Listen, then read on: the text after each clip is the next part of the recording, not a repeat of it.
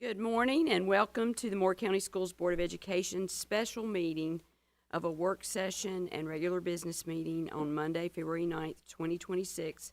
We're called to order at 9:04. Thank you all for being here today. Thank you for your flexibility.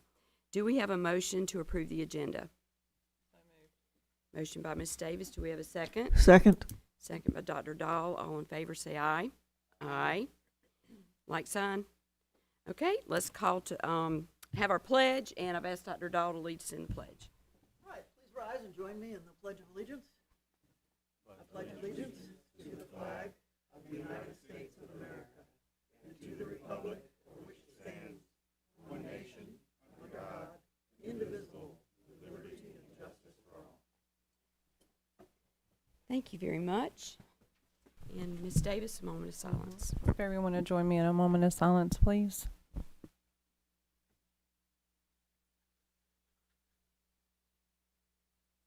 Thank you. All right, thank you very much. Our first item is board action, and it's the approval of the superintendent search survey. And I'm just going to pull up my notes real quick. We did decide that we wanted to approve the survey that would be shared with the public.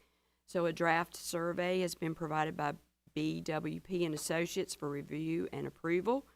This survey is a part of the search process. We're asking members of the Moore County School District, community, and staff to provide feedback. BWP and Associates will meet with stakeholders throughout the month of February, and we would like they'll present a report to us based on the feedback they received from this survey. And as a result, I can't talk this morning. As a result of this feedback, a leadership profile will be created for the board to review, provide feedback, and approve.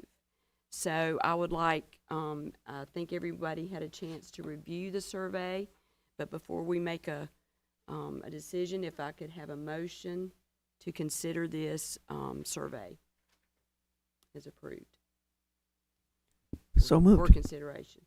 Okay, do we have a second? We'll have discussion. Yeah. Yes, sir. Yes, sir. I'm just getting to that point. So we've got a motion. Do we have a second? Okay. Now it's time for discussion. Microphone. Okay, Mr. Benway? Thank you. Let me start with the paragraph. And I can provide you with a copy of these That would be great. adjustments here. On page 1, all of my notations will be highlighted in red. At the bottom of paragraph 1, I would add morality and ethos as being key significant strengths Okay. of Moore County. So sorry, Ken. that was that question one. At the bottom of question 1, Ken, at the bottom of the first page? Says paragraph 1, select from the list below the three Okay, most. so the numbered paragraph 1, not the Yes. top Yes, sir. paragraph. Okay. Yeah. I'm sorry, correction. Okay, numbered and you paragraph said 1. morality and what? ethos? Morality and ethos. One of the key centers of gravity of any municipality. Are you saying that should be 2 separate items or one item? One item, morality and ethos. Okay.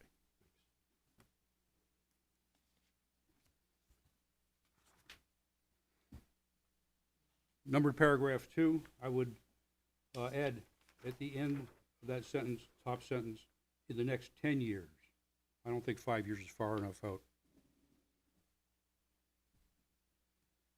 And at the bottom of that paragraph, I would add character development and the role of Moore County Schools in a unifying vision for Moore County.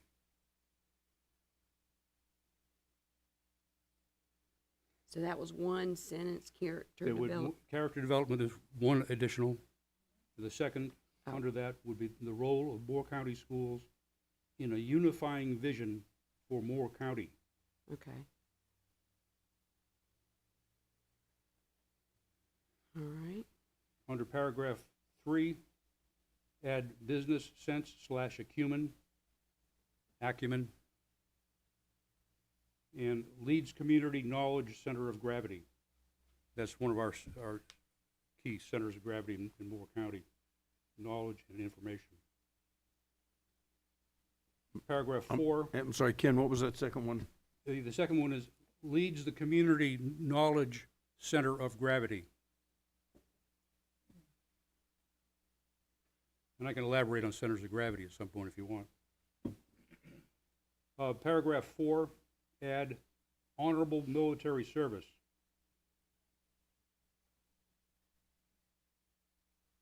Second, lifelong athlete. And third, develops subordinates.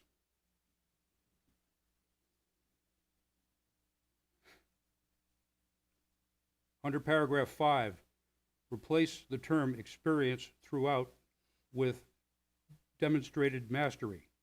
Experience is kind of a passive issue. I think we need a more active approach, and demonstrated mastery ought to be one of those. And finally, under paragraph 7, I would add Board of Education. Are we employed? I guess we get a check. So, I know. in that Feels like it some days. in that sense, Board of Education, and that's all I have for this exercise. Okay, thank you, sir. Mhm. All right, any other comments or ideas? Comments. Okay, yes, ma'am. I mean, really, when you look at this, where's the education? Where's that we're looking to educate kids? There's very little about education on here. I don't even know why we're doing this when we have such experience and wonderful people that are from our own town. Why are we doing this? Going and look for outsiders. Does anybody have an answer for me? All we're doing is wasting taxpayers' money, and we're probably going to come back and put our own in this office. So I just don't understand this. And by the way, I have a writing from the Wall Street Journal, how Mississippi took I'm going to read this after, how Mississippi took their state and took it from like 39th and brought it down to 7th. What they're doing in Mississippi, and we bought their letters program from Mississippi. We're copying off of them. That should be the headline there, educating our kids. I don't really care about the rest of it. And I think this whole thing is a waste of money. I think it's a waste of taxpayer money when we have right here sitting in this room the most capable people who were born, bred, this is their home, they know how it works. I don't want an outsider. I'm not for this at all. That's it. I Okay. have Thank you, ma'am. several Yes, Dr. comments. Dahl. One,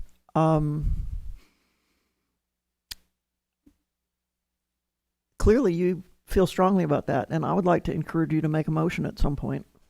Maybe not while we're discussing this item. And then the board can discuss the ideas that you brought up. But to another point, you mentioned that education is not explicitly on here. But I would, my response to that would be to say that the superintendent is not a teacher, but, a manager and an administrator. But I'd like to invite our superintendent to share some perspective on that, on the issue of, to what extent should education be on this questionnaire? I think you'd want, again, this is a survey to the public for external, internal stakeholders, and I think you'd want to get their feedback on the type of experiences you'd want a superintendent to have. I think I would say that effective superintendents have had those experiences along the way through their career, where they are most have been lifelong educators, started in the classroom and had experiences from there on up through senior district leadership. So I think what you'll find that with most superintendents, certainly that was my experience, but I think if there's a question or two you'd want to add to glean more from the public stakeholders, internal stakeholders around that issue, I think you certainly could add it. So we could, modify this. Mr. Benway has suggested a number of modifications. We could modify it further to say that someone started in the classroom, did not start. Didn't we look at a superintendent candidate who started out as an attorney or something? Or is it Mo Green who started out as an attorney? Mo Green, yeah. So there are other pathways into education administration. But I would also like us to respond to one of the things that Mr. Benway suggested, which was changing the time frame from 5 years to 10 years. And he might want to expand on that. I know that that in the past he has expressed a concern about the short time horizon of much of what we do. But I think, when I think about this, there's a big difference in asking a question about the next 5 years. That is, what should we start on now to expect to come to fruition as soon as we get through the process of implementing it. And 10 years, just it's kind of a different concept to me. And so I personally prefer 5 years, and I would really like to hear some discussion from other people on that. And if Mr. Benway wants to enlarge on why 10 years is desirable in this context in particular, I'd like to hear that. Thank you. Sure. In fact, now that I think about it, I would like to extend that to 13 years. We operate in a 13-year teaching cycle. Today's kindergartner, we ought to be able to look down the road and see what has been produced when that kindergartner walks across the stage at graduation 13 years hence.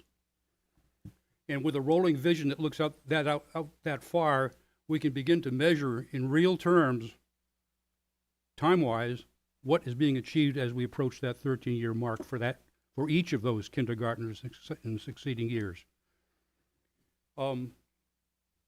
We spend $180 million a year on this huge enterprise.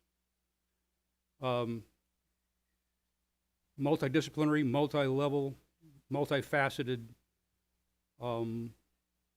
highly integrated enterprise. And I think we owe it to the public to be able to look out, begin to describe the future we want for our children, and then lay a pathway to getting there.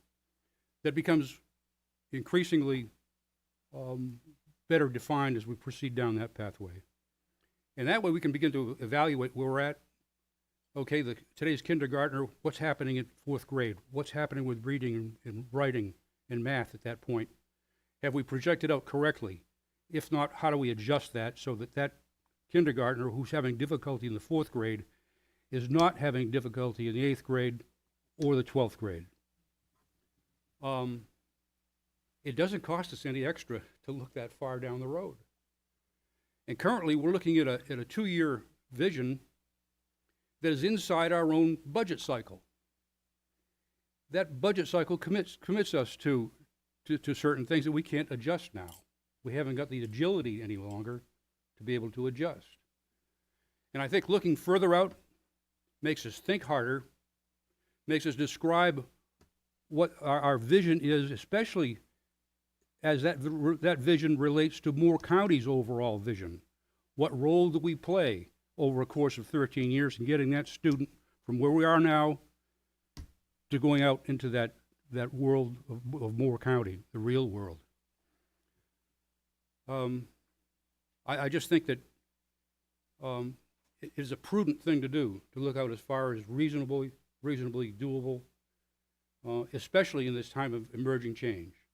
We've got AI coming down the road at us, and we really don't know what AI means yet. And the more we look down the road, hopefully the better we can begin to define what those challenges are gonna be and be able to adjust far enough in advance to make a difference. So, that's kind of my philosophy, if you will, on vision, and I think we owe it to the public and to our students to begin looking down that far. That's my position. Okay, I hear that, and I see the sense of it for us as a board, but I'm wondering if this is the place to express it, where we're going to the public to ask what they think are the priorities for somebody who's going to be hired on a 4-year contract. And if you recall, our negotiation with the with BWP was that that they would agree not to recruit our person for 4 years, and the contract that we offer to the person we hire will be 4 years. And so I'm not sure if a new superintendent coming in is more likely to think on a time frame closer to that of their 4-year contract. Again, I'm not saying that I'm decided on all these things, but I would like to think about these questions, and I really hope somebody else will share some thoughts too. Could I talk to that just a little bit? We set the criteria. If we say look 13 years, they look 13 years, period. I see the non-compete thing as kind of a third order concern. We can put that in there. The legal beagles can sort it out if it comes to an issue. But I don't see that driving the train in terms of vision. But the question is different if we ask about 13 years down the road. I think if we ask about 5 years, we're basically asking the public, what do you want them to focus on now? Acknowledging that it's going to take 2 or 3 or 4 years for it to come to fruition. And 13 years down the road, you're asking, what should the vision be? And those are two different questions. What you've boxed that person in with is a 5-year limit on his vision. What are your intermediate steps to getting to what we see as the vision? During your tenure, what are you going to contribute to attaining that vision? But these are questionnaire questions for the public. So if we talk 5 years, it's basically, what do they see as a need of the school system now? What is something that they want the school system to change in the short term? En route to where? Because they feel that right now it's not the way it should be. Okay, en route to where? En route to where it should be. I think that the public is going to engage differently on a question of what is your vision for 12 years, 13 years in the future when everything's perfect, and what do you feel is urgent now? They have that opportunity, and we can shape this drill to elicit that opinion. No problem. But we've still got a vision for that kindergartner 13 years hence. Today's kindergartner, in 5 years, what are your concerns? And in 13 years, what are your concerns? We can build that. First of all, we've never educated the public to the notion of a 13-year vision. Moore County has not educated itself to a vision, any vision, for that matter. So we have a rare opportunity here. I think we can break ground in terms of expanding our view of the world and elicit some pretty good inputs from some pretty smart people we interview on how to get there. After all, it's their responses to these questions that really, in an interview, really make the difference. This Right is a great conversation. Yeah. It's an excellent conversation. Let's see if we have any other input to add to it. You're really pushing our brains early this morning, Mr. Bidway. Well, you flipped my switch. Yeah. So. Let's talk vision. Yeah. Well, I'll add a few things. I'm not sure semantically when people are filling this out that they'll think as deeply as we are at this moment.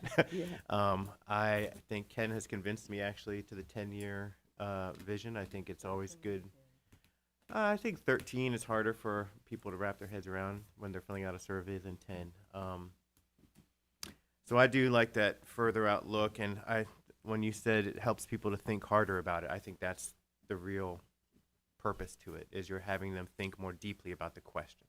And I think that's a good point. I did have some things that I had suggestions. I liked Ken's suggestion of changing experience to demonstrated mastery. I think that's a really strong suggestion.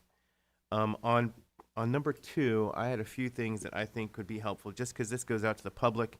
I think some of these might be hard for folks to kind of wrap their head around what we're talking about.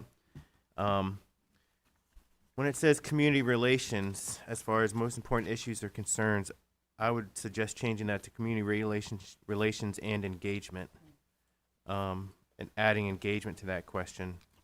When it says curriculum, that's hard for folks to kind of get their heads wrapped around. I might change that to curriculum and instruction improvement.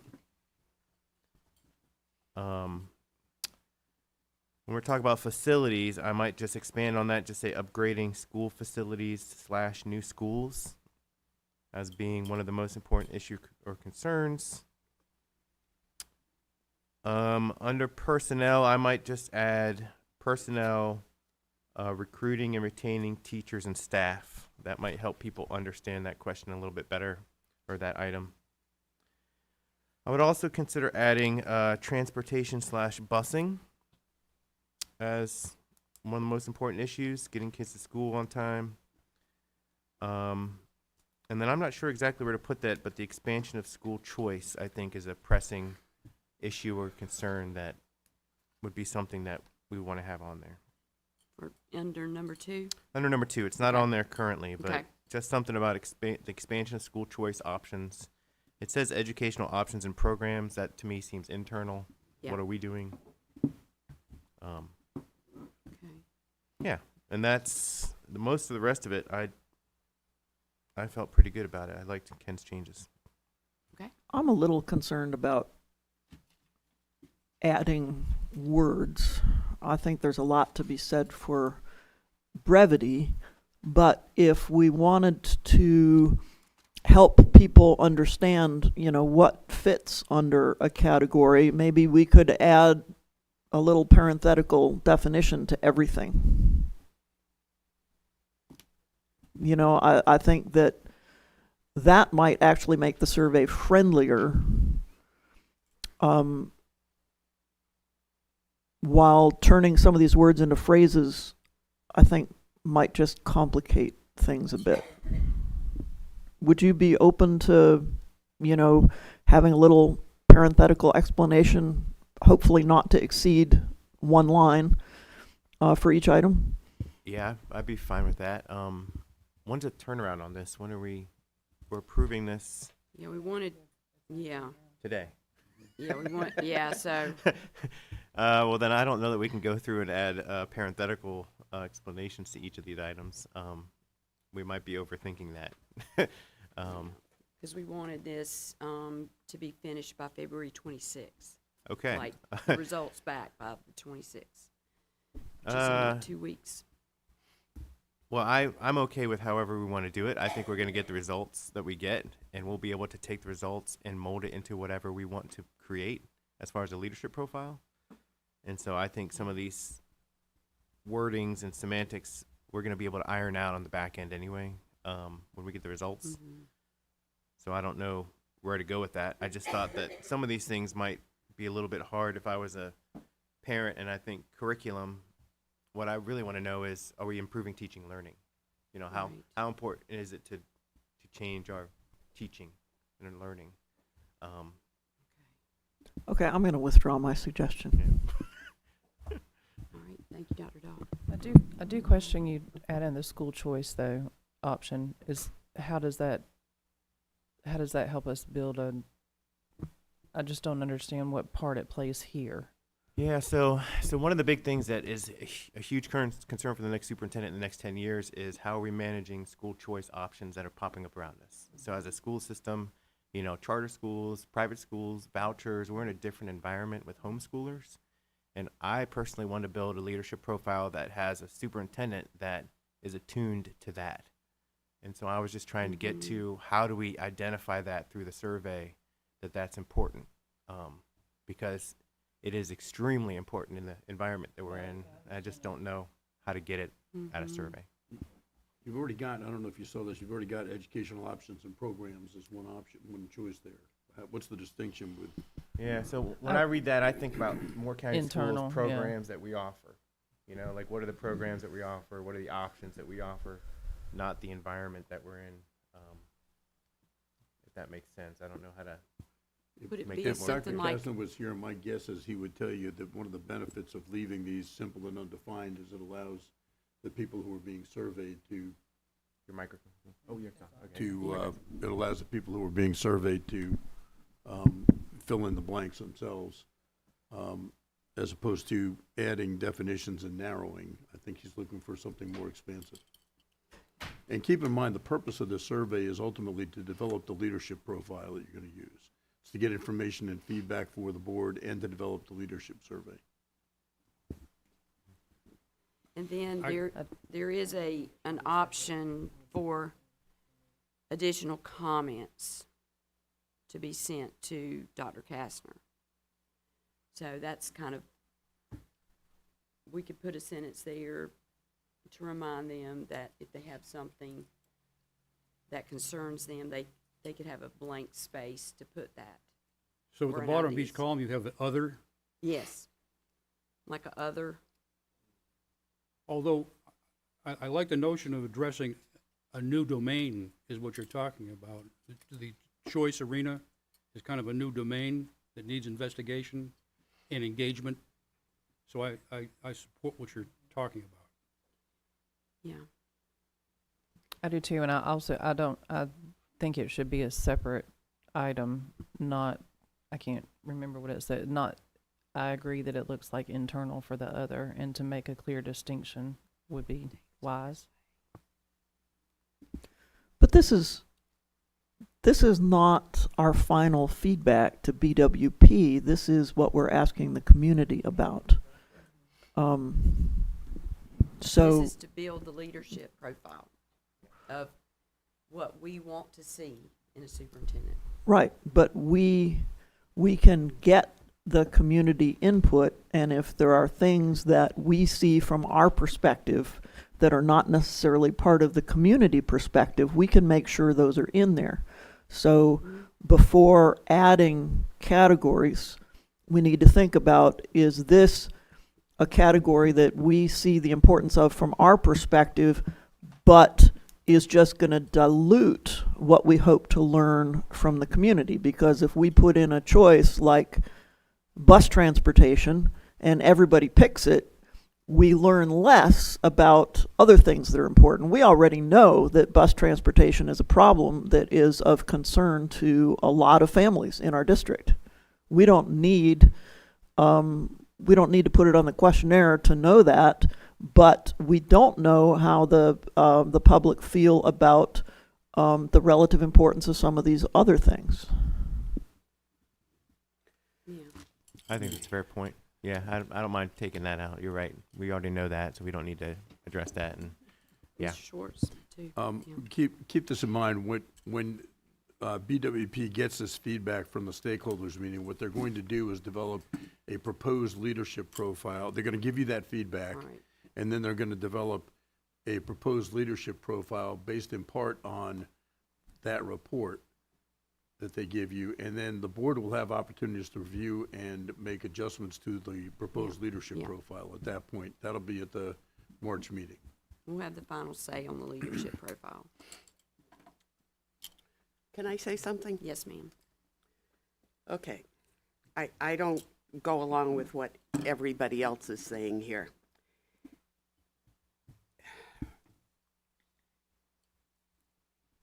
We're at a point now where we have the worst national grades in 30 years. yet nobody is taught. Every single one of those should be educational turnaround. This is a house of education. I don't care about all this other stuff. The only thing that I care about is educating our kids. If you don't have leadership in that, forget everything else. Our kids need to learn how to read. They need to be prepared for life. Every one of these things should be education. We need to educate our kids. We need to turn this around. That's all I care about. I think the rest of this is pure nonsense. Okay. Thank you, ma'am. All right. I would like to make a suggestion that I can get some notes from Mr. Schwartz. I can revise the survey and get it maybe finessed a little bit with what you've requested today, and then send it out by email today, and, you know, maybe not today, by tomorrow afternoon. Okay, could I ask a question? Yes, Does ma'am. everybody really want to go through with this? We need to have community input. That's, I'm okay with the community input. Do you really want to spend all this money to bring another firm in to find people when we have them sitting right here? we need. I don't see yeah, the point. I appreciate that perspective, Ms. Bruno. Well, I tell really me do. your side of it. I really feel like we need to do what's best for the students, first of all, and we need to Well, at how is- least give tell, us. tell me how that's doing the best we for the need student. we need to see what's out there. We need to see what other opportunities exist with superintendent leadership.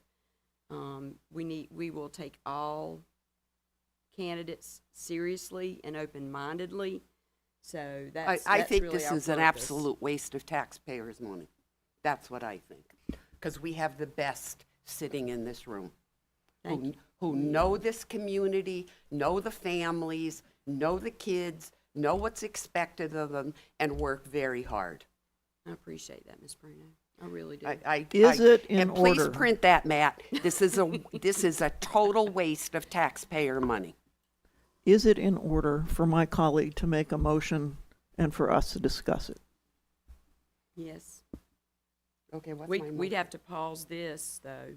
We would have to pause this discussion, I would think. The board has already made a decision and a determination and entered into a contract to go forward with this process.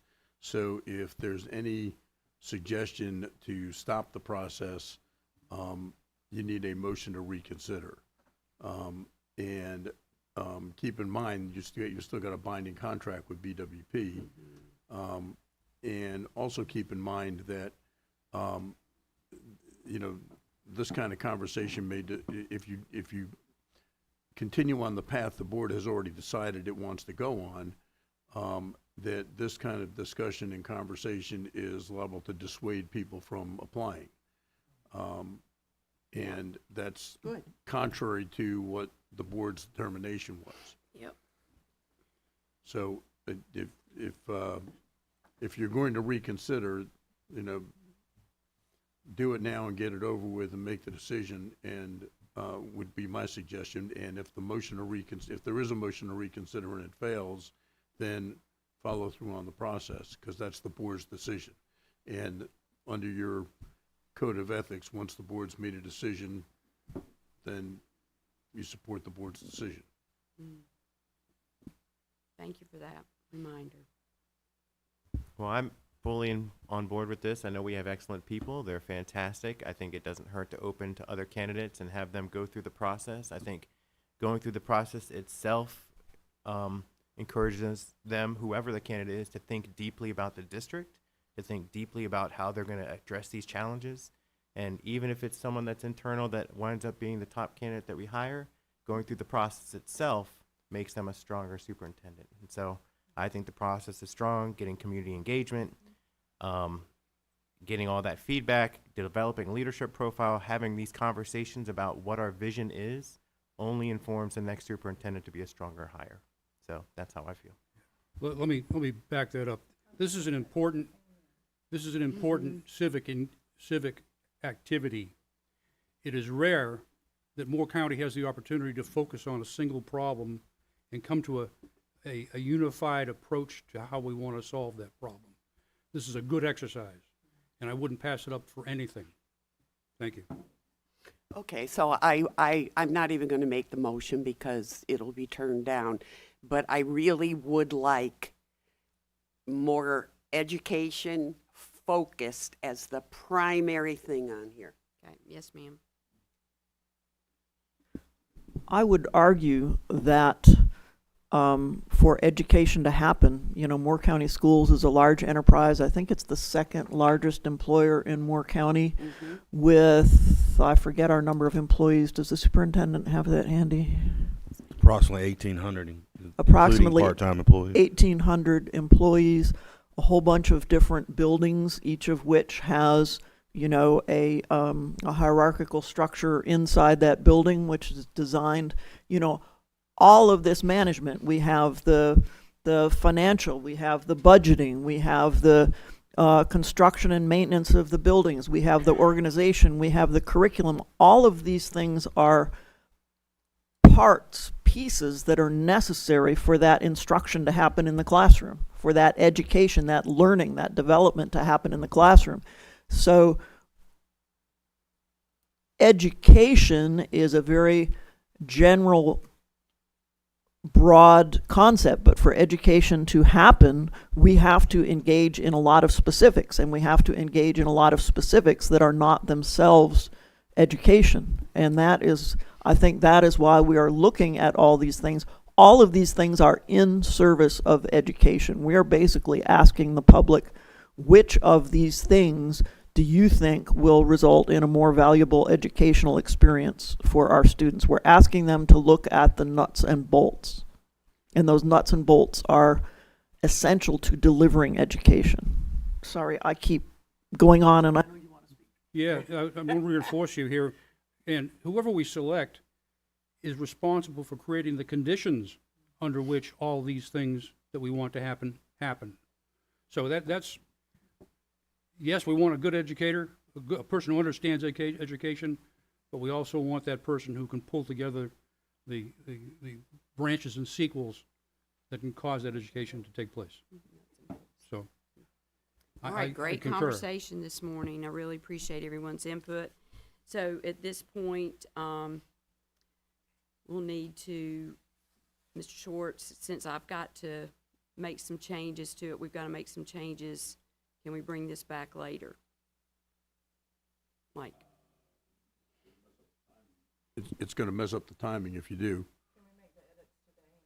Like even Ms. Parker, At can the you end help of me the- with the edits? Okay, so we can get it back this afternoon and look at it again, Mr. Benway. You got a concerned look. I think it's going to take some thinking and some We'll crafting. Yes, if sir. you will. I'm not sure we can do it in one day. We'll try. Ms. Parker is.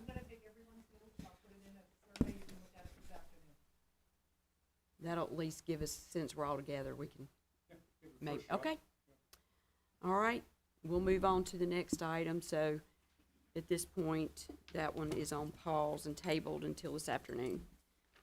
All right, so we're at item 3, pending action and discussion. Item A. Dr. Lockbeard. Thank you, Madam Chair. Yes, Assistant Superintendent of Budget and Finance, Tina Evans, is going to come up. This is our annual renewal of our audit contract. We've been working with Anderson, Smith, and White since fiscal year 23. They've done a really good job for us, and this is for the annual renewal of that. And we had the opportunity when we picked them after an RFP process, to renew this contract past the original contract. So again, this is for the renewal of our audit contract, and I'll let Ms. Evans share a little information, but it does come with my recommendation. Yes, sir. So in 23, Anderson, Smith, and White, they were identified as the lowest responsive bidder under our RFP for auditing services. And then that initial contract spanned between fiscal year 23 and 25. We did get an option to renew for 2 additional years at an agreed upon price. The firm submitted a proposed rate increase of 3% for fiscal years 26 and 27. The audit fee and financial statement fees for fiscal year 26, they total $54,750 plus up to $5,000 in non-attest services, should they be required. This is a $1,750 increase from the fiscal year 25 audit.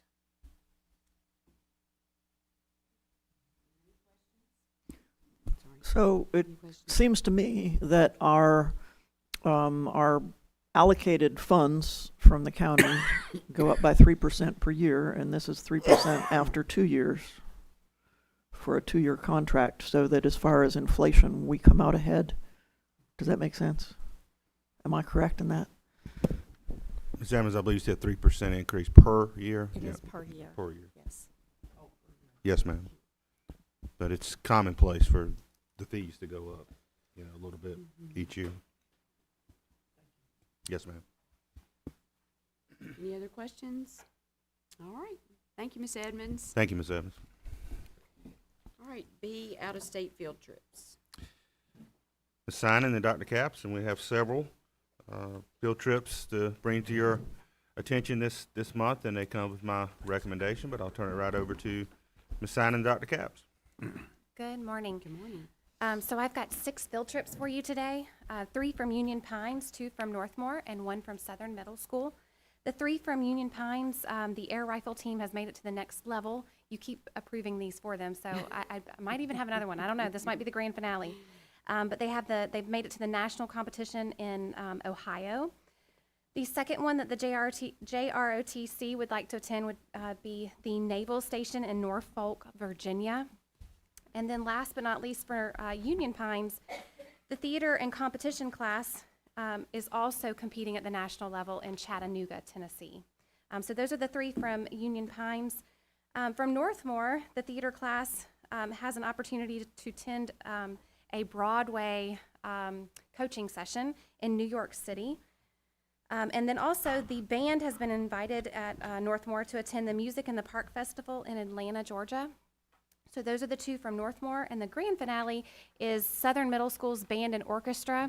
They are crossing state lines to compete and get feedback, and then they end their day. So they're in Rock Hill, South Carolina to perform and get feedback, and they pop back over to North Carolina to go to Carowinds as the grand finale.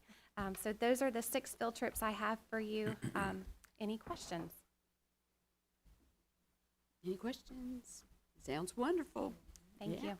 Thank you. Thank you, Dr. Capps. Item C. Yep, Madam Chair, we have our annual routine approval of the high school course guide that goes out and registration process at the high school level is about to kick off, and we always approve any additions and changes, revisions.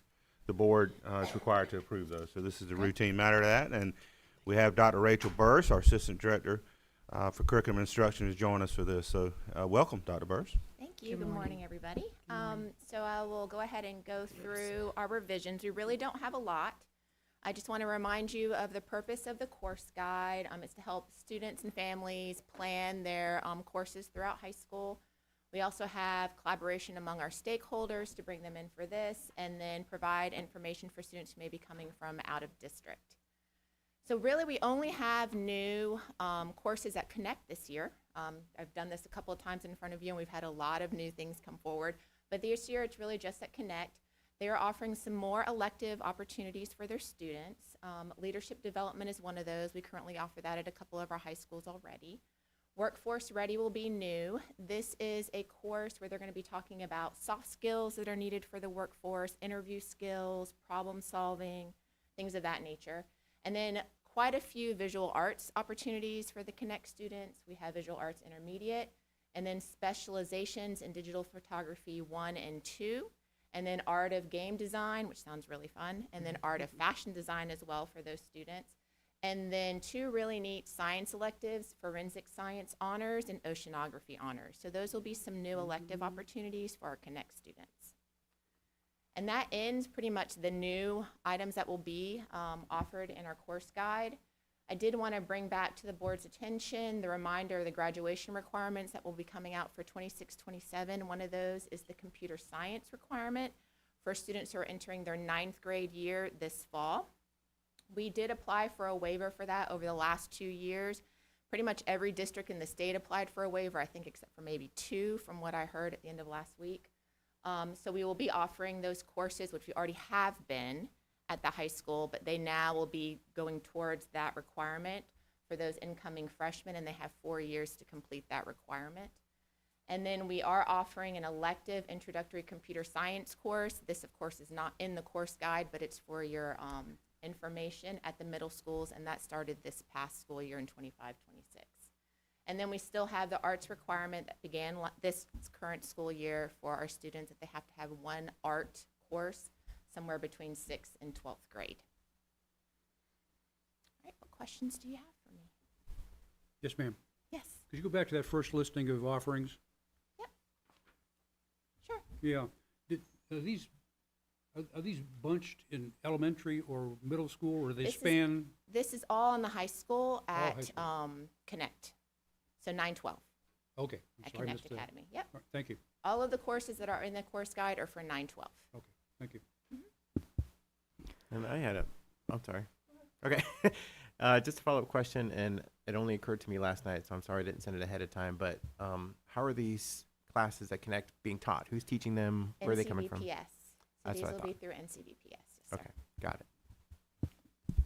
Rachel, what is I'm NCVPS? so Yeah, sorry. yeah, I'm yeah. so sorry. North Carolina Virtual Public School. It's through DPIs. They're online courses. Yeah. Those are, yes, ma'am.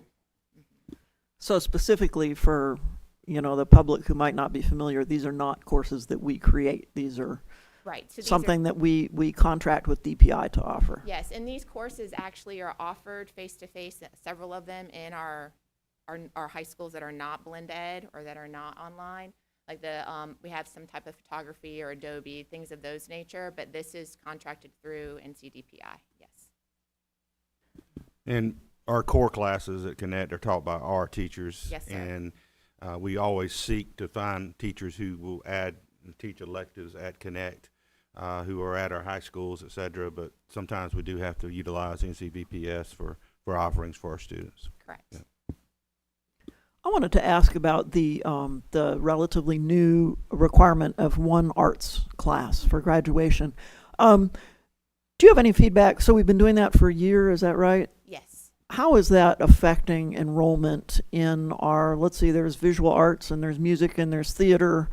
Is there something I'm missing? How's it affecting enrollment in those programs? I have not heard anything of it being affected because the requirement goes down to middle school.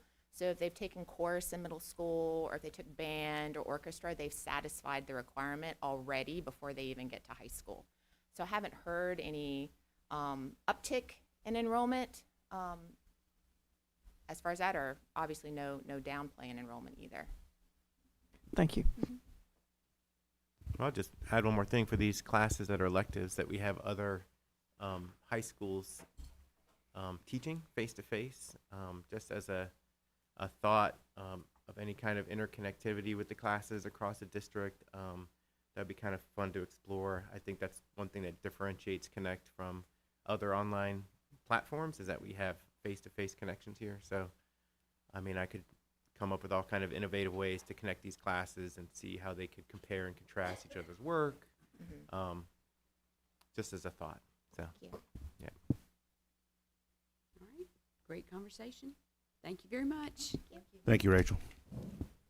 All right, item D. And we have Ms. Purvis and Mr. Nelson coming up. This is a proposal to strengthen our transportation mechanic staffing through looking at some surgical changes to our compensation models that would be supported through state transportation funding. So this would not, as you know from the executive summary, have a local impact. This is being brought to you outside of our normal budget cycle because of the time sensitivity and great need to address this. We've tried in various other ways, and there's been a lot of improvements in transportation. I want to thank Mr. Nelson for his leadership in that, but this is a great need for us right now. I'm going to turn it right over to Ms. Purvis and Mr. Nelson. Ms. Purvis? All right, so I brought Mr. Nelson today so he can clarify if we have any questions. But as you know, Moore County Schools mechanic fleet is responsible for maintaining the safety of our buses. That is on a daily basis, and also DPI inspections. So we're currently facing two challenges. One is non-competitive mechanic pay, and then undercompensation for the technician who supervises all of the mechanics. Right now, DPI has us budgeted for 7 mechanics. We only have 1 certified mechanic and 2 apprentice-level mechanics. To give you an idea of the turnover rate, in the last 5 years, we've had 25 resignations coming out of the mechanic shop. It appears that what happens is we get folks who are straight out of school or who are entry-level and they're interested in learning. One of the great benefits we have in Mr. Nelson as a master mechanic is he's able to train people. But what happens when he trains people is that then they have enough skills to go somewhere else. So we get them, we keep them just a little bit, they go somewhere else. As a result of us only having these 3 mechanics, he's had to contract out a lot of bus repairs. When we contract out, it's at $160 per hour per mechanic, and so that runs up really quick. Our current mechanic pay scale is $16.50 starting salary and a top salary of $24.88.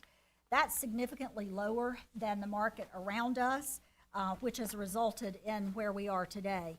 So if we look at the comparisons, Mr. Nelson did a comparison for us.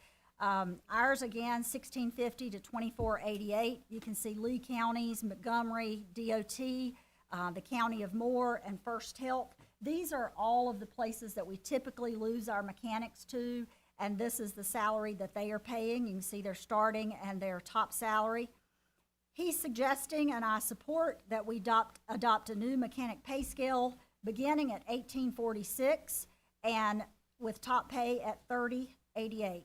This is aligned with these regional market conditions and certification requirements. And as Dr. Locklear shared, 056 supports this. So transportation is kind of self-standing. All of yellow buses are supported by 056 funds, and that includes the mechanics. So this would come out of that 056 fund. The state has a scale that they put together that says we're willing to pay anything on this scale. And so this certainly falls right in that scale, not at the top, but not also at the bottom. The second part of this proposal would be the supervisor for the mechanics, because it's very important that we don't keep turning over that position as well. If we can get good mechanics, we need a supervisor that's going to stay and continue to grow them and organize. So if we take a look, Moore County Schools pay range for this is $41,121 as a starting point and $55,432 as a top pay. They are directly responsible for ensuring the oversight of mechanics and what happens there. So if you take a look on down, we can see, again, there's our pay for this position. The County of Moore starts at $57,195, goes up to $90,000. DOT starts at $50,633, goes up to $88,000. NCDPI pay scale, which is allowable for us, starts at $50,580 and tops out at $93,060. So you can see we're well under that starting point for what DPI ranks as what their starting point should be. So it's recommended that we move this technician supervisor position to a level 72. That would establish a pay range of $49,545 as the starting point and $66,788 as the top point. This moves it closer to the DPI minimum range and would allow us to hopefully keep someone in that position as we are able to recruit more mechanics. Approval of this combined would mean we have a safe, more reliable bus fleet. It's not that our buses are not safe, but right now we're having to contract out at a large expense. One thing about contractors is they come in, they work a certain number of hours, and they're gone. Our bus mechanics, we always make sure, Mr. Nelson makes sure, that he schedules those so that we have bus mechanics on duty at 5 a.m. in the morning as soon as buses roll. We also keep mechanics staggered so that they're on duty in the evening until buses finish. Not only do they remain on call for our yellow bus fleet, but our local white activity buses, they also do calls. So I remember not so long ago, we had a field trip up towards the mountains, an activity bus broke down. They called us. Mr. Nelson was able to look at some of the electronics he has and the gadgets he's put in place, which are very beneficial. And he was able to tell what was wrong with that bus. The mechanics were then able to stop at a shop on the way, pick up a part, head to the mountains, put that part back on, and get that bus going. So that's not something that happens when we contract out. So that is very valuable. It should be noted, we do have 2 mechanics with the maintenance department. Those mechanics are paid from local funds, but the positions are very different. The maintenance mechanics work a traditional shift, that is from 7 a.m. to 4 p.m. daily.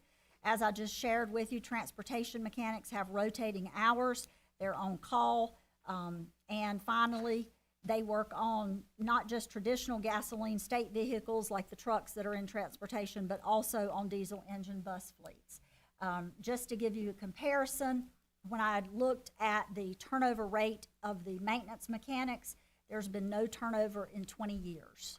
So we've maintained that shop for 20 years. The only movement in the mechanic shop in the last 20 years was when Mr. Tony Sewell was promoted and we added a new person in that place. But we really can't look at that as a loss because he was promoted.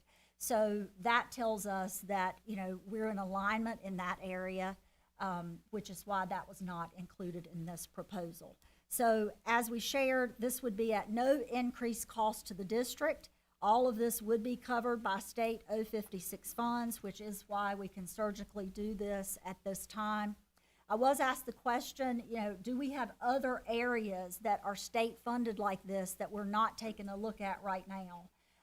You'll remember we did do a bus increase not too far long ago, and that was one of them. But no, the short answer to that is no. There are very few. Now, you know, child nutrition is a standalone with its fund as well, and it funds its salaries. And you'll remember not so long ago, you guys did do a surgical change there to cafeteria managers to get those in alignment.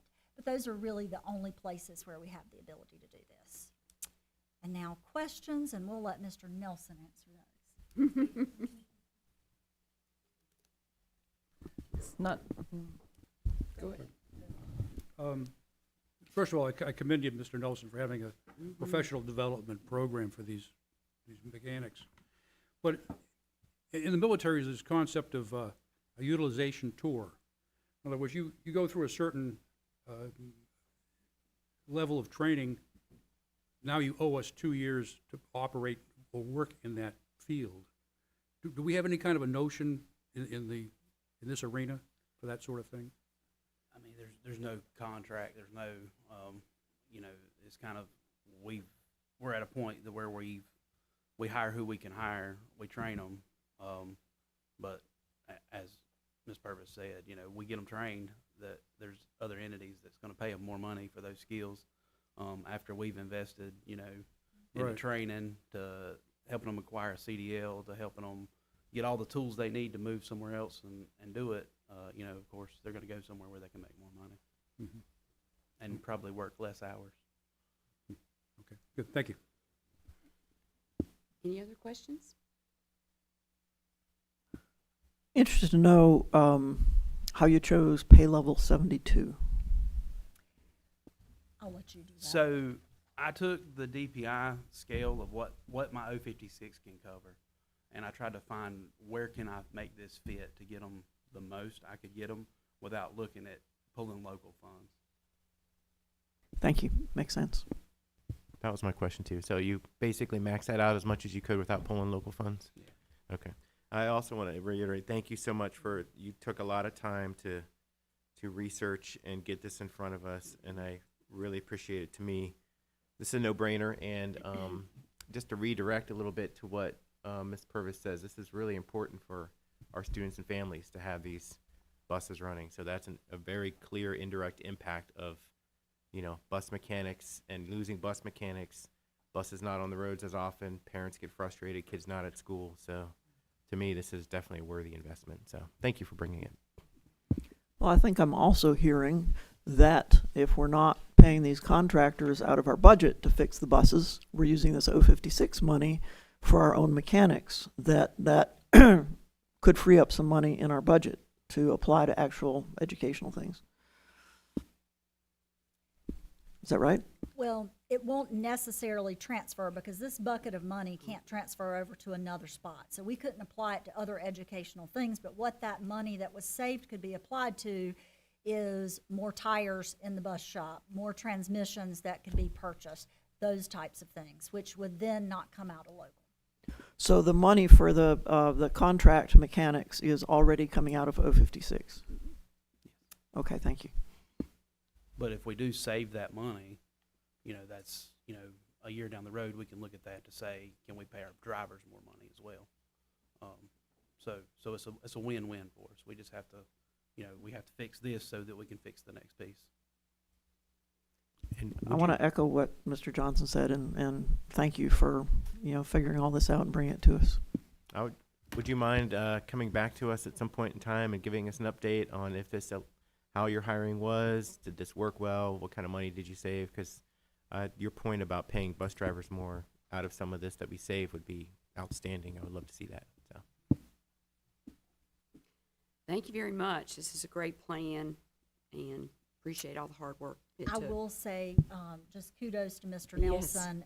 His mechanics love working for him. We've had a couple of mechanics who've left, who've said, if you could just pay me what I can make right down the road, I'd be happy to come back. Which says they're happy in his shop. It's just too close to home that they can make a lot more per hour. So hopefully we can gain a couple get 'em back pretty quickly.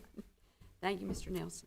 Thank you, Ms. Purvis. Jason, appreciate you both. Thank you. Appreciate your leadership and hard work. All right, we're at item E. Thank you, Madam Chair. Yes, this is the award of design services for synthetic turf at Union Pines High School. It also includes, within that recommendation, the utilization of Fund 8 restricted revenue fund balance to cover the remaining cost of the installation of this turf.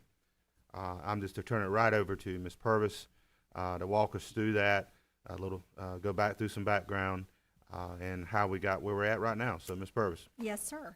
So as you all remember, not so long ago, last summer, we were taking a look at what to do with the Union Pines football field. That field had deteriorated to the point that we just couldn't salvage it. Union Pines boosters at that time asked that we think about installing turf in conjunction with meeting with the administration there and the coaches. At that time, what they realized is by the time that we had that engineered and tried to get all of that completed, we would eat up most of their football season. And so at the recommendation of Principal McCormick, he said if we could just get some grass on this field so that the kids could actually play on their field this year. I hate for them to be off of the field the most of their year, especially for those seniors. And you know, they had a great year this year, so that would have been a travesty for them not to be at home some. But we ended up putting grass in there. We were very specific that when we put that grass in, we wanted to make sure it was well taken care of until with the point that turf could be put in so that that grass can be moved. I will note that as a part of this contract, they will roll up, they'll cut and roll that grass just as they would when you see it come to your yard. That will be moved. The plan right now is that it would be placed on a new 3/4 size practice field to allow more room for practice. So that will be used. So at the request of the Union Pines boosters, during the July 15th meeting of the Board of Commissioners, the Commissioners approved the allocation of $600,000, which came from interest earned from the school bonds, to Moore County Schools for the purpose of doing Union Pines synthetic turf. As encouraged by the Commissioners, Moore County Schools applied for additional funding through the Convention Visitors Bureau. That name has now changed, but the same. In January, we were awarded $120,000 from the Convention Visitors Bureau. So at the Board of Commissioners meeting on January 20th, the Commissioners directed Moore County Schools to utilize saved funds from the resource officers' vacancies to cover the remaining balance required for the turf. Prior to the adoption of that 38.5 funding formula in 23, in November of 22, the Board of Commissioners had approved a resolution to reimburse Moore County Schools for equipment, supplies, and salaries associated with new SRO hires once all of those Moore County school funds had been expended. However, during that period, when the resolution was in effect, Moore County Schools did not receive reimbursement requests. Instead, we had the implementation of 38.5% funding formula, and the SRO reimbursement resolution was dissolved. While Moore County Schools is very grateful for the 38.5% funding formula, it does allow us to project an annual funding based on a conservative 3% increase. It's important to notice that fixed costs, salaries, and benefits, and we'll talk more about that with the budget today, which account for approximately 78% of the budget, along with inflation, materials, utilities, fuel, continue to rise. As a result, we do begin in a deficit. At this time, though, the staff and the construction committee do recommend moving forward with the installation of synthetic turf at Union Pines, with construction scheduled the day after graduation. The construction committee recommends the approval of Field Turf as the design firm to lead this project. You may know Field Turf installed the turf at Pinecrest. They also did Cannon Park and Rassy Wicker Park. Not only did they do a terrific job when we worked with them on the Pinecrest project, but they are very responsive when you have any issues or you have questions. They have representatives and folks who will help us who are very close to home. And so I, for one, and all of us will appreciate that. There were two systems that they recommended to us. The first system was exactly what Pinecrest has, which is a terrific turf. However, there is one system that is one level above that. And the next system is a little thicker, and it has what's called Cool Play. And Cool Play is an infill. When they take the turf, the synthetic grass, then they have to backfill that grass with a component to make that solid and to also give it some bounce and respondability. And this infill would allow the field to be 35 degrees cooler on a hot day. That was one of the complaints that we've had about turf, is that it's really hot. And so the construction committee felt like, certainly we want the best for our students. They wanted to make sure we got the top of the line, but they also had just a little bit of heartburn thinking about, well, we're not giving what the same thing Pinecrest has. This is a jump up, and Pinecrest paid for their own, and this is the base. So we reached out to Union Pines just to have that discussion, and they were very eager to have the Cool Play. So they sent me a letter from Band. Band said, we use that field a lot, and we are happy as band boosters to contribute $10,000 towards the synthetic field because they were happy to have that. And then the Union Pines Athletic Boosters said, we would like to make sure we get that Cool Play. They understood the balance between the two fields, but they wanted to make sure that they leveled up and got that next balance. So they said they would contribute $80,000. So the additional money that it cost about $90,000. It's $89,700 and some dollars to get that Cool Play and to level up. So Union Pines, between their boosters and their band, has said we will cover that additional if the remainder is covered to get that base field. So at this point in time, the recommendation is for that highest level field. That field is a collegiate level NFL field. It will be installed at Pinecrest with the Cool Park. That's the same that Rassy Wicker has in Cannon Parks. The cost of the Cool Play installation. Say that again. You said Pinecrest. I'm sorry, Yeah. at Union Pines, yes, sir. The total cost of Cool Play is $1,383,100. We currently have $720,000 that has been secured by the through the commissioners and the CVB. That remains a balance to complete the project of $663,100. That is a one-time expense from our Fund 8 restricted revenue. I would just like to note that these funds will not be coming, will not affect our security or SROs. This is coming from Fund 8 restricted revenue, and so this will not be supplanting or taking the place of any money that would be spent for security or SROs. I know we've had some concerns about that, so it will not. It is a one-time expense.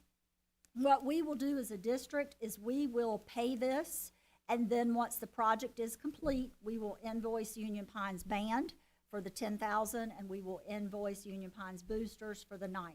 So at this time, the district would be approving, the board would be approving the $663,100, with the knowledge that once this project is complete, we would invoice the band and the boosters for that $90,000, which covers that top line pool play. Thank you, Ms. Purvis. Do we have any questions? Question. You read that really fast. I'm sorry, Ms. Bonet. Is all this okay with the commissioners? Yes, ma'am. The commissioners approved the use of the funds. They are excited about us making sure that this comes to fruition. Okay. And they've asked that we utilize funds that we have here to cover the balance. Okay, And so- and what about the funds for the SROs? What's happening with that? So these funds that we'll pull from Fund 8 are restricted revenue.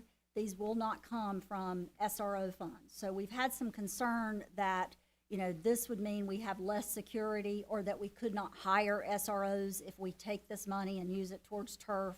So But we're not using the SRO money? in essence, when we get money into our county account, right, we can apply that money across the board to everything that needs to happen. Okay, but the commissioner specifically gave us the money for the SROs. Let me, Oh, they didn't. I think I can address that, Ms. Bruno. Okay. The resolution in November of 2022 to expand our school police force by, I think it was 13 additional officers at that time. We estimated that would be a recurring cost. There were recurring costs in that and then equipment costs of $1.2 million. Okay.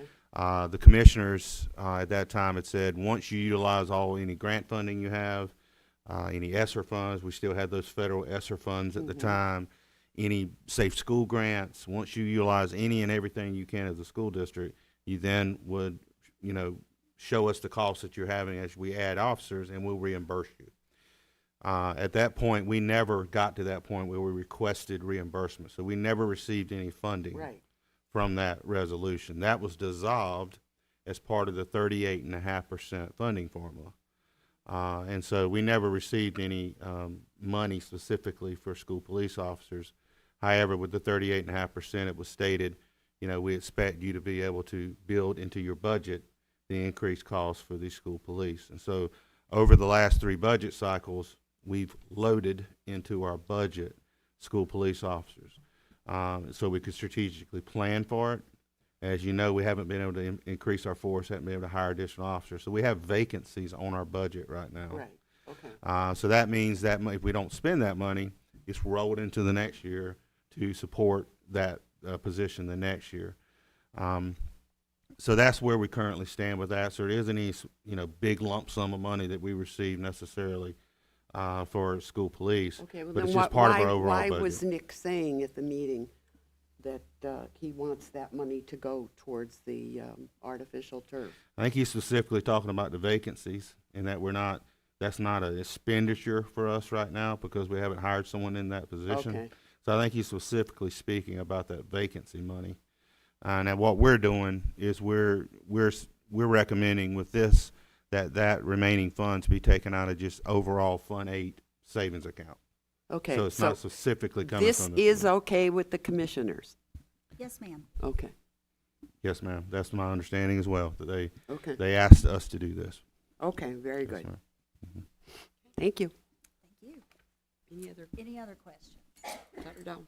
Yeah, I just wanted to reiterate that we discussed this in construction committee, and our recommendation was what Ms. Purvis has brought to the board to install the turf, you know, equivalent to what Pinecrest has, plus this Cool Play feature, which costs approximately $90,000 extra. At that time, we had not heard from the boosters, and I'm very happy to hear that the booster clubs are stepping up and working together with us to ensure that this happens. And a final comment, you know, both my kids were in the Union Pines band and they did summer band camp, and a feature of summer band camp was you had kids keeling over from the heat, you know, because they wanted to condition them. They wanted to condition them if they play trumpet like my daughter to hold their hands up a long time and to be out in the heat and have the sweat running into their eyes and all those things so that when they perform they could be used to it. But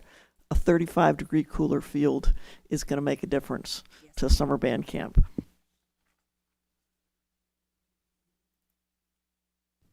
I have some thoughts. Yeah, so I have a lot of thoughts on this. So first off, I'll start off with when we came and made this choice back to put grass in, I feel like that was the right choice. I want to make sure people understand that new grass was put in to Union Pines. At the time, we were worried about the football season coming up. We had some word from from Union Pines that they're going to have a great team that year. We wanted to make sure they had a good field to play on. So I feel very comfortable with that choice that we made for grass, so they could get that season in. I am in favor of this, but I will say I have some reservations about this. One of my main reservations to this is the process to which we arrived here. I think it's a slippery slope and something we need to be very careful of not opening a can of worms where we have groups that can go directly appeal to our commissioners for projects that they want to have done. And I just want to make sure that we as a board make sure that we're very wary and our staff is very wary that we follow the process. If there's changes that need to happen, direct it through the school identifies needs, they bring it to the board, we identify those needs, and then we try to make it happen as best as we can. So that's a bit of a reservation. I just want to make sure that this is not a routine thing that continues to happen as far as the process being followed.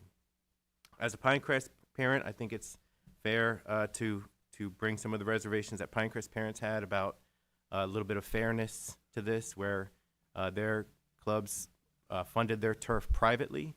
And so I've heard that as a Pinecrest parent, and I think that's good to surface that. Thank you for being real clear about where the funds are coming from. As you guys know, the safety committee is working on how are we using those unused SRO salaries to directly impact our safety and security of our schools.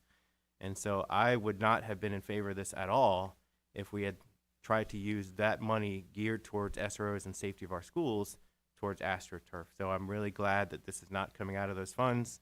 I think we need to be very clear about that. And I believe we have a proposal coming down our way to get those funds so that we get more armed officers in our schools. So I appreciate that work. Other thoughts? Yeah, so I am going to support this. And the reason is because the same reason I supported the grass whenever it came in front of us, because it's what's best for kids. I believe that this is what's best for kids. Union Pines boosters have clearly demonstrated that this is a need, that they have trouble sustaining that field with all the action on that field, and the irrigation issues that they have on that field. Clearly, AstroTurf was a better solution at Union Pines High School, and so they deserve that kind of a field. I also believe that this is part of a bigger facilities picture. And so working with our commissioners on this to make sure that this happens, I believe helps us in the longer run with some huge priorities that we have for the district, which is, of course, Carthage Elementary School. We're about to talk about the new IT building. And so my hope is that working directly with the commissioners on this recommendation can lead to us getting things done in those arenas. And so that's another reason why I will support this. So I have some reservations, but at the end of the day, it's what's best for kids. And when you get a chance to do what's best for kids, we should take it. So that's all I've got.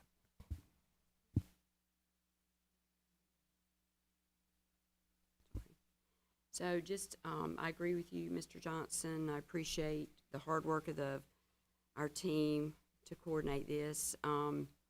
We do have the funds in our fund balance, Fund 8, to bring this project to make the field what we want it to be.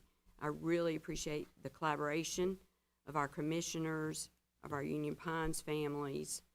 And we want to assure our public that these funds will not take away or affect the safety and security of our schools. And I agree with Mr. Johnson that we want to make sure we have a collaborative process with all of our partners in this, because we want the best for our students. But I have to remind everybody that while we can afford to pay this balance, our yearly budgets begin with a deficit. And that requires us to appropriate funds from the fund balance. So this necessitates that we're hyper vigilant about preserving resources, and we need to make sure that we can maintain all services for our students in the future. And so large expenditures like this could affect our future budget. We need to be careful. We need to pay attention. We want to make sure that our schools are exactly the way they need to be, safe, with strong education, great facilities, and we want to plan together. So I hope that in the future that we can all collaborate and communicate for the best of our students. So thank you very much, Ms. Purvis. Thank you for all your hard work. Yes, ma'am. I just want to add one more thing.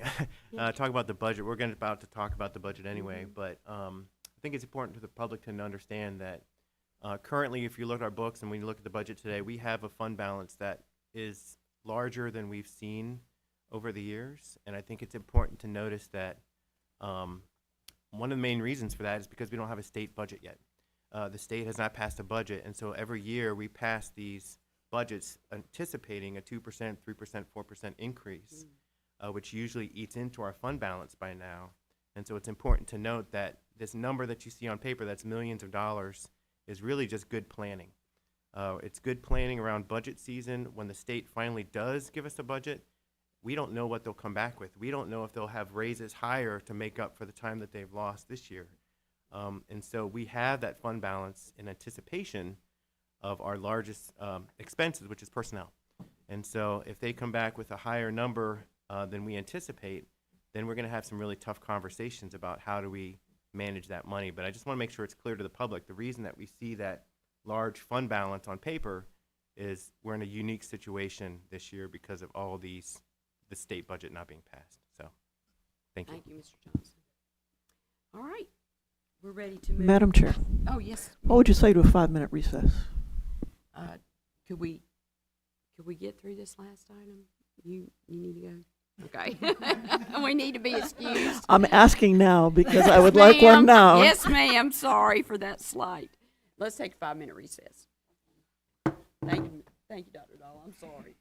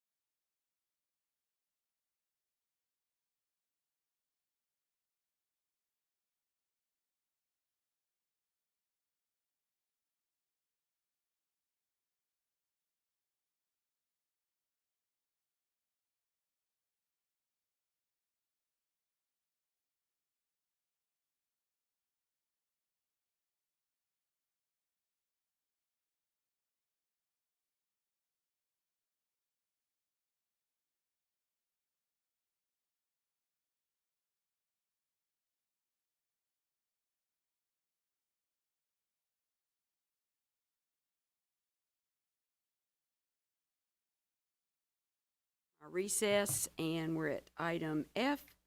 Dr. Locklear. Thank you, Madam Chair. Yes, we're certainly happy to bring to you today, to the board's consideration request to move forward with use of lottery funds for the replacement of our IT and PAR building that we know has a lot of critical issues. We've talked to the board and discussed this with the construction committee again, and so with the construction committee's support, we are bringing a recommendation to move forward with this project. So this is certainly long overdue and certainly exciting that we could be moving forward here in the near future with this replacement. So I'll turn it right over to Ms. Purvis, and Mr. Eklund, thanks for joining us as well.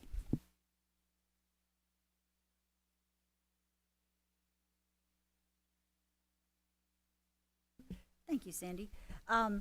As you know, that IT and PAR building has required extensive repairs for several years. We've tried to maintain that facility without investing a large amount of money into that facility because it was too significant for the renovation of that building. The interior layout is just not conducive to the daily operations of IT or the PAR department. There's a mobile unit currently in use. There's an off-site warehouse at Bass Lakeview. And given these limitations, a substantial investment would just not be prudent and a good choice. So I will share with you, when we were getting ready to have that big snowstorm and we were anticipating, 4 to 7 inches and whatnot, we were really concerned about all that snow sitting on that roof. And so Mr. Eklund had his tarps out and he was trying to cover every server that he had. That server room's not the only spot that leaks. It is, of course, the main concern because we don't want that server destroyed. However, there are offices and other parts of that building that do from time to time have leaks. One of the other things that really is not conducive to a great work environment is the HVAC in that building. You'll remember some time ago we put a small unit into the server room just to make sure that we could keep that conditioned properly. However, even if we were to replace that HVAC, those rooftop units right now, we'd be remiss to do that without taking that roof off and redoing all of the duct and venting work, because that building didn't originally have that many little offices. Those offices have been added over time, so there's no heat return or vent in most of the offices, and so you're expecting to have a good circulation when it's just impossible to do so. If we were to renovate that building, it'd be estimated at $1.5 to $1.8 million, all that we would need to do to that.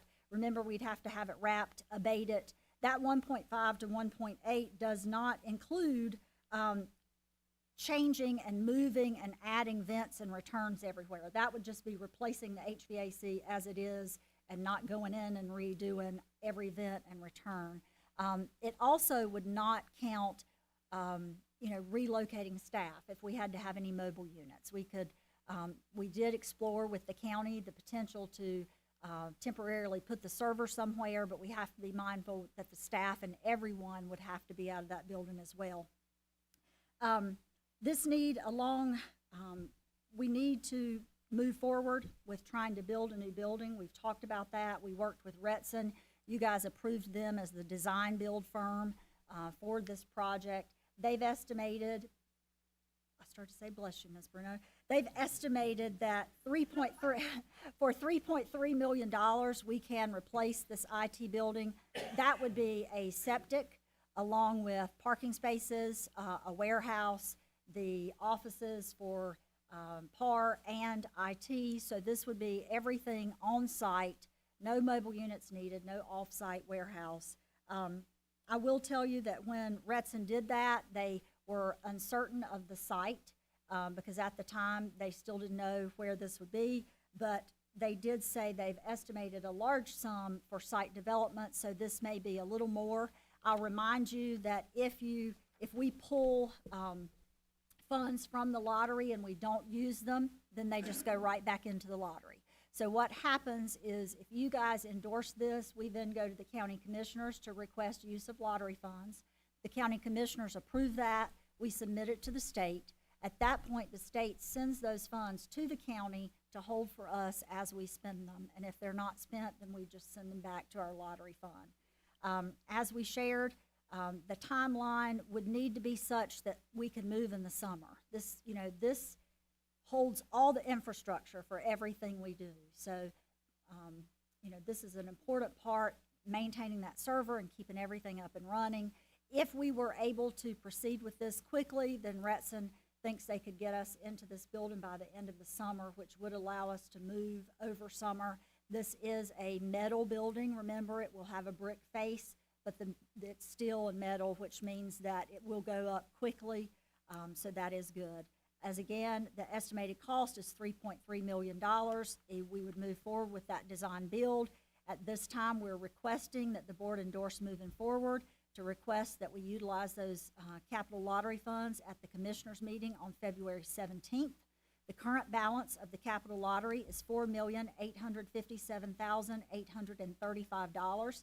If we were to utilize $3.3 million for this project, it would leave a remaining balance of $1,557,835. I will just note that we did have some discussion with the commissioners at our last 2x2 meeting, so they are expecting us to bring this forward. Thank you. Are there any questions, comments? How are we designing a building if you didn't tell us where it's going to be? Well, no matter where we put it, we can get the design. So it's a basic rectangle with a warehouse on the back. So at this moment, the plan would be to put it on the vast Carthage land. I did talk with Chairman Paserno about that, and he felt comfortable with that. Of course, it'll have to go in front of his whole board, but he felt comfortable with that.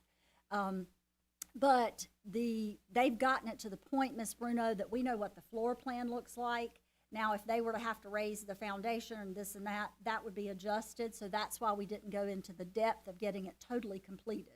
But we have the floor plan, which means the next part should come pretty quickly. All right. Anyone else? I just want to say that we did discuss this in construction committee, and we are making the recommendation as Ms. Purvis said in her presentation, and as is on here. We made the recommendation to the full board to move ahead with this, and that I visited the existing building with Mr. Eklund and Ms. Purvis, and I saw for myself the inadequate workspaces, which is a real understatement. I don't know how those people can do their jobs when they have a computer and a monitor and all their tools and their projects that they're building in a space about this wide, shoulder to shoulder with other people. And I experienced the stale air from, the fact that what used to be classrooms have been divided up into office spaces, and the supplies and returns have not been updated to that. And, you can tell breathing the air in that building that it comes nowhere near the current standards that we expect for airflow and turnover, whatever those terms are. But if you spend time in a classroom, you're aware of how the air conditioning is meeting standards for health and safety. And then just a reminder that the off-site warehouse is at Vast Lakeview. That is a number of miles that people have to drive back and forth. There is not a lot of storage room at the current IT building. And so that's a lot of personnel time that is spent traveling back and forth, very inefficient. So for these and other reasons, again, the construction committee recommends that the board approve this. Anyone else? Well, I've got. Okay. Go ahead, please. Yeah, so I'm very excited about this. Long overdue. I've worked in that building for years. I know very much what you're talking about and more. I'm glad you brought up the warehouse. It's important to note that the warehouse is the old cafeteria of Vast Lakeview, of which was destroyed, the rest of the building, in 1999. And so that's the warehouse that we're talking about. Very inadequate, very difficult to staff. We've had problems with that warehouse. And the ability to warehouse your materials and items close to the staff that need them is extremely beneficial. So really glad that we're moving forward with this. These are some of the finest employees that you'll never know their names of. They work extremely hard to keep everything running in this county. You'll never know their names, and they don't want you to know their names. But they keep it running, and they do an excellent job. And we have a lot of facilities needs, but this is one that's been kicked down for many years, and so I'm glad we're addressing it. Also, another case of indirect impact. So we talked earlier about the better salary scales for our bus mechanics. This is also another indirect impact on students and staff. Gives staff much more ability to do their job and do it efficiently, and to maximize their time doing their job. And keeping our systems running is extremely important. If our systems were to go down, you would feel it immediately and long term. So yes, very much in favor of this, and I hope our commissioners will approve this as we move forward. So thank you. Mr. Hensley? I have some questions. So just for this, Mr. Eklund, do you have a comment? Oh, you're just leaning forward like you had a comment before. No. Okay. I didn't You're know- getting ready, outside you're to- warming up. Sorry. Yeah, and just assume that like I just walked in and sat down after extensive travel because that's what I did. So if I ask some basic questions, please forgive me. Ms. Bruno brought up the point of, we're funding a building before we have a site. And in my mind, that's different than planning for a building before you have a site. If I understand this correctly, you're asking the school board to fully fund the construction of this building, not just pay for the plans, correct? Correct. So at this point in time, this building would sit on the Vast Carthage property Understand. on that 2-acre corner that Right. was parceled off for With, this. right, if I understood your brief correctly, with construction to begin and the building to be finished, like within 4 or 5 months, correct? By the end of summer, we would Yeah, hope that's that what- to be filled. We just really can't transition all of that in the middle of the year, so it would have to be a summer when we make that transition. The Right. students are out. So, does the 3.3 million include site prep for running fiber and water and all of that? It does. That 3.3 million is comprehensive of everything. That is to run county water from that intersection. It is to install a septic tank. The state does cover the fiber, and Mr. Eklund can go more Yeah. into that, but the state reimburses that, so that Okay. 3.3 is comprehensive. Yeah, I remember you mentioning that previously, that the state covers installation of fiber to schools. I guess that applies to buildings too, not just Yes, schools. because it's supplemental building to the purpose of running the schools. So here's my question. So there's not going to be any unknown site work, right? No, in Well, fact. I mean, if it's, we're- let me rephrase that. Obviously there could be unknown site work, but There could be unknown, but because we knew exactly where this building would be, if it's on this parcel and it's on that corner, we went ahead and did geotech. We went ahead and had boring done. So we know that there's not any substantial rock formations underneath. We're expecting a pretty clean site development. They did give us this price prior to knowing for sure that we would sit it there. So they estimated $900,000 in site development, and it may not take that much, but they wanted to make sure if they ran into somewhere that, for this size of building was a difficult site development, that they had included that. But we have done the testing on the site there. It's a pretty level site. We shouldn't have to bring in or take out dirt, just move some around. right. And by the way, I'm a huge advocate of design and build. I've been advocating for that forever. So the financial and the construction part's taken care of. So let's talk about the human element.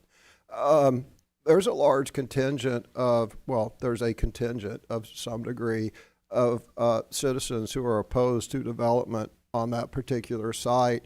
And, they vowed to defeat the bond issue for Carthage Elementary based upon that. So how do you respond to, actually, the question is, how does the board respond? Because it's not your job to respond.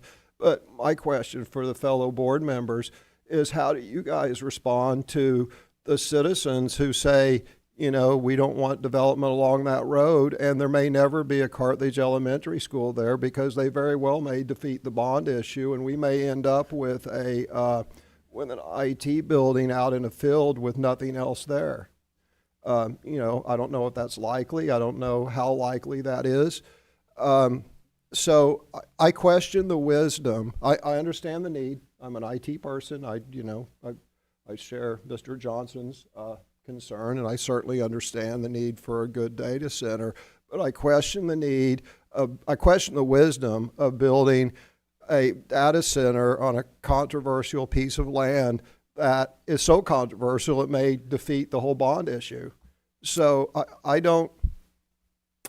think we're getting the cart before the horse. Or how would you address that? Well, just a few things. Number one, the controversial issues with that vast Carthage Road was the amount of traffic that it would bring. And looking at a school is very different than an IT building. So we have about 18 full-time staff members that come in and out of this parcel each and every day, which is not a substantial addition to that school traffic. For comparison, I wanted to see, okay, if we put this IT building on this land, and it's the only thing we ever put on this land, what are we looking at in terms of amount of investment into land? So I had a conversation with the folks who are developing the business park across from the fairground to just say, if we wanted to put our IT building here, do you have a spot? And if you do, how much would it cost for us to put the IT building there? Now, I will remind you that this does include hooking up the sewer and the water, so that's already there. But the sewer on this site is only going to be about $25,000, and the county water is right there. To buy that parcel to go in the business park was a little over $500,000. So I would say to the board, if we never put anything but this IT building there, and we paid $465,000 for the land, you still have a significant piece of land that was a very good price. And if the IT building's the only thing that's there, we still shouldn't feel bad about the price we paid for the land when I looked at other comparison spots and how much we'd have to pay. And my conversation with Mr. Paserno was exactly that we know there's been controversy, but with the size of this building and with the number of people coming in and out, he agreed, and of course he said he's just one board member and this will have to go before their entire board, but 18 people coming in and out each day should not interfere with the way that road runs. The traffic there would not be substantial. Yes, ma'am. Jenny, it's also been talked about that we put the IT building right in front of central office. And the more I think about that, the more I think that that's a really much better idea. I looked at that, Ms. Bruno, Did after you? having conversations with Mr. Paserno. Right. And the issue is that we could certainly fit that here, but we do have quarterly meetings at that building that has the data managers come in from each of the schools, and then quarterly meetings that has the IT folks, all of the diffs. And so there will be a room there that holds 30 people, right? So they can do trainings. So when we designed this, we need 40 parking spaces. On top of 40 parking spaces, we need to be able to get a transfer truck into the warehouse. So when we think about sitting that building out front, not only are we thinking about the 12,000 square foot building, but we've got to have the parking spaces. We've also got to have the ability to bring a transfer truck in to load and unload at the warehouse. And as I was, talking to Mr. Paserno about this, it fits there, but realistically, having transfer trucks come in and out on 501 and adding 40 parking spaces here, that just doesn't work. If it were just a building and a few parking spaces, that would work.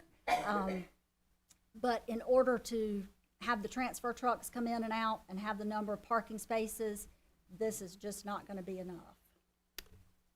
Okay, so you would put the building in the middle. What about all the side room that you have there? Well, we'd have to widen, but when you think about the number of spaces that are back here, this is about what you'd be looking at, another parking lot. The biggest concern is also those transfer trucks turning in and out on 501. I don't know if you've ever had to sit and wait, but this is really busy. A lot. Yeah. Yeah. Yeah. And so that was one of the biggest concerns, is the number of traffic that's already So- here, and then adding that big parking lot, and then adding the warehouse. We really want to make sure that warehouse is on the same site, and attached to this building. If it were just a building, it'd be different, but with that warehouse and folks coming in and out, that is a different, larger turnaround behind the warehouse. There has to be a spot that an 18-wheeler can come in, turn around. And how often do they come in? That'd be a Mr. Eklund question. It would be anytime we have large orders on our student refreshes. Sometimes when they're delivering classroom displays, even though it is only a single pallet, they'll still bring it in on a large transfer truck. where Okay, we're so what are wanting you to- talking about? Every day, once a week, every 2 weeks? It's, I would say at least on a monthly basis, or several times a month, that we would have some delivery of some type that would be palletized, that would have to be delivered into a loading dock, so. Okay. Currently, what we do is it's either, if it's either, it either interrupts operations at Vast Lakeview to drop it off and then be delivered directly to the warehouse, or sometimes we have them, they have to back all the way down the entryway to Community Learning Center to the loading dock at Child Nutrition. Then we have to do a transfer from that loading dock onto our truck. Somebody has to drive it all the way to the warehouse and then unload it at the warehouse. So that's what we do with those larger Okay, deliveries. but if the people are against a school out there, what makes you think, even though there's less people using the roads going in and out, what makes you think that this pristine farmland, what makes you think that they're going to be okay with a warehouse? You know, when we think about the people who were really opposed to it, Ms. Brona, I think most of the people were opposed to the amount of traffic it was going to bring and the disruption to the road. You know, we assured them that we're not going to clear cut that land. You know, we're not going to disturb what's there at all, as much as possible, preserve it. So I think that, you know, when we think about the overarching reason that people didn't want it, it was because of the amount of folks it was going to bring up and down their road. Not necessarily that they thought the school was going to be ugly or disruptive, but that it was going to have more trees cut out. This is a small building. It's about 12,000 square foot and be a small number of people. So it shouldn't, you know, it shouldn't disturb that road in a way that a school would or a way they thought it would. Okay. Question. Have we ever determined exactly the numbers of people who were opposed to this building? No, sir. So we may have a very small but vocal group that's driving the train here. Yes? Yes, sir. We have no idea how many. Okay. I think we need to get a handle on that, frankly. You know, I just can't imagine that the folks in Aberdeen or the folks in High Falls or in Robbins have a great concern about that school being at that particular place. So this is a whole of Moore County issue, not just a special interest. So I think we need to get a handle on that. Thank you. And I do think, Mr. Benway, as you said, I think the school being there is one thing. This is a much smaller, you know, much smaller thing. So I just wanted to reiterate that we are talking with our county commissioners. Vice Chair Paserno said that he was in favor of this. He's just one board member. But we will ask for our county commissioners to support this. Mr. Hensley? Yeah, so a couple of things. Some of just responses to what board members said, then I have some questions. The first thing is to Mr. Benway, just because a group is small but vocal doesn't mean they're not correct. In fact, the minority is frequently correct. They're just not listened to by the majority. So it's a intellectual fallacy to dismiss a group's points because they're small, because they very well could be right. Mr. Benway also brought up that, I don't think the citizens of Aberdeen would be concerned about this. The citizens of Aberdeen absolutely are concerned about this because they're still paying the consequences of a rushed school that was cited. Excuse me. Madam excuse Chair, I'm me. responding No, directly it's to not a germane board to the member. topic at this time, so that's your warning. It's not germane to the topic. It absolutely. I'm responding directly to Mr. Benway's assertion about the You're- people of Aberdeen. The people of Aberdeen are still paying the price in the Sir, form of I've traffic asked control you to devices that were promised Mr. that haven't been Hensley, installed in 5 You're years. out of order. You're out of order. That's the second warning. I'm not out of order. You're talking about I call a for a different ruling of school, the a chair. different topic. Right now, we're talking I about challenge the IT ruling of the building. chair. All right, so, Without Mr. looking at the attorney, tell Mr. us what we do, So Chair. at this time, I've called him out of order 2 times. And I challenge the ruling of the I chair. want to ask the board, your vote on should I allow him to continue or not. Absolutely. All right, we have one vote for that. Anyone else? Okay, You need to have a vote. this is a vote to allow Mr. Hensley to continue, so.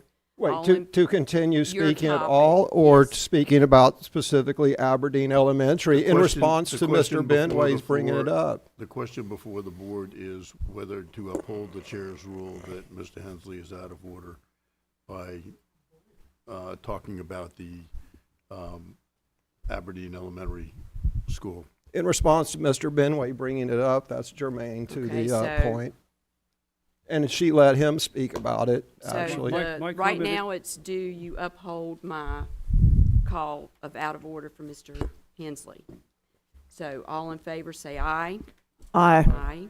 Any opposed? Nay. Okay, so is that correct, Mr. Schwartz? Was that 5-2? 5-2. Okay, I'll continue then, and I will not talk about Aberdeen Elementary.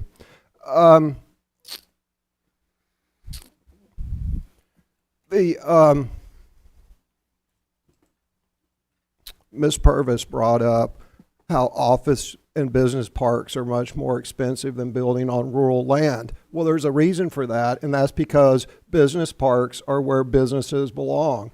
Effectively, what we're doing is we're taking a business function and we're putting it on rural land, and we say we're saving money. Well, IBM could plunk a 1,000-acre campus out there and say, well, we save money by putting in rural Moore County rather than a business park where it belongs. So there's a reason why commercial space in business parks costs more, and that is because that's the proper zoning and they have the proper infrastructure. They have the infrastructure to support tractor trailers. They have the traffic control devices. We just heard Mr. Eklund say that we couldn't possibly build it out here because there's too many tractor trailers coming in and out, but we're going to put it in a rural land, but the tractor trailers are apparently okay in that rural land.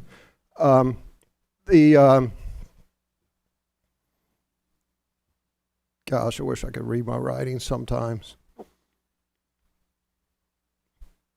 The statement was also made that the opponents of building a school on that land are mainly opposed to the traffic. And yes, that's what that was one of the claims that they made, but they're opposed to development along that road, not just the traffic that it creates. And again, if you're building an office function, which this is, it should go in a business park. So I have a couple questions for the chair. Right now, it appears that we're voting to fund a building. Is that correct? Yes. We're And asking for lottery funds. to build a building. We have to go to the county commissioners. Right, but there's nothing in this resolution that says where it's going to be built.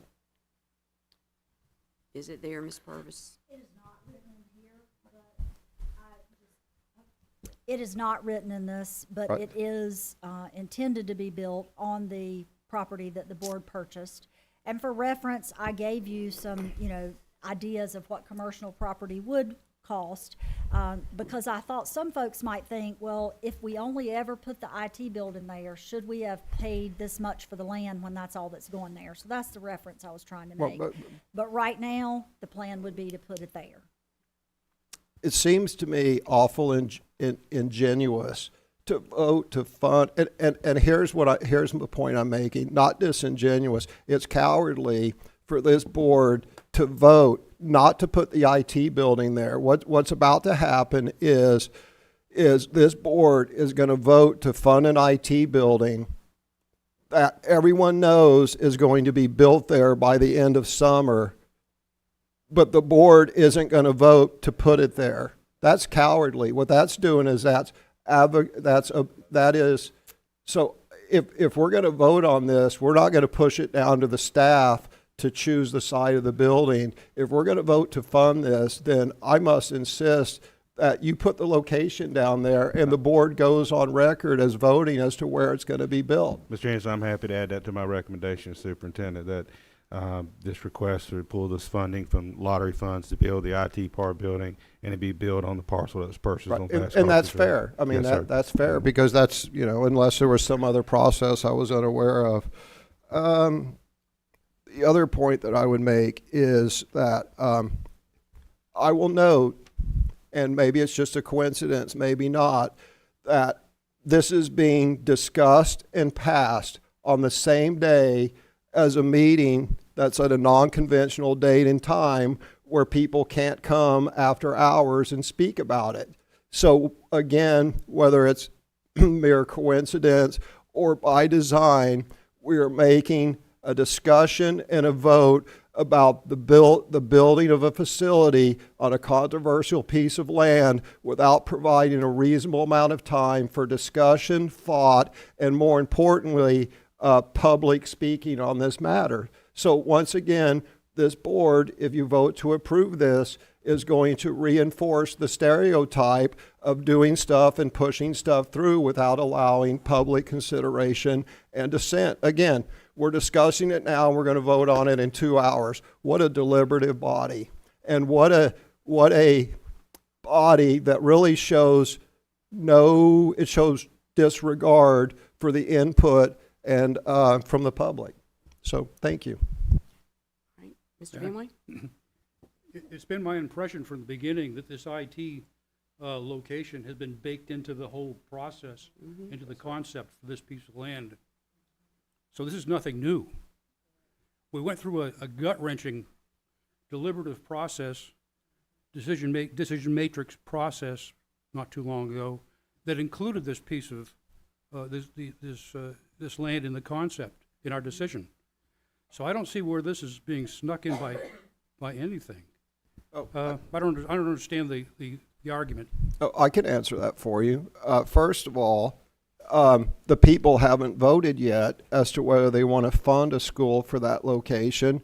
And again, as I said, and I will say it again out loud, that group very well may be successful in stopping the bond issue for the building of the school on that site.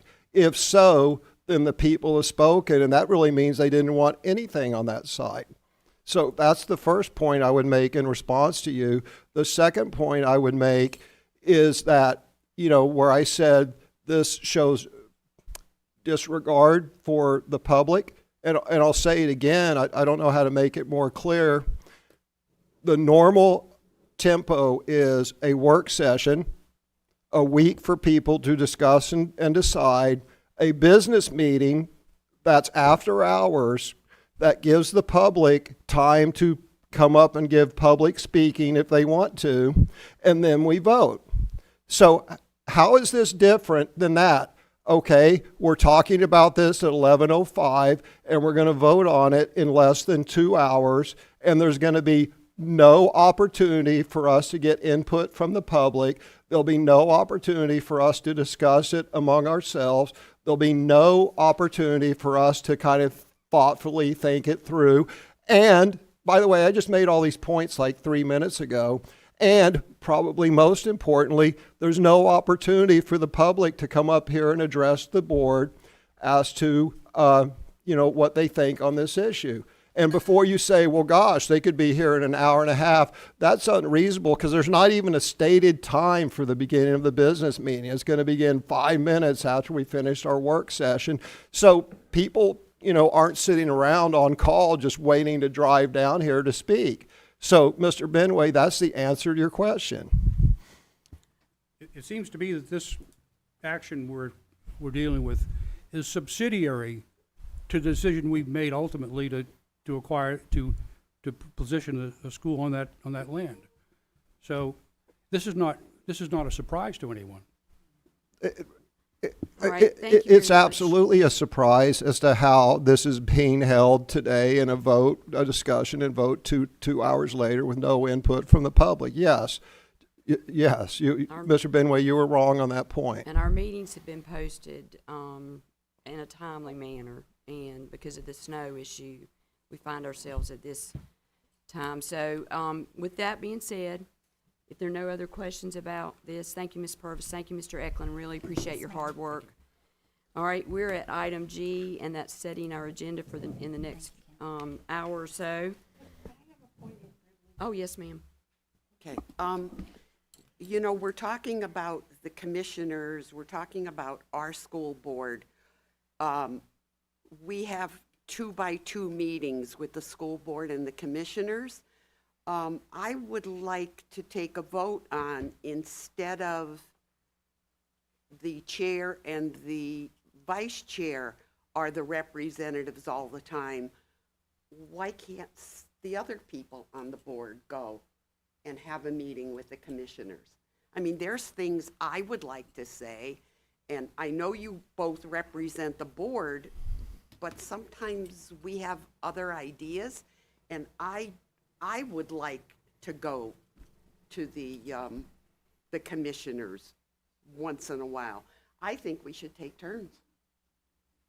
Thank you, Ms. Bruno. I am very happy to take your concerns on your behalf. If you would like for me to write, if you would write it down, I'll be glad to take it to the commissioners. Why do you have to take it to them?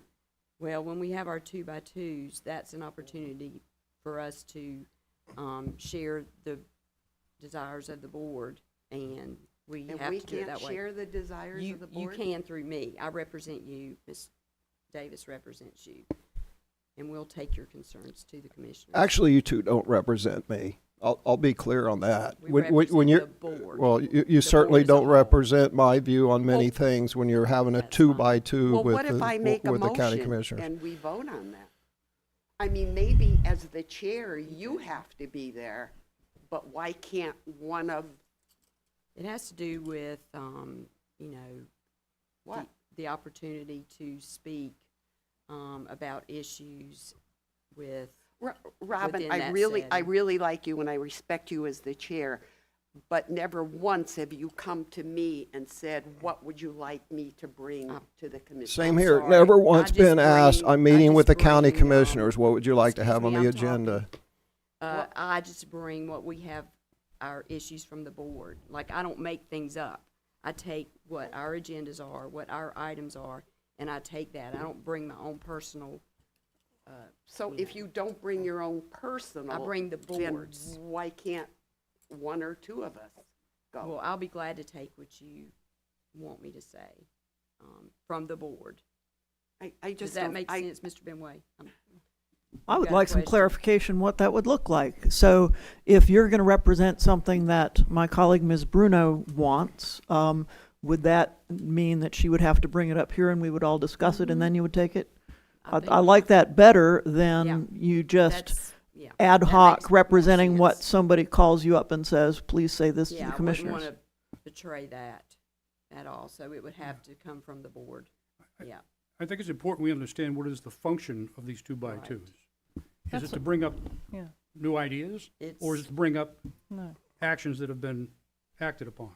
It's re- And I think that's probably, the latter is probably the, I think that that's purpose. where there's a lot of assumptions that our 2-by-2s are really just informational. And honestly, I almost called you Miss Bruno. Ms. Calcutt and I are not the ones who do the majority of the speaking. It's typically the superintendent who is presenting the information and the county manager who is listening. There's not a bunch of these big ideas or hidden agendas or anything that's going on. It's strictly informational. Ms. Purvis, as she's been sitting in her new position, also just lets them know the track that we're on. It's not, and Ms. Bruno, you have an opportunity to speak to Mr. Paserno at any time that you want to, just like I would. We should never, as individual board members, go to a 2-by-2 meeting, and we don't, with any of our own ideas. It is only things that we have worked on collaboratively. And if it's ever been insinuated that anything else has been done, then that's just misinformation and lies. Nobody ever said anything about that. Yeah. So, I'm not saying that. I'm just saying that maybe other people would like to be part of it. So, Madam Chair, so first of all, no, Ms. Bruno she did not imply any misinformation and lies. What Ms. Bruno, the vice chair just accused Pauline Bruno of spreading misinformation and lies. I'm sorry, let me finish. I have the floor. Okay, well then, Vice Chair, who were you inferring was spreading misinformation and lies? No, she did not say that. She just said there was. You're considerably off the agenda here. Yes, sir. Let's stick to the agenda. Wait, So, point of order, Madam Chair, point of order. The Vice Chair just said that in response to Ms. Bruno, that there was misinformation and lies. My point of order is I would like clarification on who Vice Chair was speaking about when she was talking about misinformation and lies. the way I took it was just. Well, if there I'm was sorry, anything Chair. in I was the- asking the Vice if Chair there was for anything clarification. in the community said or anything. So Gossip. if the Vice Chair could clarify so the public knows, so there's no controversy and we all understand who and what she was referring to as misinformation and lies. So you cannot, you throw out an accusation of misinformation. Point of order. She's answered. Okay. So I don't believe this level of badgering of another member is in order. I thought what the vice chair said was clear, and whether it was clear or not, it can stand, but there does not need to be Ms. Dahl, ongoing if badgering. it was clear, who did she mean was spreading All right, misinformation all and right. lies? You're out of order, Mr. Hensley. We're going to stop that conversation at this time. Well, let me move on to my, let me move on Ms. to my Bruno, large. I'll be glad to talk to you after the meeting, and I would like to continue on to this next item, which is school board agenda meeting. Madam Chair, I haven't finished you can't just gavel me down and say you have to start speaking, you have to stop speaking. That's not how Robert's rules work. It has to be germane to the topic, sir, and you are not germane to the topic. Okay, And right- let's ask our parliamentarian. If a board member, Mr. Schwartz, are board members not allowed to ask other board members follow-up questions for their statements that they made? No, because all questions are supposed to be directed to the chair, and the chair can direct a question later on. But the current status of things is that the chair has ruled that this discussion's out of order. It's not germane to the Explain, agenda. okay, I challenge the ruling of the chair. You challenge the ruling of the chair that it's out, that Right, Your that having a member explain a inflammatory statement that they made is somehow out of order. That's the ruling she made, is that me asking the vice chair to explain a rule or a statement she made is out of order. And then Ms. Dahl made a statement in support of the vice chair saying it was clear. And when I asked Ms. Dahl to explain it, since it was clear. If you're challenging the ruling of the chair, Right. then there's a vote on that right now. Right. So all in favor of the ruling of the chair? No, hold on a second, Mr. No, Schwartz. that's the way it rolls. Right, There's not a debate on it. Oh, it's not debatable? Oh, okay, well. All right. I just want to make sure that the ruling is clear because it was unclear. Would you state the vote, please, Mr. Schwartz? As I understand it, the ruling of the chair was that Mr. Hensley is out of order because his conversation is not germane to the agenda. All right. All in favor, say aye. I don't understand. Any opposed? Nay. Okay. All, Was that 5-2? all I asked was, I took a personal privilege Right. thing and asked this, and that's all. So I want to know where we are now with my question. So right now, our process is that I and Ms. Davis go to 2-by-2 meetings Okay. to represent the board, the wishes of the board as a whole. So that's how we do this work. Okay, and you can't have a substitute from the No, board? ma'am, not at this time, Tell me why. because we represent the board, the wishes of the board. The purpose is that we take, like, capital updates, our budget, we tell them, give them an overview. And one of us couldn't do that? It's probably possible. I mean, But- I have no input into this. I have nothing into this. Here was the second point I was about to make before I was ruled out of order. Yeah, okay, yeah, sorry, my apologies. She had a point of So personal. at this point, we've made the motion that I was correct with my point of order. And so at this time, No, Mr. wait, Madam Chair, that's not correct. We made a determination you were right in ruling me out of order, but Right. but you And she granted asked Ms. the Bruno's question. point of order. She asked the question. That wasn't correct. That So- wasn't incorrect. All right, I'm getting. Confused. I need some support from our attorney on what's next. Ms. Bruno raised the point of privilege. Right. Okay, that does not require a response or a vote or anything else. It's been discussed. It's not germane to the agenda. And I don't know that you can resolve anything further at this point. Okay. All right, so let's move on. But could we have a conversation, you and me? Yes, ma'am. Okay. Yes, ma'am, absolutely. See, So that was we- the answer from the get-go. But we elected to weaponize this whole process, is what we've done, Mr. Hensley. And it is not serving Wait, those board. Ms. Calcutt, he just attacked me and you just nodded and said yes, but you All right. ruled me out of order when I asked Vice Chair to I'm explain sorry, something. I was out of order. Thank you, sir. All right, let's go But, to item but Ms. G. Point of order, No, Vice sir. Chair, you sat there and nodded smilingly No, while I Mr. agree. Benway. I was getting ready to say, yes, you are correct. And then Mr. Benway took it out of my mouth and said he was out of order, so it's covered. That's So not how that we're at unfolded. school board meeting agenda. We've got lots of items. Let's try to take a deep breath and calm down for a few minutes. Yeah, we're in a good place. We're doing good work. We want to finish this meeting, and we're at item G.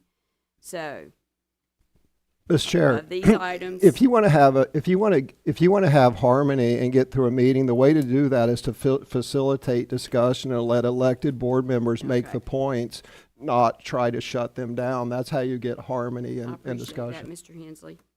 All right, so of these items, on item number 3, pending action and discussion, we need to make sure that we appropriately add items to where we feel like they need to be under board action. So item A, I need 3 people to say it should be an action. So, okay, we have 1 item A, 2, anything else? This is the audit. I think these are presumed to be consent unless Yes, sir. you have 3 people who say otherwise. Okay, so let's do it that way. These are all But- consent. Well, who's running the meeting, the chair or the All right, attorney? thank you, Mr. Hensley. Just out of So, curiosity. I'm running it, and I'd like you to Okay, thank you. You don't have to consider get mad. all I right. was just trying to So- clarify because it sounded like the I attorney was appreciate running that. it. Let me Thank you. continue then. All right, so all of these items are consent unless we have 3 people to say that one of them are not consent. I'd like to offer, because of the condensed and unusual nature of this meeting, that we're doing it all in one day. We have the staff here. We just make all of these action items and run through them. Okay? All right. In other words, I You vote want 'em all action. action. My personal vote is action on each one of these if we go line by line. Okay. All right, we have a motion for that. Well, there's Any not a motion. discussion? It takes 3 people, so I support that. Okay, Same here. okay. So all of these items, we move to action items under item 6. No, excuse me, that's 9. Okay, did you hear that? And the survey, thank you, ma'am.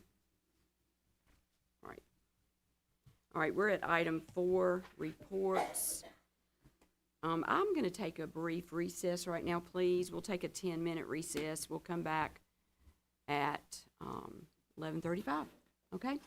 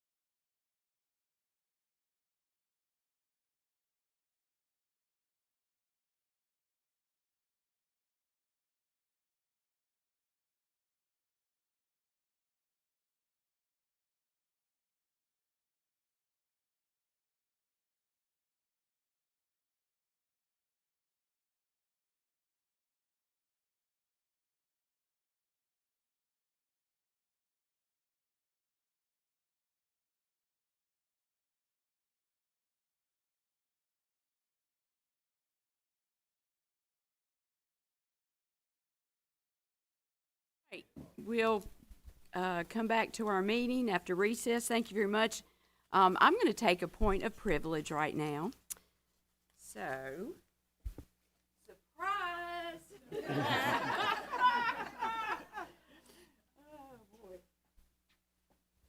Surprise, Dr. Locklear. Charlie, will you play the video, please? This video is what was played as Dr. Locklear was for our state superintendent of the year nominees, 2026. He was our Region 4 Superintendent of the Year. I really think he should have been State Superintendent of the Year. I'm going to say that in public because he is amazing. But this video says it all. So it's very quiet, so we've got to be real quiet, especially me. So just listen to and enjoy this video about Dr. Locklear. Hello, I'm Dr. Tim Locklear, Superintendent of Moore County Schools, and proud to be the Sand Hills Regional Superintendent of the Year. My approach to leadership is grounded in the qualities, ethics, and character I observed and learned from my parents. Need more volume, I was Charlie. honored for them to be by my side when I was sworn in as superintendent, a moment that reminds me daily of the responsibility and purpose of this role. As a student and student athlete, I saw firsthand the impact that great educators can have on a child's life, and that stuck with me. Over the past 30 years, across 3 districts, I've had the privilege of learning from incredible educators and mentors who helped shape my firm belief in the power of what we do. There's no doubt leadership matters, and I strive to lead in a way that builds people up and always keeps students at the center. In a competitive educational landscape, I passionately believe that public schools are the best choice for families. But we must unapologetically tell our story. That's why I've made it a priority to elevate the image of public education through powerful marketing, partnerships, and community engagement. We've expanded school choice options in Moore County, launched a new competitive, innovative high school, developed a school leadership academy to grow the next generation of leaders. And today, our district is ranked in the top 10 statewide for both academics and career credentials. And we're just getting started. My vision is clear. Every student deserves opportunity. And together, with staff, families, and our community, we're making that vision a reality. I'm grateful to serve, and I'm fired up for what the future holds for public education in North Carolina. Woo-hoo!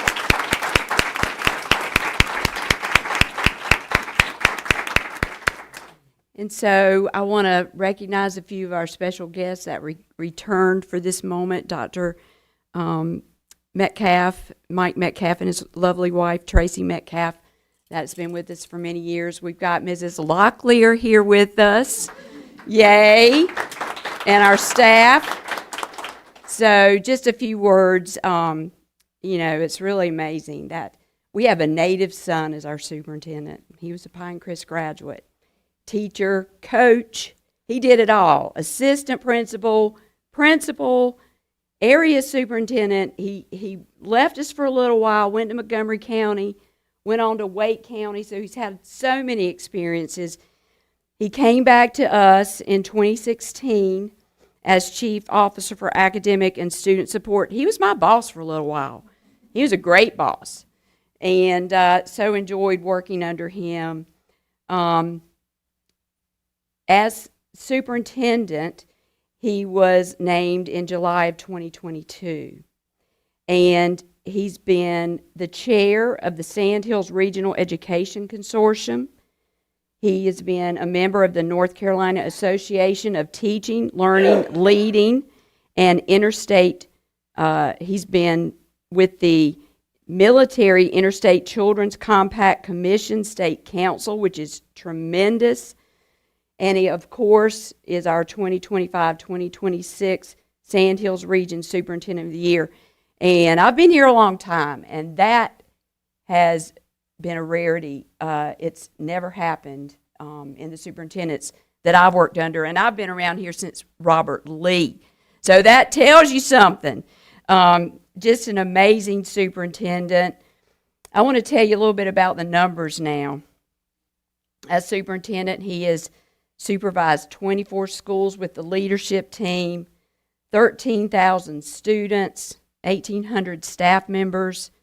We've had the Purple Star District 5 times. He's worked with 7 board members.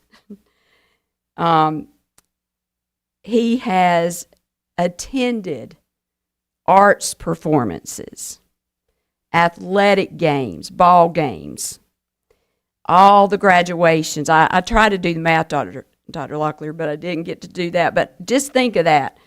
For 10 years he's been with us, and all the graduations, all the art performances.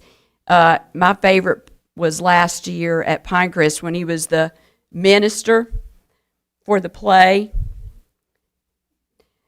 Thousands of meetings, thousands. Not only our board meetings, but commissioner meetings, staff meetings. Many mentored leaders. Many mentored leaders, the Leadership Academy. This is the funniest though. Thousands of fired ups. Thousands. And all the smiles and encouragements. So Dr. Locklear, we thank you, we honor you. We have a small gift for you today. We've got a great reception coming up February 27th, 23rd, Monday, and that's in the afternoon. So please come in an informal setting. But y'all, let's give him a huge round of applause.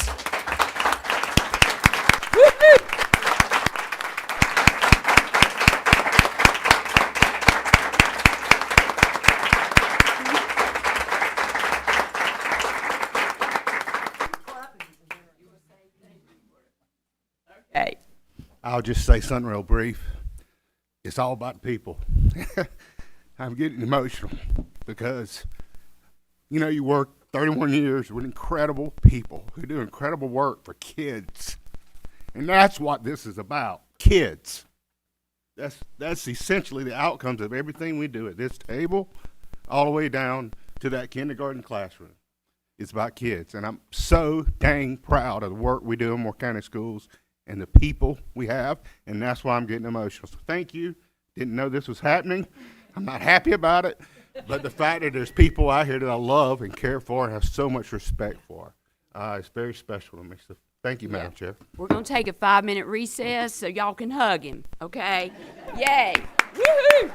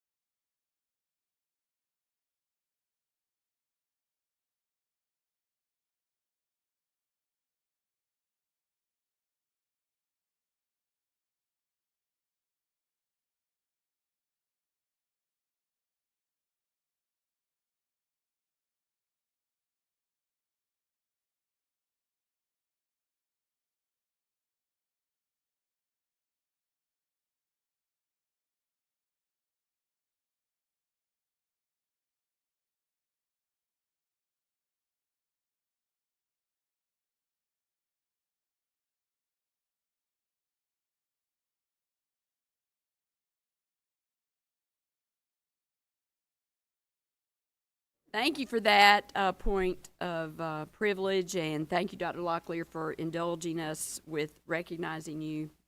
You are very deserving, and we appreciate the opportunity to celebrate you.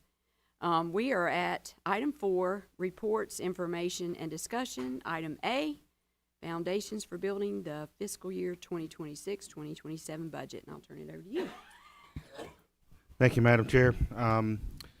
Yes, this is very important foundational information as we're working towards building the superintendent's recommended budget, which the school district and the board, I think, is very fortunate to have Ms. Purvis stepping in as the interim superintendent. We worked hand in hand throughout this process this year. And of course, Ms. Edmonds, our assistant superintendent for budget and finance. We have 2 incredible people who are going to lead and work with the board through this process through your approved budget in April.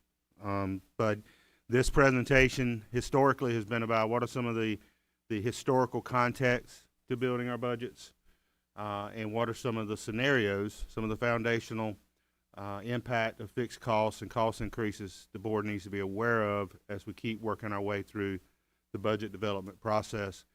The budget committee did meet, I believe that was January 22nd, Mr. Johnson, I think, and got a preview of a draft of this information, gave some great feedback to this to help us bring this presentation to the board today. And looking forward to meeting with board members in 2x2s this week to follow up on this, and then continue to work through the process again through April, and then to presenting with our commissioners in May. So with that, I'll turn it right over to Mrs. Edmonds and Mrs. Purvis, and we look forward to sharing this information with you.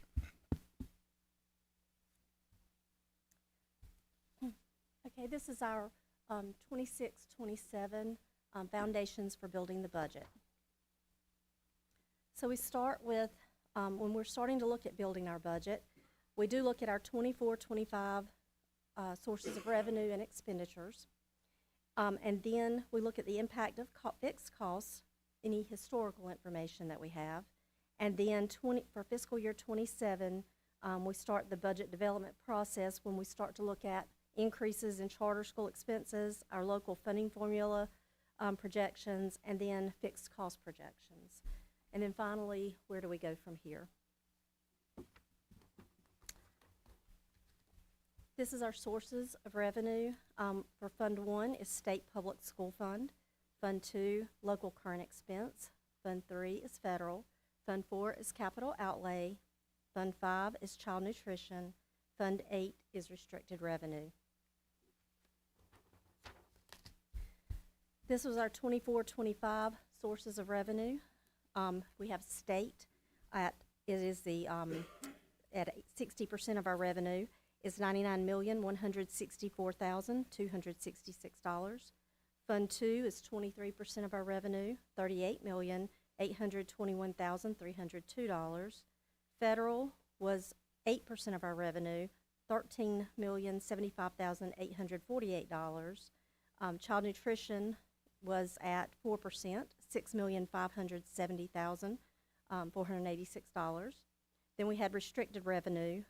Fund 8 was 3% at $5,287,432. And finally, capital was 1% at $1,039,636. The Fund 7 daycare, that is an auditor entry. It shows up at 1%, but it is strictly just a budget that's put on.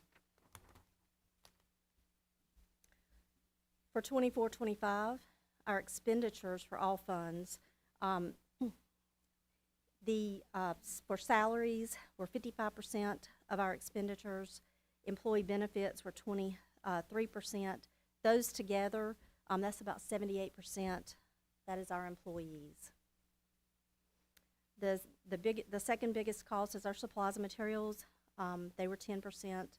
Our third biggest expense was our purchase services. They were 7%. And just to note, that includes purchase services and utilities. Our fourth biggest expense is capital outlay at 3%.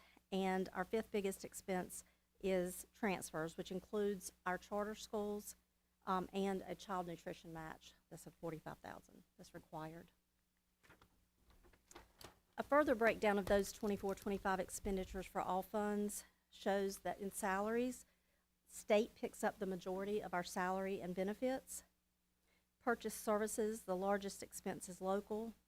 For supplies and materials, we have local as being the biggest. Capital outlay was actually federal.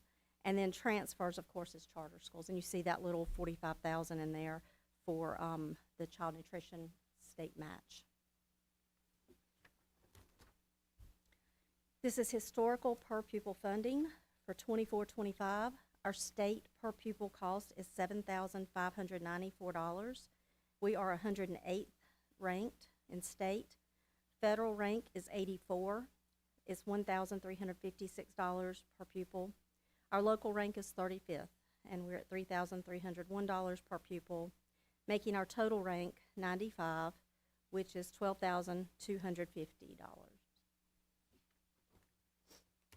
And this is our 24-25 state and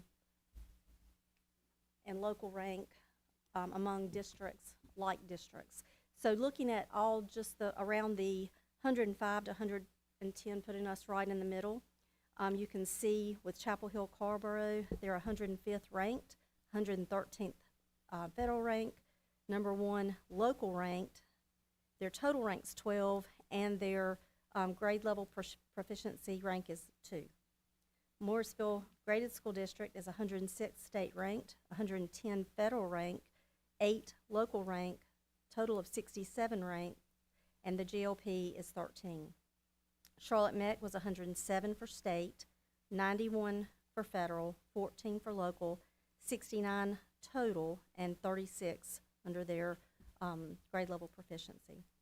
Moore County Schools is 108th state ranked, 84 on federal rank, 35th local rank, 95 total rank, and 7th in the GLP rank. Iredell Statesville was 109 under the state rank. Federal was 101, local 41, total rank 106, and the GLP is at 43. And then finally, Wake County is 110 state ranked, federal is 109, they're 15th local ranked, 92 total rank, and number 6 in GLP rank. The one thing that I'd say about this when we take a look at it is that our total rank being 95th, and that's putting together our state funding, our federal funding, and our local funding all together. We're ranked 95th out of 115 districts, and for our district to be 7th in GLP rank just tells you the amazing work that's going on here in our district that our teachers are doing and our staff is doing to be 7th when we're ranked 95th out of 115 districts in funding. This is historical budget information. This is looking at our state benefit cost increases from 2022 to 2026, and these are state mandated. So for retirement, there was an increase. It went from 22.89% to 24.67%, and that's the employer match on employees that are eligible, their gross amount. So it's up to 24.67%. That is almost an 8% increase. For hospitalization, it was $7,019 per person in 22, and it's at $8,500 per person in 2026. Quick question. The retirement, what's that a percent of? Going from 22.89 to 24.67 is 22.89 times like almost 108% equals that. So it went up 2%. But what is it a percent of? The scale is just percent, but it doesn't say percent of what? The percent of our budget? Is of the employee's gross amount. That we pay that percentage as the employer match for the retirement rate for our employees' gross salaries. So percent of the gross salary before taxes. So I think what you're asking is that 21% right there, and is it my understanding that that represents a 21% increase from 2022, right? Is that what that number means? So it's 2022 is here, and then we've had a 21% increase. That's for the hospitalization. Oh, I'm sorry. You were asking about retirement. My fault. It's a percentage of the gross salary. Yes. and, which is significant, and we pay that part, matching. Right, Yeah. but I think the point, I just want to make sure I read this right. The point to be made is in 2022, it was almost 23% of a person's salary went to retirement. Now it's 24.5%. So there's been a 2% increase. Correct. But if Okay. you said the 22.89 times 108%, I was doing a calculation. Yeah, yeah. To come up what that increase in that percentage is. And maybe I should have just said the No, it's difference. complicated. It's just important people understand it. There's different ways to view it and explain it. For hospitalization, it did go up 21%. That increase is almost $1,500 per person, which is significant.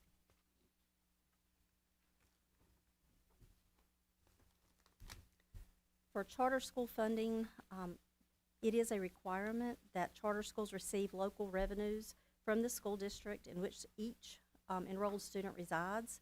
And then per General Statute 115C-218-105C, the law states that local administrative units must pay charter schools the amount of per pupil local current expense appropriation for the current fiscal year. So when we think about that, basically what we're saying is we don't get an additional allotment to send to charter schools. Out of our allotment, that money for charter school comes. So there's no additional, that 38.5%, the money we get goes towards all public schools in Moore County, not just Moore County School.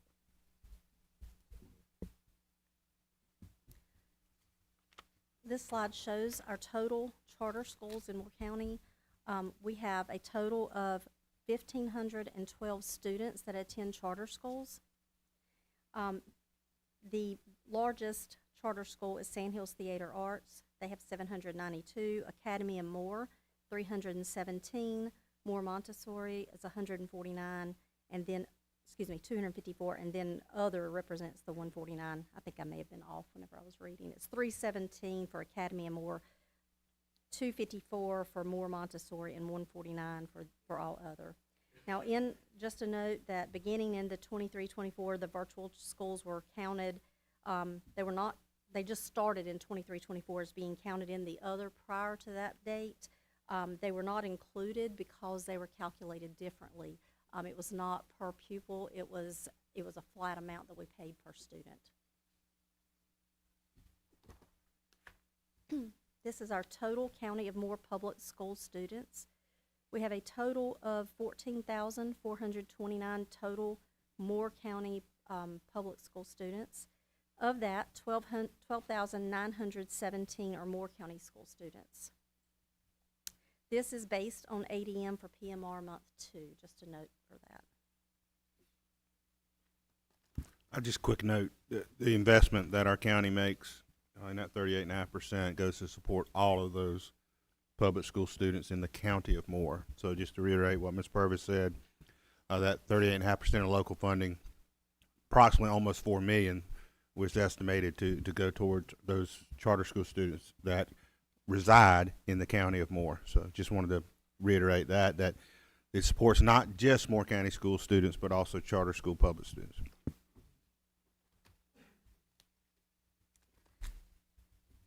So how are local costs being funded this year? This is our budget for certified and classified salaries. It's at $18,153,554. Employer-provided benefits, $10,039,805. Our purchase services, which includes contracted personnel, utilities, insurance coverage, and that is $5,863,690. Supplies, which is supplies, materials, computer software, fuel, repairs, non-cap equipment, and computer equipment, $3,820,102. And then equipment, which is capitalized equipment and capitalized computer equipment, is $105,000. Charter schools, $3,973,000, making our total budget expenses for this year $41,955,151. Our county appropriation, which includes those charter schools, is $39,500,018.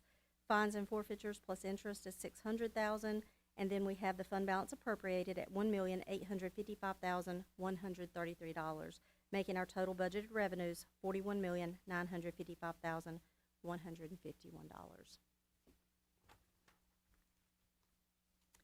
This is a excuse me.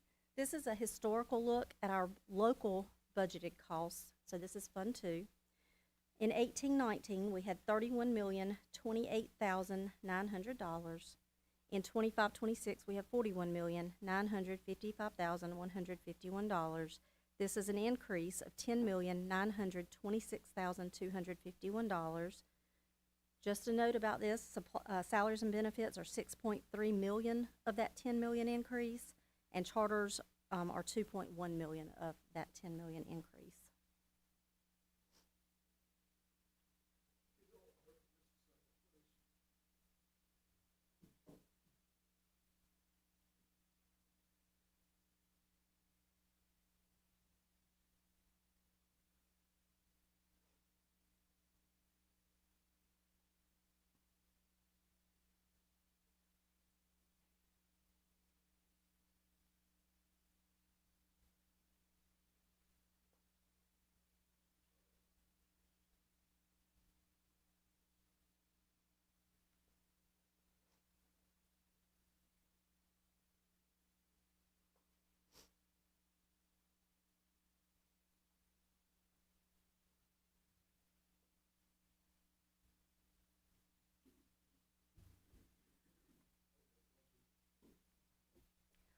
This is a historical budgeted cost for all funds from 1819 to 25-26. In 1819, we had $131,102,881. In 25-26, we had $182,429,629, making the increase $51,326,748. Salaries and benefit, the increase for those were $34 million. And charter schools were $2.1 million. Just a note that during that time, minimum wages did increase from to $13 an hour and then $15 an hour. That was a requirement. And also, we did implement our classified salary schedule during that time as well. I would just say, we need to take a look at this, because if you look at the average daily membership in 1819, and then in 25-26, we gained 249 students.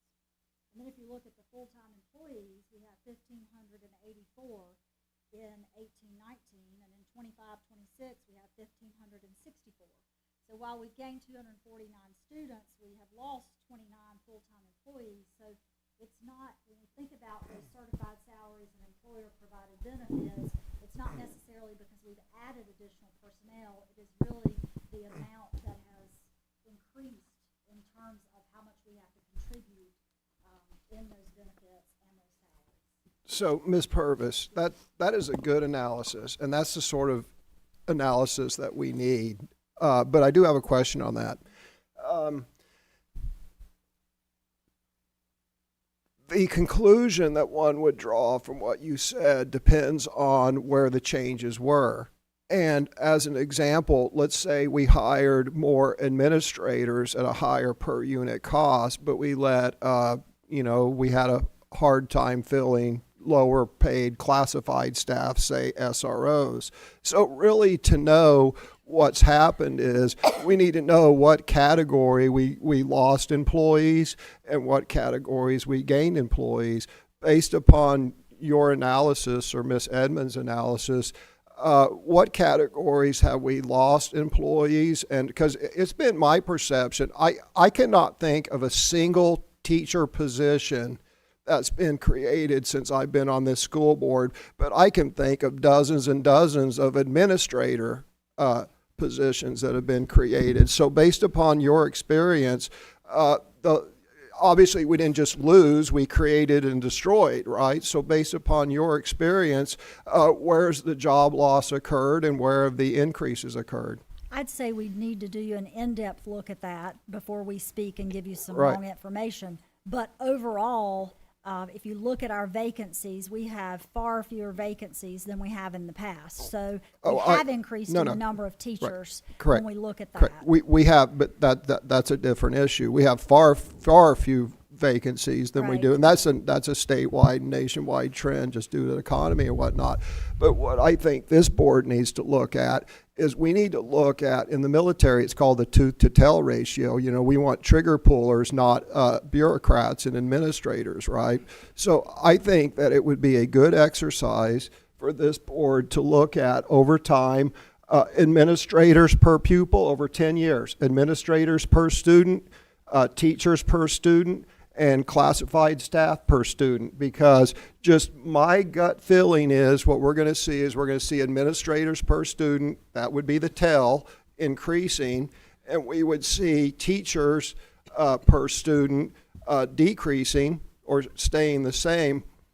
And, you know, my guess is the classified staff will be decreasing as well. My assertion is that this board should really understand where our personnel increases are coming from. Because if you look, we've all seen those graphs where nationwide the number of administrators in schools are. Well, let's see. You yourself have sat in budget committee meetings and we've analyzed our staff, and you yourself have said you were surprised that the tooth to tail ratio was where it needed to be, and that we were very slim from an administrative perspective, and we have not added dozens of administrative positions while you've been on the board. I'm glad you brought I can defend, and I'm more than happy to defend what I said, Dr. Locklear. So first of all, apples and oranges. Yes, I took a look at a study. I took a roll-up spreadsheet of all the employees in Moore County Schools. It was one giant flat file. And I took like several days and I broke it down by schools. And what I said was I was amazed at how efficient we were at the schools and how they seem to be somewhat standardized. That's different than what I just said, right? There's one thing of taking a snapshot, and the other thing is saying that I believe that since I've been on the board, the growth has been administrators. So let's cite some examples of administrators. We've hired dean of students at 3 schools. We've hired assistant principals at many schools. And we could sit down and add them up, but to my recollection, it's at least a dozen when you start talking assistant principals, dean of students. Not a dozen. Okay, well, so that's fine. We can disagree. But why don't we do the study, and why don't we plot out? I mean, we're all about data. The central office produces ream of data. So let's just do 10 years, administrators to students, easy ratio to come up with, teachers to students, easy ratio to come up with, and classified staff, and let's see where the gains and of the employment's been. I'm sure if Ms. Purvis chooses to do that, she can do that. But what I would say is, clearly, this chart shows that the cost of labor, inflationary costs on products and services are the drive behind what you see here with this chart. That shows Sure. And my only point is the cost of labor increases or decreases depending upon how much you're paying the people that you do have. And if you hire administrators, you're paying them more than if you're hiring SROs. I'm not disagreeing with that premise in general, but we haven't increased that. Those funds haven't increased because we just added a whole bunch of administrators since 2018-19. That simply hasn't happened, and we've always focused on work at the school level. So let's just work on, all I'm asking for is that we make evidence-based decisions. So all I'm asking is the evidence. Right, so let's do the administrator to student ratio. Let's do the teacher to administrator ratio. Then we can have evidence-based facts that we make our decisions on. That's all that I'm saying. We've shown that in the past, and I'm sure Ms. Purvis would be glad to work with Ms. Evans to show that again. I don't recall ever seeing an administrator to student ratio. We did a billet-by-billet review. You were involved in that, and you said yourself you thought the tooth to tail, or however that phrase goes, was appropriate, and you were actually surprised by seeing it, and you said tooth to tail ratio across the district. No, we did not do it. I did it, and my analysis showed that we were very efficient and standardize at the schools. I made no claims on the central office and the Ed Center, nor was my focus. And since then, we've added deans of students and assistant principals. So you're taking something that I said that is apples, and 3 years later, you're applying it to oranges. Okay. So, Thank you, Mr. Chairman. Just yeah, trying to bring thank you. clarification, Yeah, Madam Chair. fair Thank enough. you. Sir. All right. Well, and I would just say, you know, this is an example of the reason that we come to the board a few times before we adopt the superintendent's budget, right? Because we need the questions that you guys are going to ask. We want to make sure that you have clarification.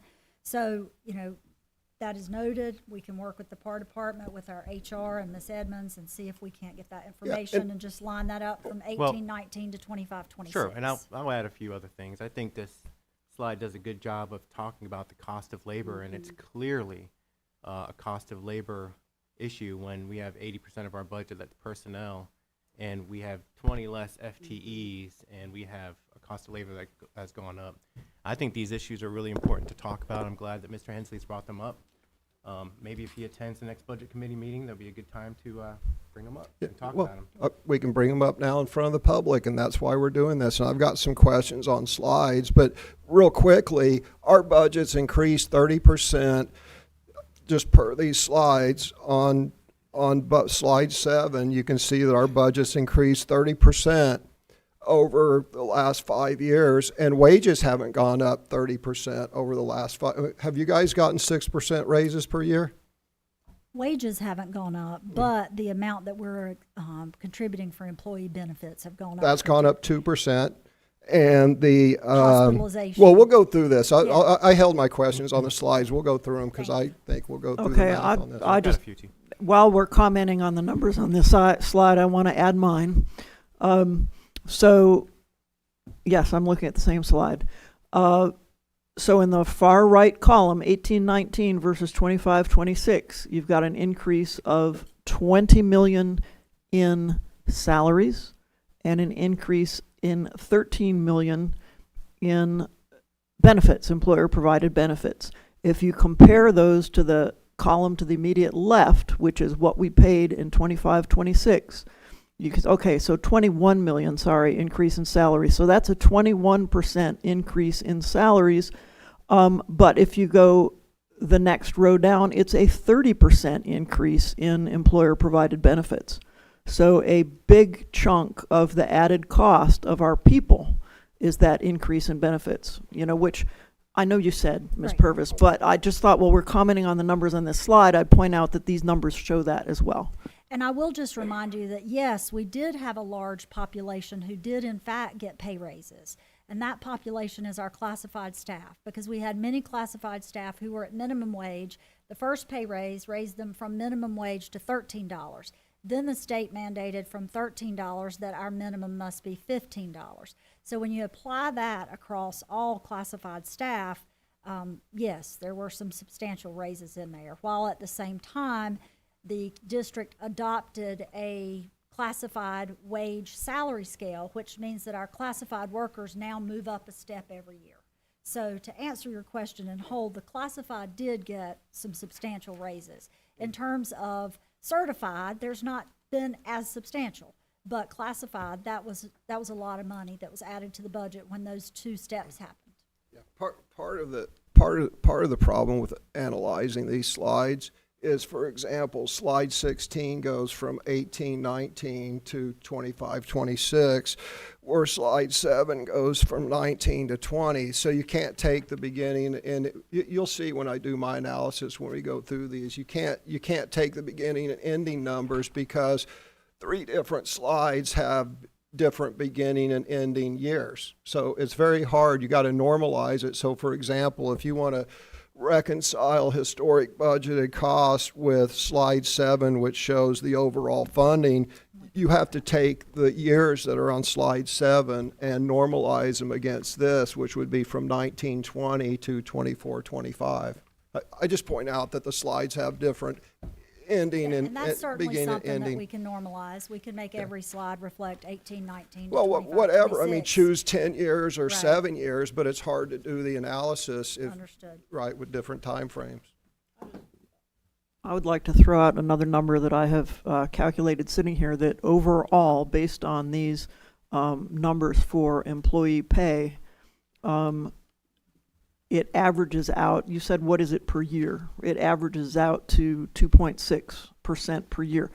That 2.6%. Funding.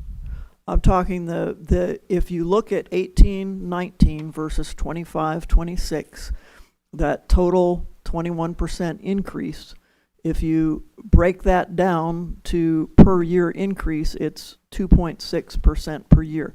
That's not a super informative number because it includes everybody at all different levels of classification, and we have raised salaries and wages for different groups in different ways at different times.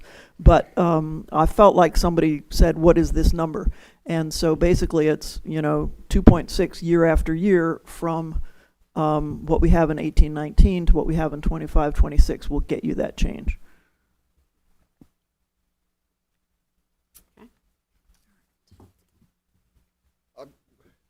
I was holding my questions. I just had the one question on that, on your comment, Ms. Purvis. So this is the budget development calendar. The board budget committee meeting was January 22nd. Today is our combined board work session and regular business meeting. The 11th, we have our 2x2 meetings to discuss the budget. It's still to be determined, the county work sessions on the county budget. March 2nd, we have our board work session, which we will present the superintendent's preliminary proposed budget. March 3rd is the web portal for public comments on the superintendent's preliminary proposed budget. That's when they open. And then on March 9th, we have our regular business meeting and public comments on the superintendent's preliminary proposed budget. Then the 17th, we have the web portal for comments on the superintendent's preliminary proposed budget, and that it closes. Then March 23rd through the 24th, we have 2x2 meetings to discuss the budget and the web portal comments. Then on April 14th, we have our board work session for the presentation on the revised superintendent's budget. Is to be determined for the board budget committee meeting. April 20th was the board regular business meeting to adopt the superintendent's budget as the Moore County Board of Education budget. And then May 5th, the budget presentation goes to the county commissioners. May 19th, the county manager recommends the budget presentation. June 2nd, we have a budget public hearing for the county commissioners have that. Then it's to be determined, the county commissioners adopt the 26-27 budget. And then somewhere by October the 12th, we hope to have a approval of the final school budget, including any authorization of the state, federal, local funds with an approved budget resolution. And of course, the state holds us up on that every time. Challenges that we have with our public school budgeting, county funding, we project that in May. We won't actually know till June 30th. We do have an estimate with our 38.5% and conservative 3% growth, so we do have a little bit of an idea, but we won't actually know till June 30th. Charter school enrollment numbers, we're estimating in February, but we won't know until September. Will there be state raises? Will there be benefit rate increases? We're projecting it now. It'll be any time between July to November, and as you know, we still don't have a state budget, so it could go even further. Then with state funding levels, will there be state cuts or increases? We project it now, again, because we still do not have a full state budget. It could go as long as typically November. This is an unusual year. Projections for students, will we need additional teachers or reduce students? That funding in arrears process was implemented last year, so we do know now in October what our funding will be for the following year. So as in past years, we're building a budget based on a continuation budget. And so what that means is we're outlining what's it going to take to maintain the services that we are currently providing. So as we continue the current level of services, what will that look like? There's some considerations we have to make. We need to think about those population changes that could occur, those attending Moore County as well as charter schools, and Ms. Edmonds does a great job of projecting those charter schools and even adding a couple extra to make sure we're good there. The utility rate projections, these are things that we can anticipate, but we don't have any, any holdover. We can't cause that to go up or down. We can't control that. The inflationary impact on non-salary purchases. So as we're looking at supplies and materials, just estimating what those will be and how those will go up. You know yourself, when you look at things that are in your home and things we're purchasing now, they're much more expensive than they were pre-COVID. So just anticipating that. I know I've seen a lot of that, especially in maintenance. Salary and benefit increases. As Ms. Edmonds said, the state still hasn't come through. They could come through with a larger raise or a smaller one. We don't know what that's going to be, but trying to anticipate. So as we look at, a continuation budget, what we're trying to do is get the foundation. What is the minimum resources that we need to maintain the current operations? And we start with that, and then we look at potentials. Where are things that potentially we could have an efficiency? Maybe we save some here. And so that's the first thing that we start looking at. And then as we look at building the budget, you can look at expansion budget. And so when we think about expanding the budget, that's where we'd outline priorities and initiatives that are going to come up in the next fiscal year. And we have to really be strategic and think about that. We have to prioritize that. The board does. They have to really think about if you have ideas that you'd like to add to the budget, expansion goals, we'd call that.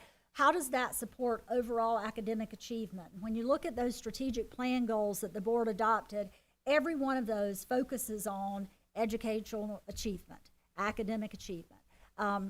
Once we get those ideas for expansion from the board, we'd need to take each initiative and cost it out. So we'd have Ms. Edmonds take a look at that. Is it a one-time expense like when we did Centegix and we added that? Or if it's a position and it's a recurring expense, can we continue to fund that for the future or not? Looking at the staffing impact and determining the new positions, the salaries, benefits, and as I said, the sustainability. Because what we want to do is if we put something in our budget and it's a recurring cost, we want to make sure we can sustain it. It's not something that we're adding and then later on we try to figure out how to pay for. So as we're expanding the budget, we need to think about those things.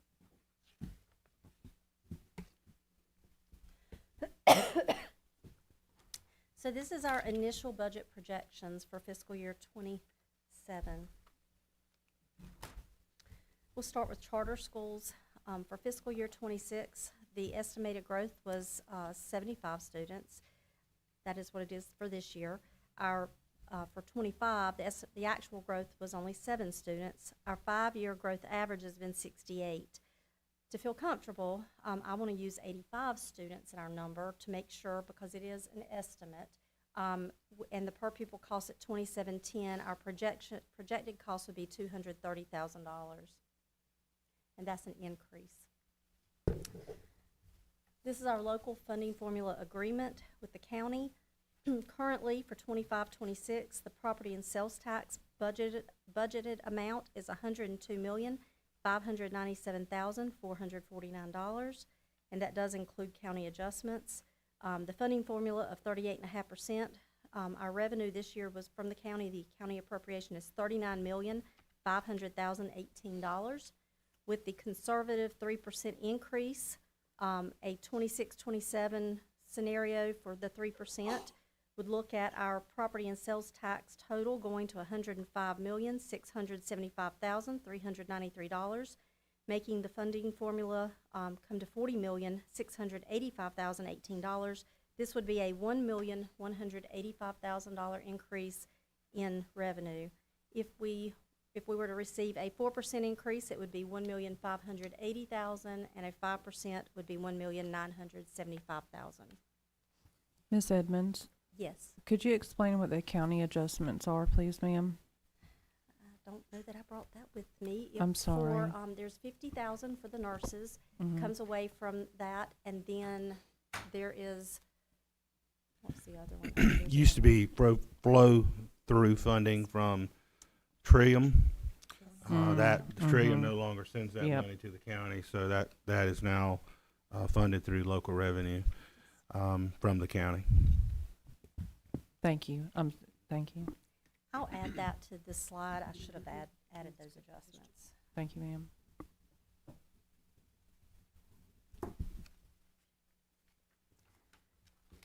This is our projected increases for fiscal year '27. For fixed costs associated with the projected state increases in salaries, retirement, an increase of 1%, and health insurance contribution rates at $500 per person, with a 2% state salary increase, a certified staff with the step increase plus the percentage increase that are locally paid is $370,000. Classified staff that receive a step increase plus that percentage increase that are locally paid would be $230,000. Classified staff that receive the step increase that are state paid, we would need to pick up because we do have a classified salary schedule, but the state would pick up the 2% if that's what the number is.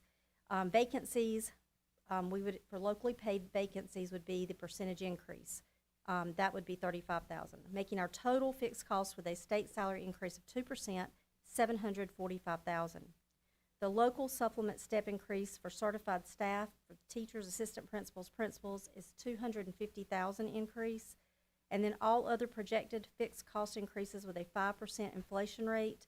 This includes our utilities, insurance coverages, supplies, materials, repairs, fuel, and equipment.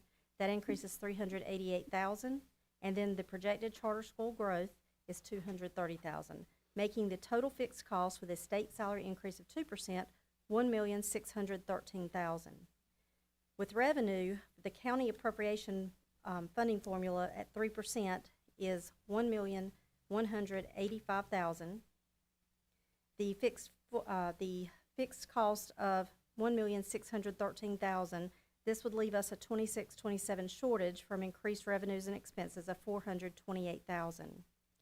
With a 3% state salary increase, it would leave us a shortage of $603,000, and then with a 4%, it would leave us a shortage of $768,000. Our fund balance appropriation for 27. For 26-27, the fund balance appropriated is $1,855,133. For 26-27, our projected shortfall with a 2% increase is the $428,000. This would make our 26-27 projected fund balance appropriation $2,283,133. With a 3% increase would be $2,458,133, and with a 4% increase would be $2,623,133. This is our projected local budget for 27. You can see in red that is our 25-26 current budget. With a 2% increase, that would, for certified and classified salaries, is $18,698,554. Employer provided benefits are $10,489,805. Purchase services, $6,085,690. Supplies, $3,980,102. Equipment, $111,000. Charter schools, $4,203,000, making our total budget expenses with a 2% increase $43,568,151. For our revenues, our county appropriation, which includes that charter school, we went with that conservative 3% that the county suggested that we could use. That would be $40,685,018. Fines and forfeitures plus interest at $600,000. The fund balance appropriated would need to be $2,283,133 to balance our budget. With a 3% increase, we would need our fund balance appropriated to be the $2,458,133, making our total budgeted revenues with a 3% $43,743,151.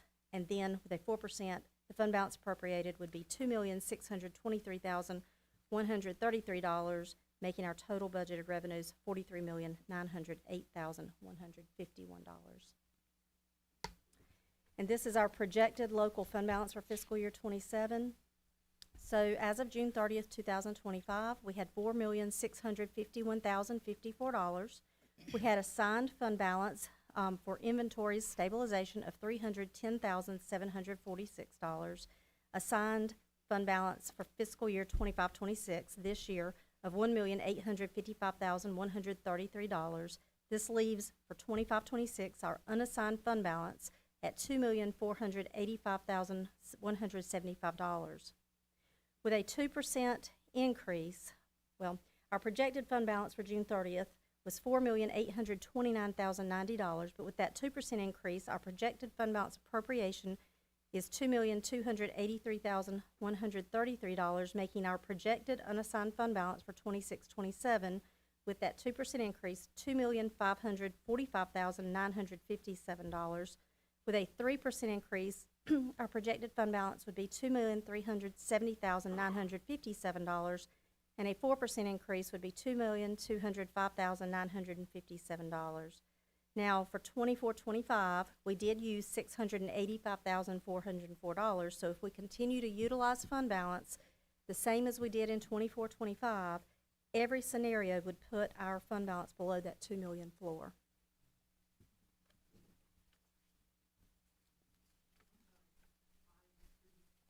I'm sorry. So for this current, yes. Yes. So I have for projected fund balance for June 30th, 2026, $4,829,000, but that's a projection. So if we utilize the same amount of fund balance that we did last year, we, in every one of these scenarios, using $685,000 would put us below the $2 million floor. So in 24-25, we actually used $685,404. So if you take a look at what she's projecting there for June 30th of 2026, she's projecting $4,829,000.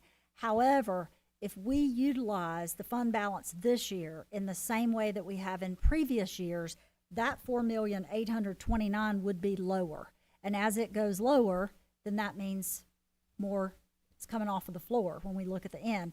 If we utilize it at the same rate, so she's calculating right now, if we utilize it at the same rate that we did in 24-25, which was $685, then this year we'll be above that. And if we utilize it this year as she's estimating, then we will be below that 2.5 floor, or we'll be below that 2. So the 685 would have been things that were not in the budget, basically things that came up that needed to be addressed? No, ma'am. It can get confusing. So, But we have to remember each year we start in our budget, we start in a hole. We start with a deficit. And we're using savings account funds, Fund 2, to balance our budget because we're assuming we're going to have all of the expenses that are in our budget. And all the staff that we have in our budget, we're actually going to hire them, and we're going to utilize it. And so we begin with that deficit, and we use savings accounts money to balance our budget. What Tina's saying is in the last fiscal year, of that 2.3 million that we assigned to balance our budget last year, we utilized 680,000 of that, which ate down our savings account. And so when we assign money to this year's budget, which was less because we don't have a state budget with state salary increases, it was 1.8 million. So this year we had a $1.8 million hole. And if we spend 680 this year again of that money we assigned to fill the hole, we have less savings account money the next year. So that's what Tina's just trying to make sure the board's aware of, and Ms. Purvis is that our savings account money will continue to be whittled down, and we won't have it to balance our budget. So that's the thing that we have to be mindful of as we keep moving forward in each budget year, and why we've in the last 4 cycles, it's been a very lean budget. What does it take just to continue what we're doing, and very surgical expansions, if any, with our budgets every year. So I'm trying to just say it in a little different way because it can be complicated and confusing. But bottom line is we start every year in a hole. We have in the last 5 cycles. A lot of that was driven from that minimum salary for classified staff. But we have to fill the hole with savings account money. So when we start the budget every year, we put on that budget exactly every position we have, whether that position is filled or not. Because we're going to assume, what if we magically get this many people, right? We want to make sure if we can hire all of the teachers that are vacant, all of the officers that are vacant, any vacancies, we want to make sure we have it projected in our budget that we can pay for them. However, in that year, 24-25, we allotted the 2.2, we only ended up spending 685. So she's projecting if we spend at that same rate. However, I will share with the board that in years past, we have maintained a lot of vacancies throughout the year. And right now, so when we have those vacancies, that money goes back in. But right now, it's a great thing for our schools and we want our positions filled, but we won't save as much on vacancies as we have in the past. Yeah, I'm glad you reiterated that because that was where my head was at. We're doing a better job of hiring people and getting those positions filled, which is obviously what we need to do, but on the back end, that causes us to utilize more of that fund balance than we have in the past. So, yeah, and I've got more comments, but I'll save till the end. All right, so as we look at moving forward, Tina went through this, but just to kind of say what this means, February 11th, day after tomorrow, we'll then take a look at our board 2x2 meetings. This is where we can have additional discussions about the budget, anything you guys may be thinking. This is where the board can propose any expansion items that they have on their mind. That allows us to go back, revise, get projections, look at what those impacts would be and be able to share those. At the work session, we'll again come back to you just as we have today to present that. On that March 2nd at the work session, we would like for the board to approve opening that web portal on the 3rd so that we have a good long time for proposed comments, public comments to go into that web portal. On March 9th, that will be the regular business meeting where the public can come and comment if they would like to comment on the proposed budget. Then again, we'll hold 2x2s again. We'll discuss, we'll refine, we'll look at everything. We'll revise that again and bring you a presentation. And then we'll have the budget committee for us. We don't have a date, but we'll look to find one. April 20th is when we would look for you to adopt the superintendent's budget as the Moore County Schools Board of Education budget. And then May 5th, we would present that to the commissioners. The county manager would then recommend the budget on May 19th. We'd have budget hearing with the county commissioners. They would hold that. And then it's to be determined when they adopt their budget. And then by October, we hope, approved of the final school budget with all the authorization. And as you know, that's been a little late this year. As we think about things to consider, we do have some unknowns. Cost due to state budget is an unknown. This could increase salary and benefit cost scenarios, so Ms. Edmonds has priced that out. But as she stated, you know, if they were to come back with a larger raise, because it has been some time, that's something we'd need to consider. So as we move forward, we need to consider some cost-saving strategies and some budget efficiencies. What would that look like if we needed those? That'll be something that we discuss in our 2x2s. You know, what might that look like? And then we have to choose our budget path. And so we talked about these before, where option 1 is that continuation budget. It just looks at maintaining services and making sure we apply inflation to all of those areas. That's fiscally responsible. We look at option 2, an enhanced budget. This could be a continuation budget, combined with an expansion budget. So we'll address both fixed costs, but we may look at some new initiatives. It does allow for potential investments in student success, but as we said, those are things that we really need to price out. We need to look at the sustainability of those if we're going to add them. And so when we think about both options, we're going to do that through a financial analysis lens. We just need to look at the impact of all those. We need to ensure that it targets the long-term goals of the strategic plan, which, like I said, all of those go back to student achievement. And we need to gather stakeholder input. Again, we're doing that in the form of our web portal, which will open on March 2nd or March 3rd, and then the public comments at the regular business meeting on the 9th. Discussion and questions. I would just note that, again, part of getting this foundation of information out there is to get just what we're getting, questions, thoughts, and that's why that 2x2 is important too for your continued reflection and continue thoughts and questions that you might have for Ms. Purvis, Ms. Evans, and myself. I'll start with a few. So thank you for all this. A lot of hard work. Went through this very in-depth in Budget Committee, and so I really appreciate your time and efforts on that, answering all those questions. I do have a few things I wanted to point out, just I think it's important for us to remember. Charlie, could you go back to slide 7? I've been holding my breath for a while. Okay. So this is a really important slide because it shows what we get from the state of North Carolina. And it's important to know and remember why that number is so low and why we're historically ranked 108th, 107th, 110th, and that's because of the tier system in North Carolina. So we're designated as one of the 20 wealthiest counties in the state. And so that affects our budget directly, what we get from the state. What people need to understand there is taxpayers in Moore County, you pay your state taxes, a higher proportion of your taxes goes to other counties outside of Moore County. And that you just have to understand that that's what that number represents. And that is an issue that has been ongoing for many, many years, and that's a lot of the root of what we're seeing is that state funding because of that tier system. If you could skip ahead to the next slide for me.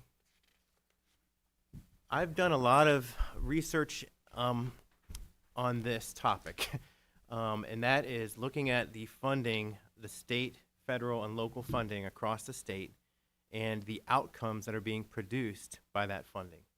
And this is something that I'm going to keep pushing on, and I'm going to keep talking about because this is really important for our public to know. We get a significant return on our investment in Moore County for the dollars that we receive and the outcomes that we produce. GOP rank of 7th is great and wonderful. I am personally know that our district is much more than GOP rank. Our theater programs, our athletic programs, our O2C programs, our CTE is also top 10, our credentials. We are a high-performing district, and relative to the rest of the state, we're much lower in funding. And so I think that's really important to note. You'll notice every district on there is also a Tier 3 district. We're surrounded by Tier 1 and 2 districts, except for Chatham County, which is another Tier 3 right to our north. So I just think that's really important to keep coming back to and reminding the public the bang for the buck that they get out of Moore County schools is tremendous. If you could go to slide 16 for me, Charlie. Thank you. Yeah, that we had some conversation about this, but I think it's worth make sure that we underline that in this chart, what you are seeing is an increase in students and a decrease in full-time employees at the same time. And look at all those cost increases from the state and salary and benefits. I just think that's really important to focus in on the cost of labor increasing as much as it has. I did want to ask a question. You talked about the classified salary scale, but wouldn't also all the raises the General Assembly approves for certified staff is obviously included in this number too? Yes, that's included. They haven't gotten a huge raise, right? So there are incremental all through. So yes, that's included. Right. But that salary, those salary raises for classified were really substantial. Right. Yeah, and I just wanted to make sure that we were aware that it's not that our salaries have been flat for certified staff. No, sir. Yeah, that those increases, whether it's 2% here, 3% here, are definitely reflected in that salary number there. And I think that's all I had. I just really am invested in this. I know I'm the budget chair, and I want to make sure that I bring more information to the board. I think in the next work session, I want to talk a little bit about the tier system and how that's structured and how that looks, because I just think that's important for us to know as a board, but also the public to understand when they're looking at our budget, what we're dealing with from the state. Because the state has just, in my opinion, not done a good job of funding us. And I don't like the fact that we send our tax money to the state and we don't get the bang for the buck out of that we should, in my opinion. And it's not just Moore County schools. Now I'm getting on my platform. But the county feels this as well. I mean, when we talk about building new schools, Tier 1 and 2 districts, they get funding for construction that we do not receive. And the county has deficits that they run. There's grants programs that are open. There's a Golden Leaf grant that just opened for schools, and they specifically said Tier 1 and 2 apply only. So there's a lot of funding streams that we don't have access to that I think the public needs to understand. Meantime, it's like plucking a chicken. Right. The same chicken over and over again. I'll stop. Thank you. Any other comments? So, the first thing about the tier system is never going to go away because it's set up so that 2/3 of the counties benefit at the expense of 1/3 of the counties. So I see people nodding their head how unfair that is. Welcome to the minority, because it will never change, because that's the tyranny of the majority. The majority of the 66 counties who benefit will always overrule the third that pay for it. Anyway, so this is called Foundations of Building a Budget, and I've sat through 6 of these, maybe 7, I don't know. But it doesn't talk about building the budget. It doesn't talk about the mechanics of building the budget, and I'll talk more about that here in a minute when we get to a particular slide. The important thing is, and what's missing in here is budget development and execution. And I'll just address it when we get to it. So slide 2, please.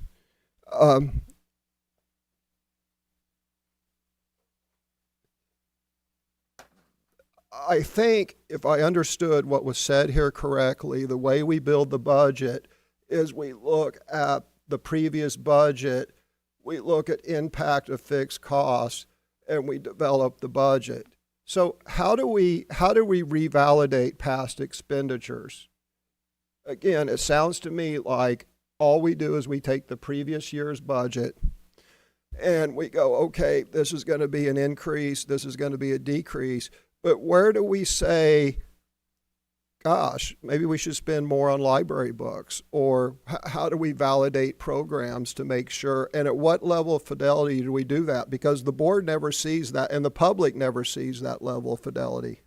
So that is one thing we can talk a little bit more about in 2x2s, because those are things that we take a look at, you know, in terms of allotment, when we create teacher allotments and how that works.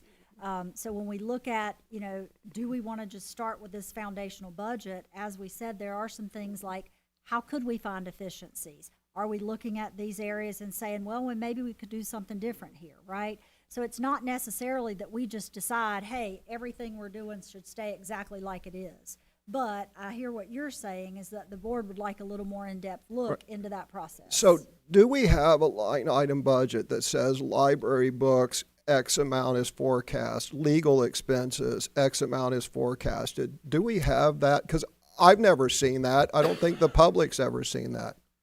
So Yes, for we example, have that. so for example, how much do we have budgeted each year for library books, approximately? That's funds that go to curriculum instruction and then pushed out through that way, correct, Tina? That is correct. Yes. I couldn't tell you off the top of our head.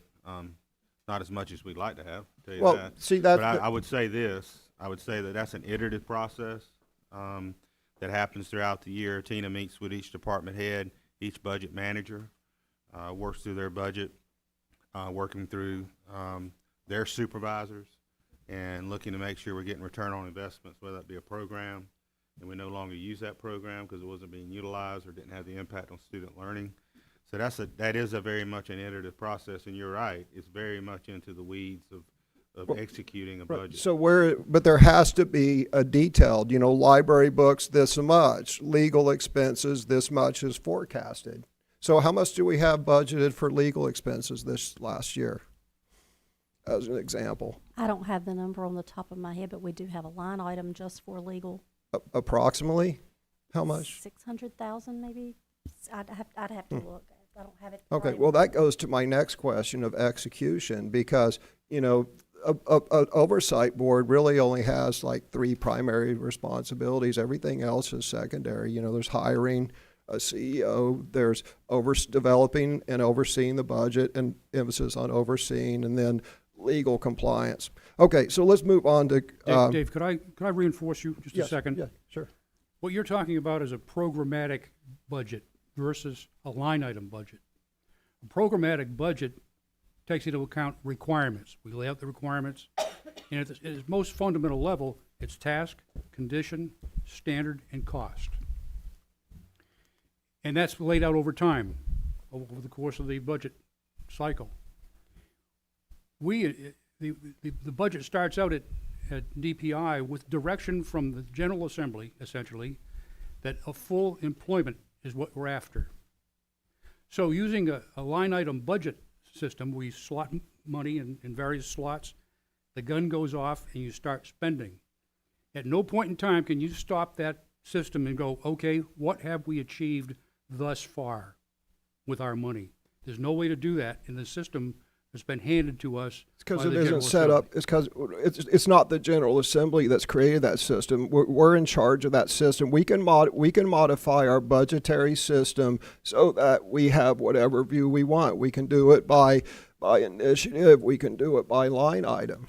It's our discretion. We can't move, correct me if I'm wrong, we can't, based on our estimates, move money from allocated account to account. I'm not, so two things. One is I'm not saying that we're moving money. What I'm saying is our view on how we budget it. And secondly, we do convert money frequently. I mean, it's a misnomer to say that we don't. I mean, a lot of money's earmarked, but we got a lot more flexibility than people think as a board. Well, if that's the case, then we ought to be able to stop the system and say, okay, what have we achieved thus far with that money? Well, In a programmatic sense. That's what I'm getting at. So anyway, so budget execution is very important. We'll get to that in just a minute. Okay, slide. So my point on slide 2, is that correct? Is that how we develop our budget? We look at the last year's budget, and because this is what I've heard every year. We look at last year's budget, we see the impact of what the inflation and what we think the General Assembly is going to do on wages. And that's what's been said for 6 years. I've never once heard we go back, we validate, we create line items, we have a line item budget at each cost center, say school, and then that rolls up, and then it's consolidated, and there's line items for everything. For example, library books and legal expenses. Do we have that degree of fidelity in our budget? We do. Tina shares a line-by-line budget report each month in the board update. We share that with the county commissioner chair and vice chair and county So manager. I can go in my monthly update and I can see how much we spend on library books. It's down to what level, Tina? PRC or what level? It goes all the way, I believe it goes down to the object. Okay. Yeah, if you go on the website, it's all there. Every month, every line item is there. And I'll also add that having been staff, I was part of that process. So each month, and if it's still monthly, I don't know. Each month we would come, like for the technology department. We strive for monthly. Okay. Sometimes it goes into If 6 there's weeks. snow, but right. yeah. So each month as a technology department, we come and we look at our budget line by line, PRC by PRC, and we see where we're at, if we're low here, if we're projecting more, what do we need to make up? And we do that kind of conversation is a constant thing where we're looking at what are we doing and is it working? Are we spending our money efficiently? One thing that comes to mind is we had a program that was a county-wide program that was a subscription-based model that was run on all of our computers. And as we were doing it, we trained on it, we couldn't get the traction that we needed. And so we made the recommendation, if we can't get the traction that we need on this, why are we spending money on it? And so let's cut that out and let's find some things that have higher impact for students. And so I can tell you from experience that that's the kind of fidelity that we do month by month. And you kind of have to do it by department. You can't, do it in such a large way. You have to kind of fidelity by department. So what I heard was at the department level, there's month by month or quarterly budget execution where they say, okay, we budgeted whatever, 500,000 for legal expenses and we're up to 900,000. Let's someone look at that. Well, I don't know about legal expenses. Well, whatever. I mean, I just use that or library books. We actually project out where we think they'll be by June 30th at every meeting, and that includes all your payrolls. And as far as putting together the budget, I put down who's employed currently, what vacancies we have on this date, because, things change as we go, but who we have currently, what the vacancies are, and it's done for this year's people, what they're making, and that's how the budget is put together. Yeah, because what I'm used to in budget reviews, I'm used to doing them quarterly. you do it monthly or quarterly, you go down through line item and some level of detail beyond 8 PRCs or whatever they're called. And it says we got X amount allocated, we should be here, but we're here, and that's to identify outliers. Look, why are we spending why are we spending so much on this? And the idea is to identify it earlier. Why are we spending so little on this? Or, oh my God, we're only spending $10,000 a year on books. You know, and we should share that information with the public. We do sit down with every department. We look at every line item. And yes, if they see that something is, spent a little more, we dig into the details to figure out what the PO is for, was it coded to the wrong account code? We go into a lot of detail. And anything if we are able to correct something, we go ahead and correct it right then. Huh. Okay, I use legal expenses as a example because I remember a couple of years ago when legal expenses had doubled or almost tripled, and I pointed it out and no one knew. And everyone was kind of, oh my God, and it's kind of indicated to me we weren't doing budget execution, but whatever. Okay, slide 5, please. And again, this is what concerns me, because this is what the school board is presented as budgeting. We spend X amount on people, we spend X amount on benefits, we spend X amount on materials, and I just think that we in the public need a bit more fidelity than that. Slide 7, please. I'll mention this, what I mentioned a bit ago about different timelines, so it makes comparing this difficult, because you go through down to slide 11 and it's 4 more years. But anyway, taking these this 1, 2, 3, 6-year period, I guess it is, it looks to me like the state portion increased 21% over 6 years, and the local funding increased 30%. That means that our county commissioners provided a higher rate of funding than the state did. I would also point out that somehow the average came out to around 30%. Again, I'm doing this on my phone, so I may be off a percent here and there. So again, if our budget went up 30%, and wages and benefits are 85% of the budget, wages and benefits did not go up 30% over that same time. But we're saying that we hired fewer people, but again, wages and benefits didn't go up 30%. So that's kind of where I'm thinking if we do an analysis of who we actually hired and who we let go, we're going to see that it's tipped more towards higher pay. Or I don't know where else the money could go, but that's why I want to make this board make decisions based upon evidence, not just, let's see what the tooth to tail ratio is. Easy report to do.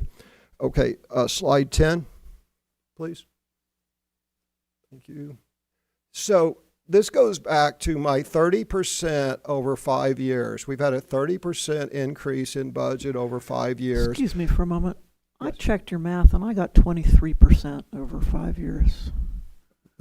Okay, I can see it. I might be off a bit. I mean, if you want to have a calculator battle, that's fine. But let's concede it's 23 or halfway or whatever.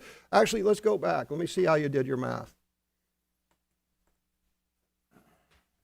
Do you want me to explain? That, I want to just point out on our webpage, you can look under Moore County Schools, About Us, Departments, Finance, and District Budget. And so there's a lot of clear, transparent information right there, including a check register.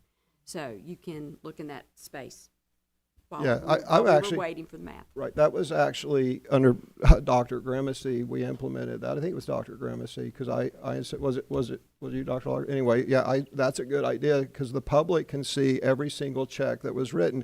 But what they don't see is you got to go back and you got to add up. Okay, here's a check to Schwartz Law Firm. Here's a check to Schwartz, wherever. Here's a check for library books. It doesn't show how much we pay for each bucket. It's a bunch of disjointed information. But yes, the information's out there in that case. So anyway, I just took 12,250 and divided it by 9426.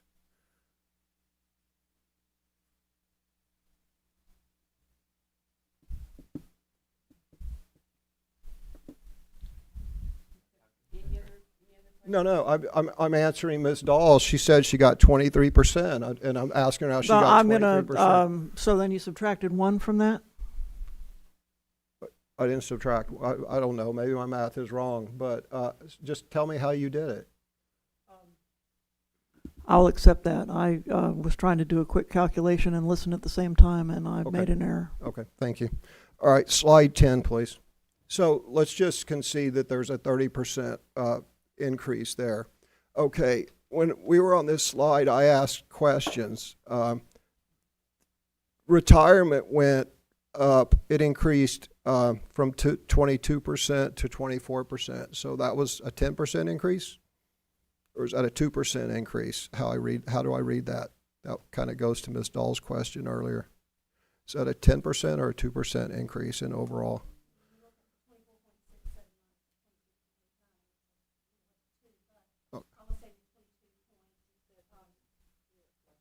I was saying the 22.89, thank you, percent times 108%. That's kind of the way that I was coming up with. That comes out to around 20. It's not quite. It's like 7.78. Yeah. Over that 5-year period, right? 7% for that. So we've got about. Unfortunately, the General Assembly hasn't given big enough raises, right? So we got about a 7% increase there. We've got the other one, I did the math, the health is a 21%. But see, we still got a 30% increase, right? So we got we had the health money, right? They gave us 30% more, but it was only 21% more.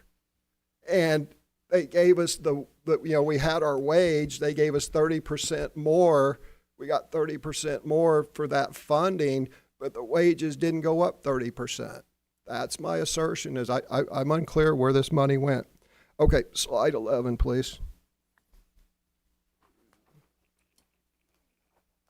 Oh, I have nothing here. I just wrote down that's not an expense. I mean, that's just a pass-through.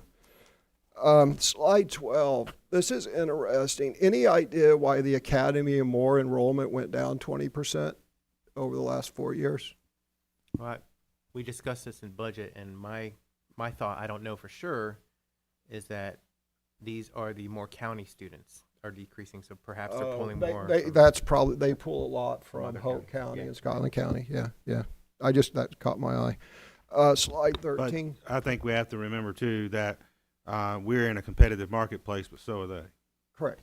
So I think Yes. there could be some of that with any school, Right. charter school you're talking about. Slide 13, please. So that's an increase of 200 students. 200, no, not even 200, 150 students over 10 years. Wait, 290. That's an increase of 130 students over 10 years. Is that correct? No, wait, I'm sorry. I had down 200. For us, it's 12,917. It's about 700. No, 12,917. I'm just looking at ours. 12,917 minus 12,769. So Moore County Schools has had an increase of, 150 students. From 2015 to 2016, 12,148 students. So Moore County Schools have increased 15 students per year for the last decade. Just a point of information. Okay, slide 15, please. Again, this is a different time horizon than slide 7, which makes the comparison difficult. But if you look at this, to Ms. Dahl's point, this is even more in favor of my argument. Is there's a 35% increase in funding over the 7 years over the 7 years covered here.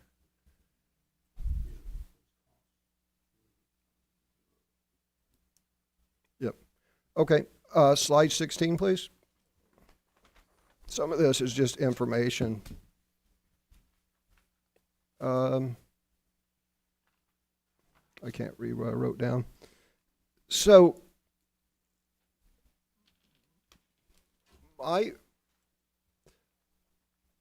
the concern that I have in the budget process and the board oversight is that, one is, what exactly is the budget process within Moore County Schools? And it may be a great process, it may not be a great process, but it's never been described to the public or the school board, at least that I can recall. And secondly, budget execution needs to be at a higher fidelity than the 8 funds. You know, gosh, look, Fund 8 and we do this quarterly. We call it budget quarterly reconciliation. You know, this fund's over, this fund's under, this and that. But I mean, I guess you could say, well, Miss Edmonds shows this spreadsheet that shows the difference in the income, but I know that we've had huge overruns from budgets that aren't reflected in that. So I guess what I'm saying is we need more, the board needs more fidelity, the board and the public needs more fidelity on what we're actually budgeting our money towards. Again, this is my opinion. And we also need to have budget execution and review at a higher level than just 8 funds, because it doesn't tell us or the public where our overruns are. So anyway, thank you. All right, thank you. Could I ask that at the I don't know that this needs to be something done here, but at the 2x2s this week, that I could be provided with information about accessing this more detailed information online? Because I'm not familiar with that. Let's just add it to the, I mean, I'm interested too, and rather than waste time at a 2x2, why don't we just add it to the next work session? Let's go over the budget, show us and the public what the budget process looks like, what level the budget is planned at, what level the execution occurs at, and then online tools that we and the public have where we can go in and see the actual detailed budget and the execution. I might recommend that's done in committee. That's public, by the way, but I might recommend that type of discussion is done in committee versus in a work session. As you know, these get very lengthy, and I think that would be better served to do in committee, and then maybe have Mr. Johnson be able to have some things to bring back as well. I think it's important that the public see it.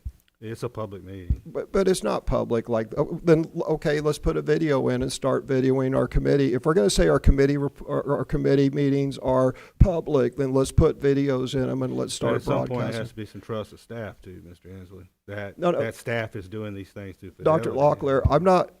This has nothing to do with trust or lack of trust in the staff. What I'm saying is our job. One of the fundamental responsibilities of a board is fiscal oversight. And what I'm saying is that we do not have the degree of granularity that we should. And secondly, the public has no insight into, or has very little insight to it at all, or if they do have access, to the chair's point, no one knows how to do it. So why don't we present it to the board all at once, and why don't we present it to the public all at once? I mean, I don't see any reason to do something that's of interest to, Ms. Dahl, are you on the Finance Committee? No, I'm not. Okay, so the person who requested it isn't even on the Finance Committee, and the superintendent's suggesting that we cover it in the Finance Committee. That won't answer Ms. Dahl's questions. I'm just asking them to be prepared to show me where to find a link. You know, it won't take 30 seconds of our time in the 2x2, and then I can go look at it to my heart's content, which is something that anybody in the public can do. As far as these meetings informing the public, I think there's a point of diminishing returns, because I've spoken to way more members of the public who say they don't watch the videos of our meetings because they go on too long than I have people who say there's not enough information covered.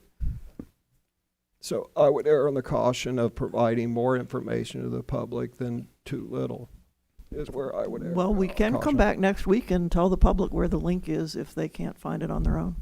And I would just suggest the level of granularity that Ms. Edmonds and her team go to, if we were to look at every budget, we'd be here a whole day. But what we could do is take one department. So for example, you know, as she said, it's by department. So when you're looking at how that, you know, the portion of the budget that's capital or the portion that goes to curriculum, we could take that, then you could take a look, or this board could take a look at just how granular that gets in one department, and just know that that happens in every department. And then for the board as a whole, in terms of your oversight, of course, you can see that and dig down. But I think it would take, I mean, it'd take a whole day to go through the level that she has it broken down. I think that's time well spent. I mean, this board's wasted incredible amounts of time on other issues that are much less important than fiscal. Well, it would just have to be a separate meeting, because Sure. if we were to add that to a work session, we'd be here overnight and the next day. Well, I mean, I think perhaps an example is good. I think she's already done a good job of describing that process. So we could bring a department and show you. Right, and I just want to underline the granularity aspect of what is available. We are incredibly transparent and open with our budgets. We send them to county commissioners every month. We post them to our website. These meetings are all recorded, and so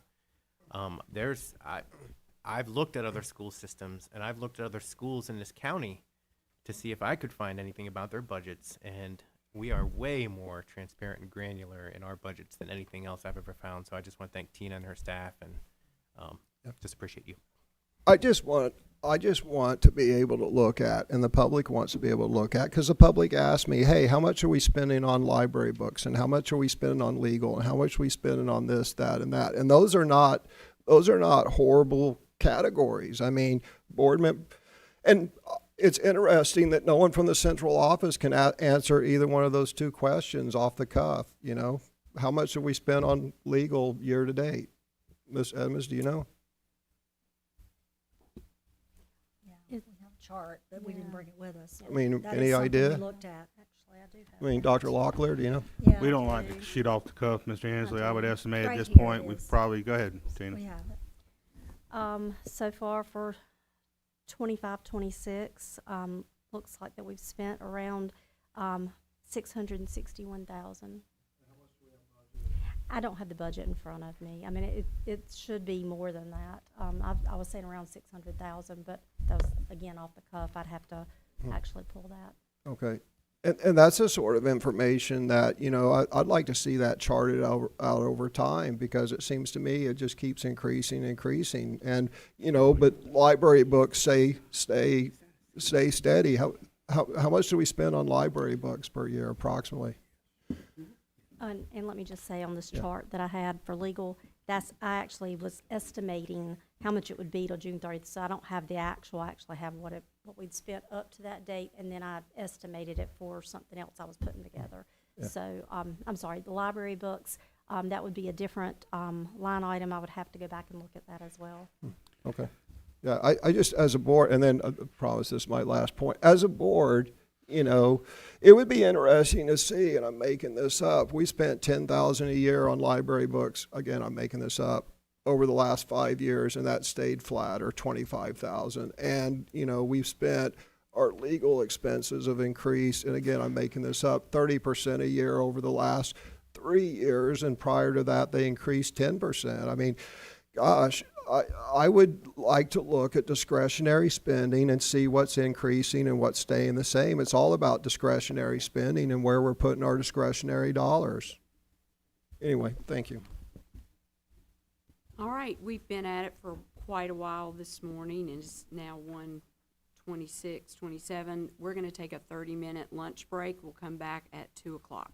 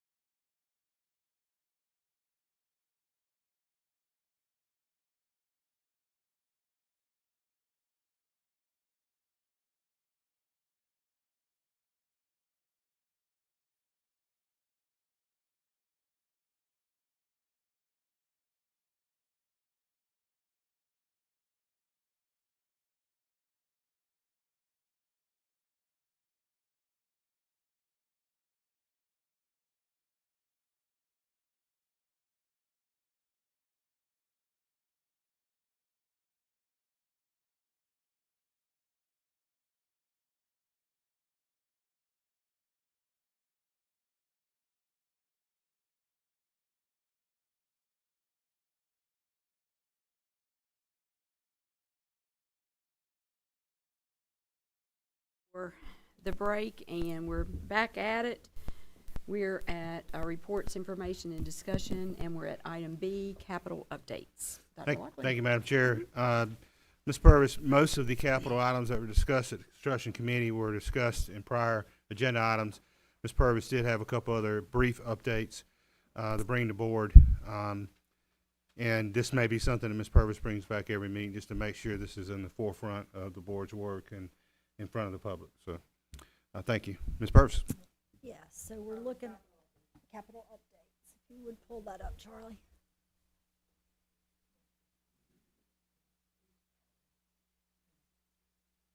All right, so as Dr. Locklear shared, we have covered lots of capital updates, but the first one, if you'll go ahead and continue, Charlie, let me see, here it is. There we go. High school capacity issue, we are continuing to engage in conversations with the commissioners to determine exactly what needs to be placed on the bond for 2026. We have another meeting with them tomorrow, I think it is. So we'll continue conversations and then bring that back to the board as our conversations keep going. And as you may remember, we've had some concerns voiced surrounding that Aberdeen Elementary site and possible contaminants there. We contracted with Bait Environmental to review and provide us to answer the questions. Number one, do they still find the Aberdeen site to be a safe location for a school? And number two, does the Aberdeen site need ongoing monitoring, and if so, how often? Based on their assessment, they find that the school site is safe, and they do not feel that periodic review is needed unless additional information comes forward. I've linked the letter here, but the bottom line is they took a look at all of those contaminant sites, and what they're seeing is that nothing additional has been added to those sites. One is still under remediation. You know, if there were to be a new site, if someone were to dump something new, as would be with any school, that might be something we'd need to go back and revisit. But Charlie, if you just click on the letter, I have that linked here so you can all pull that up. This is their review. If you'll just scroll through, Charlie, you can see, keep going. They've broken it down. They've kind of given us a site by site and let us know the update on that site. And then you'll see, right, scroll to the top of that right here. Based on Bates' review, there's nothing on the record or in the EPA investigations to indicate that any of the 4 Aberdeen pesticide dump sites pose a threat to the school property or are likely to do so in the future. Consequently, unless additional information to the contrary comes to your attention, we do not recommend that you spend resources hiring an outside consultant to periodically revisit the files. And so this should give some comfort to those folks who had questions about this. That we did revisit it just to make sure that it was still what we thought, and then to ask that question about ongoing monitoring. And that's the only additional capital updates I have, because we had several things on our agenda today. But are there any questions? Yeah, I have a couple questions. Sure. So what's the previous phase 1 and phase 2 was done by Building and Earth. That's and right. Building and Earth was sent a copy of this letter, and they were referred to in it. So what's the relationship between 8 and Buildings and Earth? What does one do and the other one? I'm not saying they're related, but what's the difference between them? So Building and Earth, if we wanted them to come back and drill and tap into those wells and again, they would do that, right? So Bait Environmental reviewed everything from the EPA. They also reviewed each of those sites. So they are more of, I guess, a second party that's coming in to just say to us that, hey, Building and Earth was right when they said they didn't think this needed to go any further. So just another look at, another level. Instead of having Building and Earth do it again, this is just another party from the outside saying we agree. Right. And if I understood this letter correctly, because they said they talked about revisiting the files, right? You know, unless there's, if more information becomes available, then we should revisit the files. So they didn't actually do any testing. They just reviewed the files. Right. So if you'll click again, I'm sorry, Charlie. Sorry, Charlie. Yeah. All right, go slowly, and we'll go to the first paragraph here with the first site. So if you'll take a look, Charlie, keep going, please. All right, let's take a look at the Fairway 6 area. So you can see they've given us the information there. They've told us the groundwater flow, it's northwest, and so the last sentence there, contamination at the fairway does not pose an impact of, or will not impact the proposed school site. So what they're doing is taking a look at, based on what EPA says is at that site right now, based on the fact that nothing else has happened at that site. One of the sites has ongoing remediation, but nothing else has been added to. That's kind of where they've taken this information to draw the conclusion that, you know, nothing else should be happening unless something new comes. Well, it's kind of disconcerting that they keep saying the proposed school site, the proposed school site, the proposed school site. It's like they aren't even aware there's been a school there for 4 years. Yeah, they are. I mean, that just because they kind of have phase jumped 1 out at and me. phase 2, and they know our school's there, and based on the questions we ask them. Yeah. So the Buildings and Earth previously said in that email to Mr. Barath that ongoing monitoring was the only way to know for sure.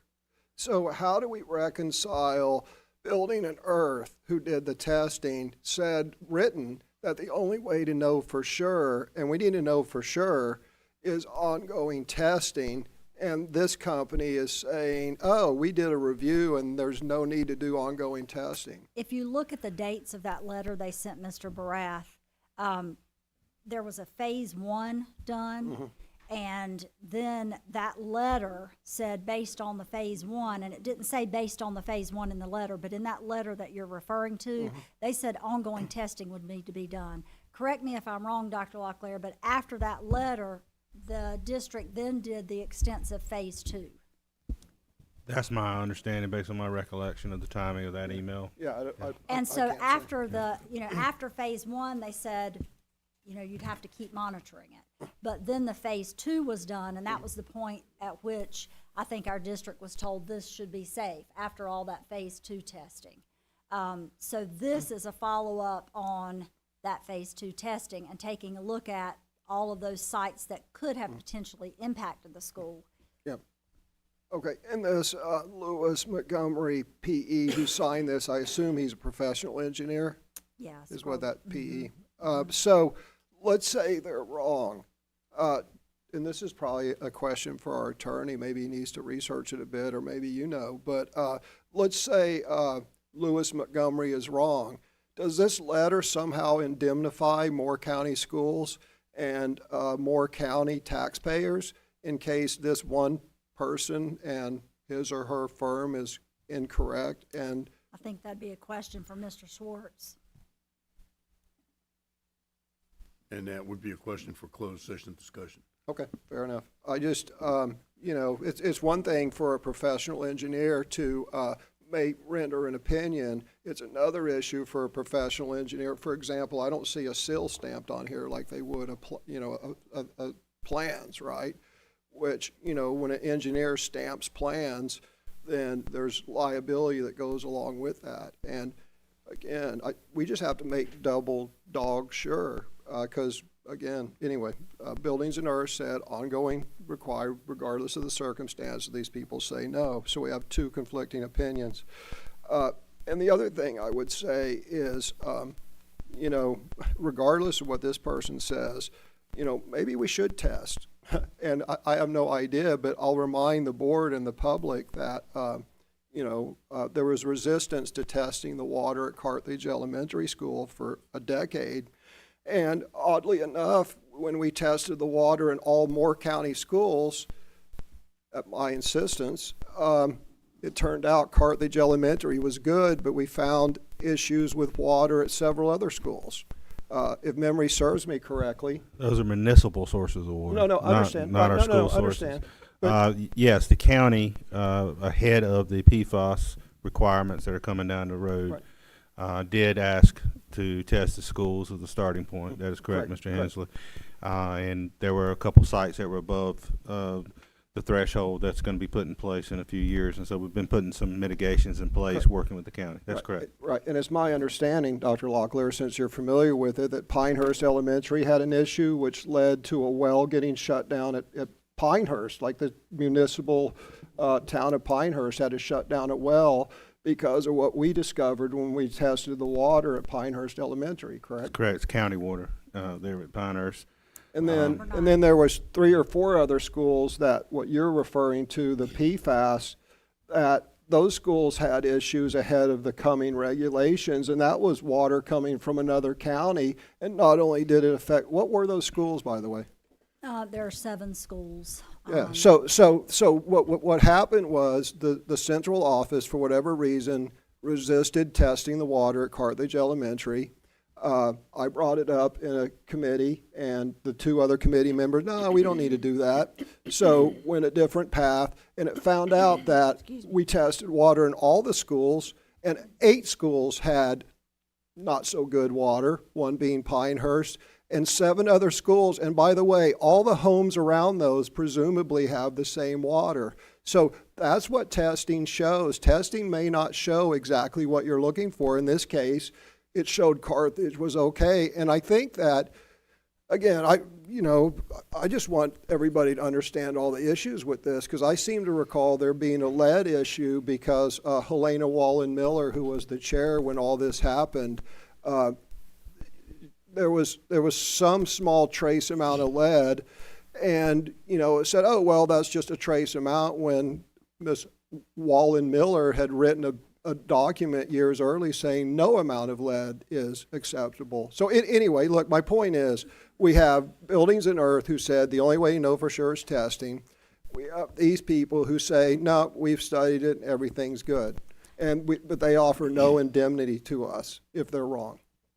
And like I said, like Mr. Schwartz said, that'd be closed session. But I will remind you, just so that we're all on the same page with Carthage Elementary, when we think about the testing at Carthage Elementary, Mr. Allen from the town did share with us the testing that happens at the municipal source. So he showed us, here's what we test, because we test the school. They have to test it routinely as a municipality. So he shared with us that test. We then did our Clean Classrooms for Kids through the state, and that might be what you're referring to, but we sent testing from every water fountain in every school to the state of North Carolina. And then they returned to us and said if those were clear of lead or not. Right, and you'll those remember. Yeah, I wasn't referring to those. Yeah, I'm just saying so that we all know what was done at Carthage. There were a couple of instances of old sinks that had not been used that we did replace the faucet, and then we had it test again, and that fixed it. But you're right, we had not done any PFAS testing, and that is what the county jumped ahead to do so that they can be out in front of that. And we've remediated those schools. The schools that have not gotten all the filters installed yet do have bottled water. The county is paying for that with their PFAS money. And so they do have bottled water until we get those filters there. But maintenance has been working to install PFAS filters on all the water fountains and bottle fillers. So we should have that solved pretty soon. Any other questions?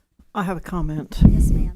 Reference has been made a couple of times to the letter from Buildings and Earth that said that ongoing monitoring would be required, and I just want to remind everybody that that letter was not referencing the school property. That letter was referencing one of the dump sites, and the purpose of the ongoing monitoring would be to see if any chemicals were leaving the dump site to contaminate nearby properties. So there has not been a recommendation for ongoing monitoring at the Aberdeen Elementary site. I just wanted to clarify that, because sometimes the way it's discussed makes it sound otherwise. And I just wanted to point out something. So in the letter, it kind of references a couple times groundwater flow north to northwest away from the site. Basically, to boil that down, is what they're saying is our site is not impacted, the school's not impacted because the topography and the movement of contaminants, if there's going to be a movement of contaminants, it's going to follow the laws of gravity and go the other direction. So unless there's a change in topography that Or we can unless a new expect. dump site happens, that's not one of Right, these. but we could expect gravity to still function, and it would go to other sites away from our site, correct? Yes, sir. Well, Thank you. Well, except there's outgassing, and outgassing comes up and percolates and permeates through the soil, which is actually how you get heavy metal deposits in upper soil, is through gas coming up. So, as for Mrs. Dahl's characterization of the letter, I will take a look at that tonight, but that's not my recollection, and I'll post the actual letter tonight, and then we'll let the public decide what that letter referred to. But anyway, thank you for following up on this. I just, I noted that, there was some pretty sloppy work where they said proposed, they talk about, the guy's a professional engineer and he's saying proposed school site, and we did a thorough review, and how thorough is a review if you didn't even notice there's been a school there for 5 years, right? I mean, it seems like he could have been a little tighter in their work. And there's also a conflict between what Buildings and Grounds said, we'll have to look at the letter, and what these people say. And I use the analogy of groundwater drinking water, and, for whatever reason, didn't test Carthage Elementary, then we test district-wide, and we find other issues. So there's nothing wrong with testing, and we have a high degree of a duty of care for the students and faculty and staff who's entrusted on us. Thank you. Thank you, Ms. Purvis. We're at our last item of this session with C, Board Committee Reports and Updates, and I'll just begin with our Temporary Safety Committee. We met on January 16th. We had a really good meeting. We had a lot of things to talk about, and our outcomes were, we have a memorandum, and you've seen a copy of the draft minutes, but just on conversations, we are working on a memorandum of understanding with our Sheriff's Department to possibly use off-duty officers. They would be paid from current budgeted vacant positions, and we're hoping to have that for board approval in March. Mr. Conway also gave us an update on the probationary period, that it's unlikely to be reduced from that 1-year requirement due to liability concerns. We talked a little bit about recruitment as well, and looking at the beginning law enforcement training program. So that's a point that we're looking into. We're also, based on budget availability, we are interested. We've had some board members to talk about enhancement opportunities with salary with 11 months, so we're looking into that. Our staff is looking into that. They're also working on recruitment efforts. Chief Gooch was really excited about his, green light to work with incentives, videos to recruit, even a care package, Ms. Simon. So we had a lot of great positivity with our recruitment of our officers. We continue to work together, and I thank our committee members and our Chief Conway, Deputy Chief Conway, and Chief Gooch, and our staff for all the hard work they're putting into our Temporary Safety Committee. And Mr. Johnson, I'd like to turn it over to you about budget. Well, since what we had presented today and the conversation around today was mostly what we talked about in the budget meeting, so I don't have any specific updates, because that was what our conversation centered around, except to say, just to reiterate, I plan on bringing some more information to the board about the context of the budget and the overall context and the return on investment that we're getting and how that compares with other systems throughout the state. So just kind of a preview of where we'll go from there.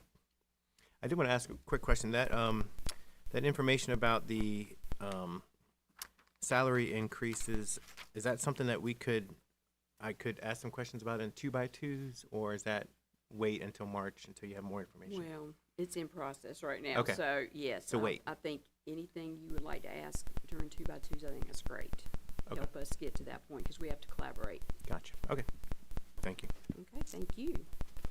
I'm looking for my place here. Okay. So now we are going to move to our regular beat. Oh, sorry. Oh, I'm so sorry. Sorry, Dr. Dahl. Go right ahead. So the construction committee Yes, ma'am. met January 29th, and you have already heard about almost everything that we discussed there. We made the recommendation, which has been discussed, about moving forward on the IT car building. We made the recommendation for the artificial turf. We did not know at that time that the booster clubs were going to step up. Thank you. Do I need to start over? All right. Sorry for wasting your time. The construction committee met January 29th, and almost everything we discussed has already been part of this meeting, but very briefly, we discussed the IT PAR building and made that recommendation, which you've already heard, to the full board to move forward with that. We discussed the artificial turf field for Union Pines, and we got into the options, including the cool play and so forth. We did not know at that time that the booster clubs would step up as they have, and I personally am very happy to hear that. And so we have already made that recommendation to the full board, which you had a chance to discuss. And we discussed community engagement for the high schools, which has been, is now slated for us to discuss in March, pending some other action that has to happen first. And we heard the presentation. Sorry, my window just went away. We heard the presentation on the Aberdeen Elementary site, and we got into that in a little more detail than we did just now. And that was the construction committee meeting. Thank you, ma'am. Sorry about that. All right, so now we're moving into regular business meeting, and is there a motion to go into closed session for the purposes as stated on the agenda? Madam Chair, the purpose stated on the agenda was revised to add one item. Oh, okay. Okay. With the revised item. Is there a motion? To go into closed session. Okay. Is there a second? All those in favor say aye. Aye. Okay, we'll go into closed session. Thank you.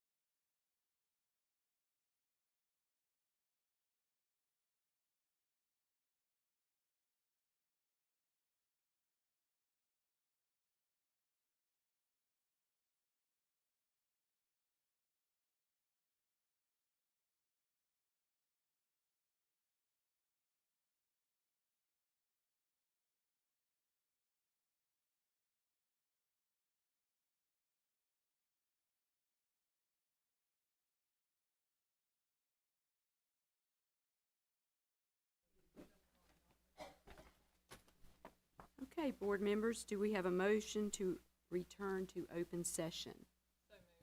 Do we have a second? All in favor say aye. Aye. Okay, now do we have a motion to approve the agenda? Do we have a second? All in favor say aye. Aye. Okay, thank you very much. We're at board two, at item two, board action, approval of the superintendent search survey. And so we began talking about this. Oh, sorry. Pledge. Oh, goodness. My apologies. I'm going right into the work part. Let's have our Pledge of Allegiance, Mr. Benway. Pledge allegiance to the flag of the United States of America and to the republic for which it stands, one nation, under God, indivisible, with liberty and justice for all. I just asked him. All right, thank you very much. Ms. Davis, if you'll lead us in a moment of silence. Yes, if everyone would join me in a moment of silence, please.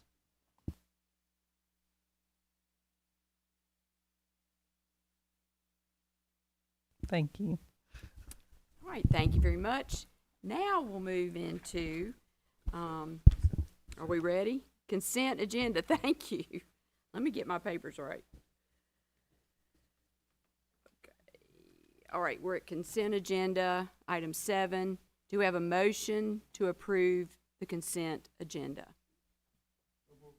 Do we have a second? Second. All in favor say aye. Aye. Like sign? Okay, it's approved. Thank you very much. We're at item 8. Did we have any public address tonight? Okay, thank you very much. All right, now we're into board action. Item A, approval of superintendent search survey. As I was beginning to say, we talked about this morning. Just to give you a brief update, we wanted to approve our superintendent search survey. Before we get into that, I did want to give you a little bit of an update that our goal was, our survey today was to share out and approve our survey. We want to try to share out the survey and make it available through February 26th. Our goal is to have it available on our website, have a QR code for easy access. In February, we're going to have our stakeholder meetings, our advisory councils, etc. On March 9th, BWP plans to present our the stakeholder feedback and survey results in a report. At a regular business meeting, we'll have the draft leadership profile to approve. And then on April 1st, that's our application deadline. I want to thank Ms. Parker, Mr. Batchelor for their hard work behind the scenes to help us to collaborate. We've had multiple meetings with BWP to make sure we're all on the same page. And then this morning, we had some suggestions to our superintendent search survey that will go out to our community. And so those items are written in red. Thank you so much, Ms. Parker, for that quick update. So just looking over this, you've got a paper copy in front of you. Are there any thoughts or comments you want to add? Does this look as you expected? Yeah. Okay, let's make a motion to approve the superintendent survey results as amended. Do we have a motion? Okay, do we have a second? All right, at this time we'll have discussion and thoughts and comments on our superintendent search survey. Thank you, Cindy, for turning this around so quickly. I did want to just suggest, I think the revisions look good, but based on comments from earlier today, striking the transportation and busing from number 2 is what I would recommend based on our conversation earlier.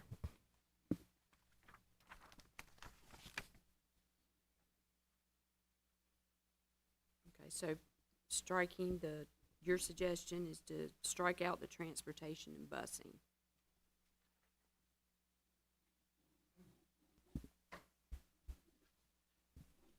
Any other comments? Mm-hmm. Was that before you came in? Because that was exactly what I said. Yeah. We want to know what the people think, and if they all circle transportation and busing, we won't get there.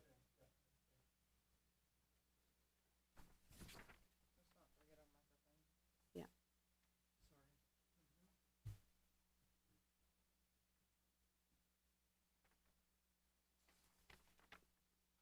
Okay, are there any comments? Okay, hearing none, do we have a motion to, okay. Oh, I'm sorry. Where's all the education part of it? That's what I talked about this morning. I believe that we see the education part with their knowledge of instructional processes, also the innovation, the decision-making and problem-solving, because they're going to have to deal with data, the managerial, because they deal with the budget, and really, you know, the most important characteristics that really will impact the instruction and education is the commitment to the community, the enthusiasm, all of those characteristics that we've got under number 4. And then again, looking at number 5, the demonstrated mastery, I think that was a good move for that, with superintendent's work, even going down to being possibly a principal and a classroom teacher. If I look at this, the most important thing about being a house of education does not jump out at me. There's every other thing in here, but what should jump out is we want our children to learn. This is our primary interest in turning around our schools, making our kids learn. Number 2 has got that instruction improvement, curriculum and instruction improvement. That Yeah, means these are nothing. kind of capstone titles Mm-hmm. under which just, you would unpack those things you're concerned And that with. I understand. But looking for a new superintendent. Oh, thank you. I'm so loud anyway, it doesn't make a difference. But looking for a new superintendent, okay, maybe it's just me. The only aspect I'm interested in is teaching our kids, turning this whole thing around so that we can teach our kids. Any other comments? Just one Okay. quick thing I noticed in the revisions, was it the intent to replace all of the experience with demonstrates mastery down the line? Okay. Okay, I just want to make sure. Yep. Thank you. That's all I have. Any other comments? Madam Chair, if I may, just for clarity, Yes, sir. on number 2, I don't know if the board made a final decision on 10 years or 5 years. Oh, yeah. And also in number 2, you've got in the original version about 6 down, educational options and programs. And then the last one that was added is expansion of school choice options, which impacts MCS enrollment. I'd suggest that there should probably be some clarification between those 2 items. And with the last one, expansion of school choice options, is that I think that was intended to be within the Moore County schools. No, that was our competition. That was basically, you know, the fact that expanding school choice options are competing with us for enrollment of students. Then what you might want to do is change that to expansion of school choice options. Change educational programs and options, educational options and programs to make it clear that that's within MCS. I would just add internal in front of educational options and programs. Or just make it educational programming. Internal? I I like think options. the options is intentional. Okay. Okay. How about we somehow work in the word competition to the last item? I'm sorry, Dr. Dahl, I didn't hear you. I think educational options and programs occurring in the middle of the list, you know, by default is stuff that we offer. But if we could work in the idea of, you know, competition from other school choice options to the last one, that would clarify that that is external. Well, since I suggested it, if it causes this much confusion among us or here, then it's probably best to leave it off. So I'm totally in favor of striking that last addition. I know that that's something that's important. We'll obviously consider that as we're going through the process, but we may not need to ask that question or have that be a part of the question. So would that be agreeable? It's okay. Okay, strike that I one. could go with that change. Okay. Okay, So let's strike that one. okay, thank you, Mr. Johnson. Yeah. All right, So then the other issue you had was, I don't know if you decided 5 or 10 years. Yeah. I know you discussed it, but I don't think anybody decided. the only comment that I would make about the 10 years, I understand the logic of it, but a lot of times our superintendents are in their mid-40s, and, you know, sometimes 10 years seems like a long time. Well, he doesn't have to be there in 10 years. He Right. just has to project out. Okay. Yeah. So the question is, what do you consider to be the three most, we're asking the public for the next 10 years. I'm sorry, I misunderstood it. I get it. So 10 years, what do you think? Any discussion about 5 years versus 10 years? 5 years is not enough. Do we, I still prefer 5 years. I don't think it'll make a difference either way with how the public answers the question personally. I understand Mr. Benway's projection of the timeline going on out, but I don't think that the public will distinguish between the years. I think they'll just consider the three most important issues that they're concerned about right now. When they realize that we're talking about schools coming online in 10 years, perhaps they'll change their mind. Possibly. I'm not against it. Yeah. I just don't know that it'll change the answers to the actual question. so are we okay Just given the with, option. are we okay with 10 years? Dr. Dahl, will you be okay? If a majority of you like 10 years, I will do as a good board member does and be quiet and support the majority decision. I'm okay with 10 years. I'm okay with 10 years. All right, so that's good. We'll leave it at 10 years.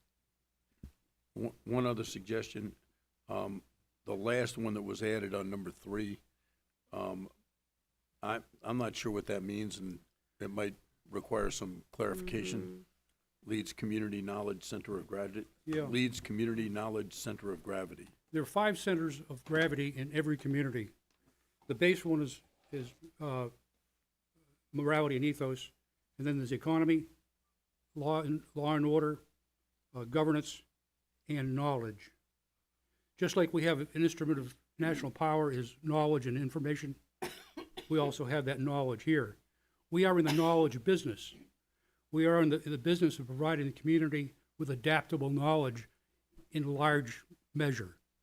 The more we have of it, the better off the community is. Knowledge is a fungible commodity. So the organization that leads the knowledge center of gravity in Moore County is Moore County Schools. There would be no Sandhills Community College without Moore County Schools. So Is there a clearer way, like, where I get it now that you explained it to me, I understand it. Is there a better way? Could you wordsmith that just a little bit? function, Leads the want to use the word function? leads, This is a system of systems, interrelated, interactive, interdependent. And knowledge, the function of creating knowledge is one of those could we say, systems. like, community leader No, in the acquisition of knowledge? no. So, Mr. Benway, pardon me for addressing you by name. Well, sorry, I will address Madam Chair. Oh, that's Um, okay. my colleague over here has a systematic structure within which he understands things, and within which this is identifying something real. But this is a long questionnaire already, and I think that you're going to get response out of people if you don't ask them to work too hard to understand it. And therefore, for this item to be of value to us, it has to be accessible to the community without their needing to understand the whole framework of a system of systems. That's not saying anything against the framework. I really respect and appreciate the framework. Leads the knowledge building system in Moore County. Okay, leads. This comes from 50-year-old Special Forces area assessment processes. Leads the knowledge building system in Moore County. Or function, if that's better. Leads the knowledge building function. Maybe function's better. Board members? I would go with function. Okay.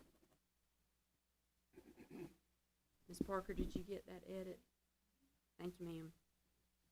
Any other comments or? I just see a misspelling. Acumen is EN at the end. Yes, I was a spelling bee champion. So, ACUMEN, acumen. That's what it says on mine. Oh, so it is only misspelled on mine then. Oh. She was saving paper. Thank Okay. you. Thank you. I know, right? You're not. Don't question Cindy's work. Ah, that's why I asked about that. See. All right, we have a motion and a second. We've had some edits that Ms. Parker has written down. We've crossed off 5 years. We're at 10 years on number 2. We've crossed off transportation busing, expansion of school choice. We've edited the final line on number 3 to leads the knowledge building function. And in Moore County. And that's all the corrections. Okay.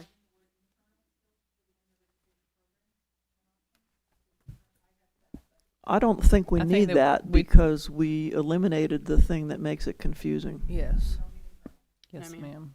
Thank you for checking on that. Okay. Is board members, everyone? We've had a motion and a second. All in favor, say aye. Aye. Aye. All right. We're approved. Thank you very much. All right, let me make sure I'm on the right version here. Okay. Where's my new one? Let me borrow your new one. Okay. All right, thank you. So now we're at item B, audit contract for year ending June 30, 2026. Dr. Locklear. Thank you, Madam Chair. Ms. Edmonds presented a little bit of information about the extension or renewal of our audit contract for this next fiscal year. As we know, we're required by general statute to have those audits each year. This does come with my recommendation, and we're certainly happy to answer any additional questions the board may have. Okay. So do we have a motion to approve the audit contract for the fiscal year ending June 30, 2026? So moved. Do we have a second? Second. Okay, any discussion? Just 2 quick questions. Is this the same auditor we used this past time? Yes, sir. And I assume everyone was happy with their services. I certainly was. Yes, sir. Okay, thank you.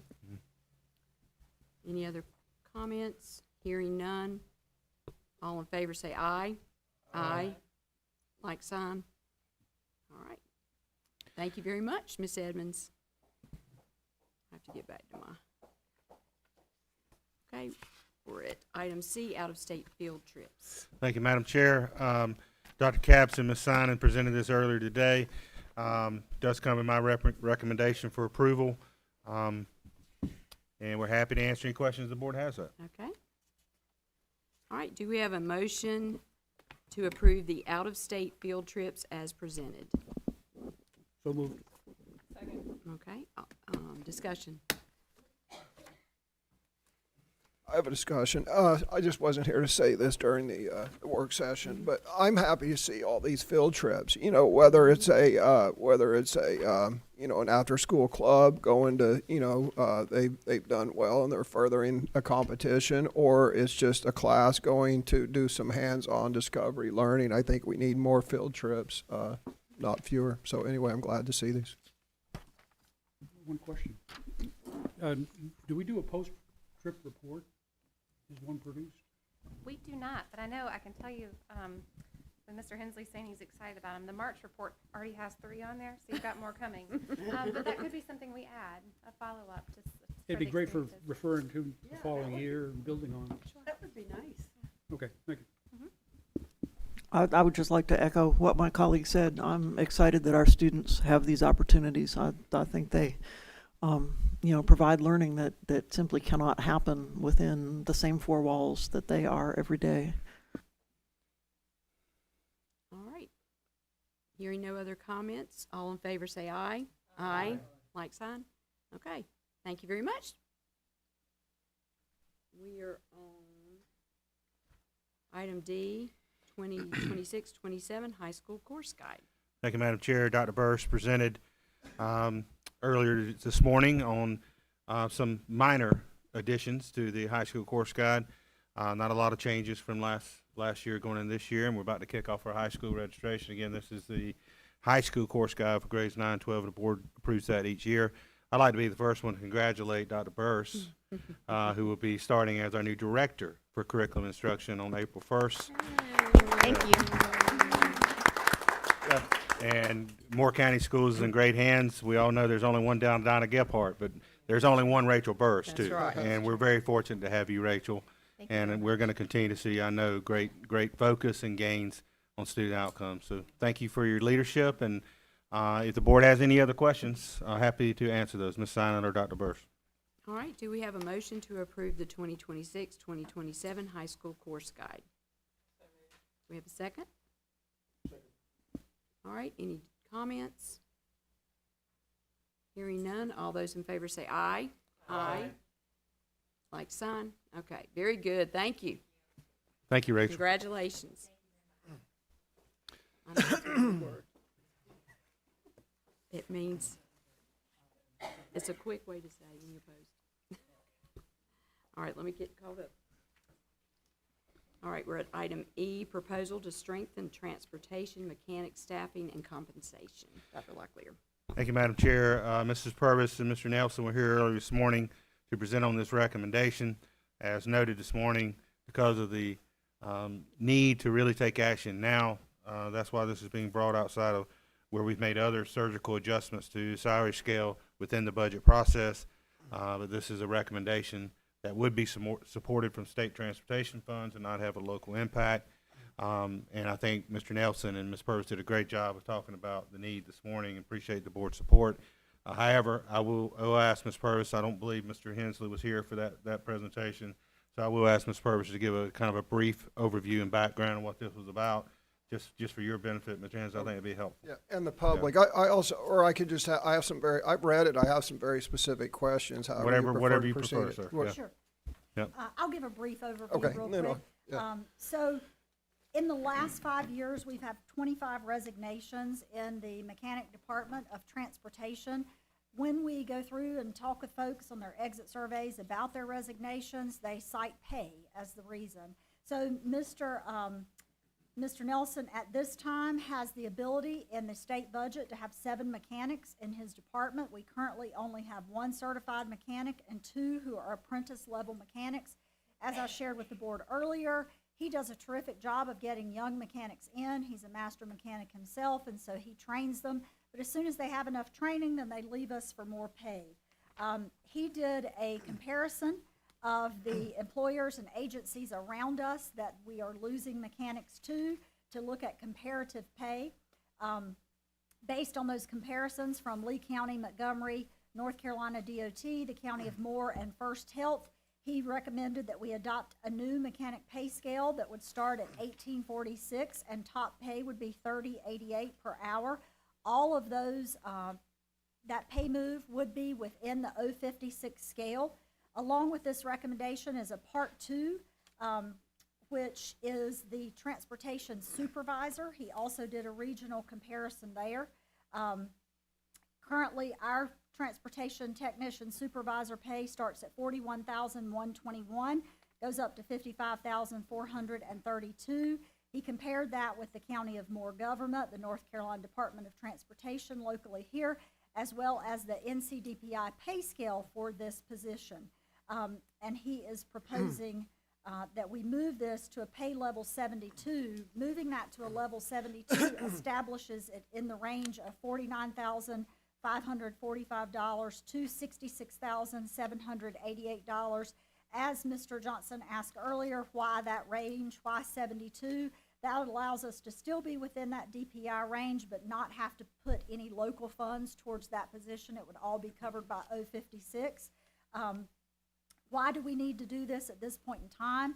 Because we need to make sure we have mechanics who are in that garage who can take care of the buses and do as we need done each day. We are having to contract out at the rate of $160 per mechanic per hour. As I shared with the board, if you contract out, those mechanics are just working hourly. They do so during the day. Our transportation mechanics, as I shared on the last page, they come in 5 a.m. in the morning. We rotate schedules so that we always have someone here 5 a.m. when buses roll, all the way through when buses are finished in the evening. Transportation mechanics remain on call. That means they're not only there for yellow buses, but also for white buses. So that means if we have a bus on a field trip wherever, if that bus breaks down, our mechanics answer that call. Also, I did note that we do have 2 mechanics within the maintenance department who are paid with local funds. This would not cover any raises for the mechanics within the maintenance department because they do fall under local funds. However, their job is very different as well. They work from 7 to 4, a set schedule, and we do note that our transportation mechanics also work on diesel engine buses. And I would also note we've had no turnover in that maintenance mechanic garage in 20 years. I shared with the board we've only had 1 movement in 20 years, and that was to promote Mr. Sewell to head of maintenance, so we had to replace him. But other than that, he and the fellow that are there now, Mr. Sewell, had been there for 25 years, and the fellow that was helping him had been there for 20 years. And so his move was the only change in that department, which tells us it's more aligned than the transportation mechanics. So at this time, we're recommending that we do this surgical increase to transportation mechanics and the transportation mechanic supervisor. This would be at no cost to the district. All salary increases would be covered by 056 funds. All right, do we have a motion to approve the salary scale adjustment for transportation mechanics and transportation mechanic supervisor effective March 1st, 2026? Do we have a second? Second. All right, questions or comments? Yeah, I wasn't here for this part of the work session. Let me say that I'm both extraordinarily excited about this and frustrated, and I'll tell you why I'm frustrated. When I first got elected to the school board, immediately started looking into transportation issues, and it was explained to me by a couple of relatively senior people that they had just lost a bunch of bus mechanics. This would have been in 2019, right? And here's the situation. In 2019, Moore County Schools lost a lot of experienced bus mechanics because they went up the road to the state and they made $3 or $4 more an hour, maybe $5 an hour. And we lost decades and decades of experience that contributed directly to the transportation issue, and it's continued. But here's why I'm frustrated. The mechanics made a very, very simple request. And by the way, the mechanics went to the leadership. They went to Ms. Purvis's predecessor at a minimum and said, look, we're making X. We can go up the road and make $5 an hour more or whatever it was, but we'd like to stay here, so please give us, $4 an hour more. That was never presented to the school board, right? The decision was made somewhere between you know, I don't know whether I don't know who made the decision, but those mechanics went to the operations person, made a reasonable request, and were told no with no consideration by the school board. Okay, then here's my frustration. Then, and by the way, I've advocated for pay raises because we have to have mechanics. And by the way, the CEO of Ford has just said they need, you know, one of the things that's hindering Ford is they don't have enough mechanics, car mechanics, like at the Ford place down the road at $125,000 a year, right? And that's what we're competing with. So then I read the agenda, and I read we could have given them a pay raise covered by the state all along, if I read this right. So how are the mechanics of this getting paid for by the state? What's the mechanics? So you mean our transportation Well, mechanics? yeah, let me ask you this. Is this, here's my specific question. Are these pay raises coming out of existing funds that's in a pool, or when we give them raises, is the state going to give us additional money? So the state allocates our money based on our efficiencies, based on our needs, and our ADM. According to that, we are allocated enough money to cover 7 mechanics. So your answer is yes, we are allocated 056 funds for 7 mechanics. So it will come out of those 056 funds. Also out of that 056 funds, when we don't have mechanics, is where we're having to pay that $160 an hour. So we can Right. eat that up quickly. So we're much better off to have mechanics. So the Right. state is not giving us additional monies for this, but Right. they say we will cover 7 mechanics, and we're well within the range of what the state allows. They have a transportation scale, and they Right. say as long as you're within here, we'll cover this in 056. So Okay. this won't require additional funds. So here's my follow-on question to that. Are they currently giving us money, and have they been giving us money for 7 mechanics and we just haven't filled it? Or we've only had it, I'm making this up, 2 mechanics, so they haven't been giving us money for 5? Right. They're not giving us, we don't get that money always up front. Unless we hire someone, right? So we have to hire someone, they Or reimburse. unless we contract out and Right. we have to pay that $160 an hour. Okay, now here's my other very specific question. I just want to understand how the Because state's doing it. Yes, ma'am. If they gave it to us, if we have it, but we don't have mechanics for it to go towards, we're gonna lose state money, if that makes sense. Understand. Setback. So, on this supervisor, and I'm making these numbers up just because I don't want to scroll. Let's say we're currently giving the supervisor $50,000 a year. Again, I made that up, and we give him a raise to $70,000. Him or her a raise to $70,000. Will we get an additional $20,000 from the state, or again, that's just coming out of our pool of 056 existing funds? That still comes out of 056, and that new pay range is allowed within that transportation NCDPI pay. Will they give us additional money? They'll give us money to cover that pay level, yes. for Okay, this so as one long as it's position. within their range, they'll As give long as us it's the within the additional money. range. So here's the question, right? I mean, this is the obvious question that I hope someone asked in the work session. If we've been losing mechanics for 6 years because they can go up the road and get paid more, and we've been able to get free money, if you will, from the state to pay our mechanics more, why didn't we pay our mechanics more 6 years ago, or 4 years ago, or 2 years ago, or 6 months ago? Honestly, Let me take a stab at that first, Ms. Purvis, and then I know you got I something. mean, you I'm probably wanna happy add. this is happening. No, I'm yeah, just- I am too. Yeah. I mean, I think it's definitely a need, and obviously I'm recommending it. I would say, one, I'm not familiar with the discussions from 2019. Yeah. However, I would say over the most recent time period since Mr. Nelson took over transportation, he's made considerable improvements in the systems and processes and the operations of transportation. And I believe that's now has put us in a position to identify more targeted things that we absolutely have to do if we're going to take the next steps. I think that's part of it. And Ms. Purvis, you may want to add to it as well. I think we also always want to be real mindful when we do these targeted surgical increases with some classified staff and not all classified staff. What's the real reason and compelling why we need to take that action on that targeted group versus everyone?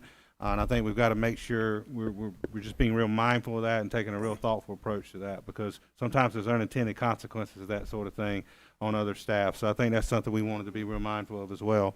But Ms. Purvis, you may have something else to add, but I No, think that was- a big part of it was Jason's leadership and getting us to a point to identify some other targeted things. Correct, and to the second point he had, I think historically, you know, when we have done raises, you know, we try to look at classified as a whole. This is not something we can do at this time. It's a surgical look, but we also have to be mindful that it's coming out of a different fund.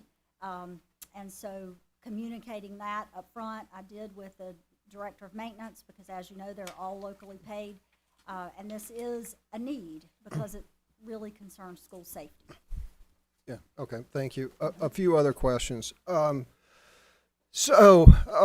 When you look at the numbers, our proposed pay raise for our mechanics gets them within 10% or so of the high range, right? Which is probably good enough. But if you look at the pay that we're proposing for the supervisor, it is between 30 to 50% less than the competing jobs.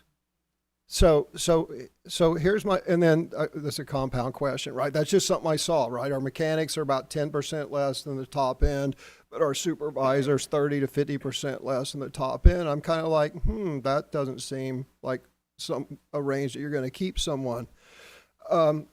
So there's also this statement, and so this is why it's a compound question. When it's talking about the supervisor pay, you know, putting them in the $50,000 to $67,000 range, it says this moves Moore County schools closer to the North Carolina DPI pay minimum. And that's highlighted. If you scroll down a little bit there, Charlie. Thank you, right there.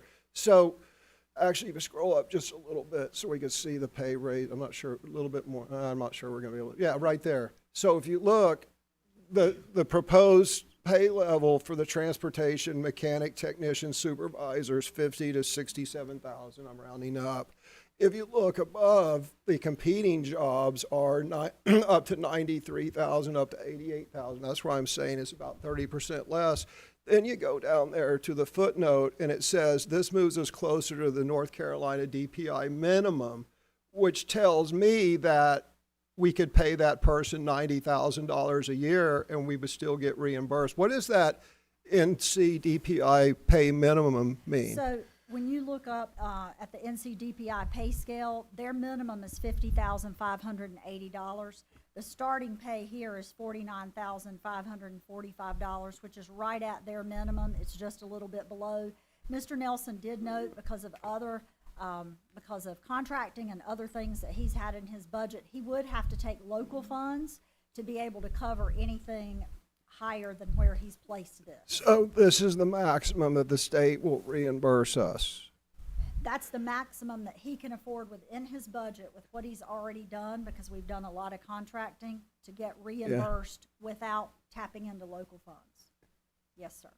And it does provide a significant raise to the person who is in that spot. I think they're currently on a pay level 67, so this moves them up, and it is a significant raise. Okay, that's my questions. Thank you. All right. A Mr. question.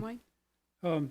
Back when I had the CTE committee, we spoke a number of times of using the CTE program as a feeder for our own needs, maintenance needs, mechanics needs.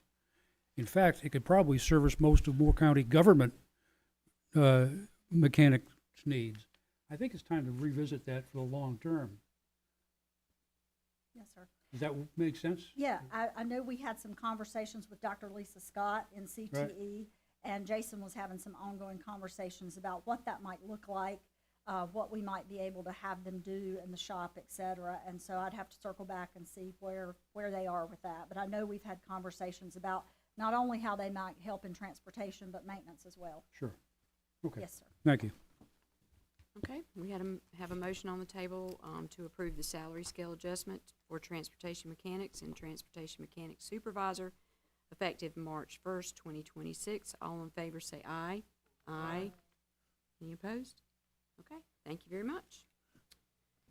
We are at item F, award of design services for synthetic turf at Union Pines. And give me a second to get to that motion. Dr. Lockley.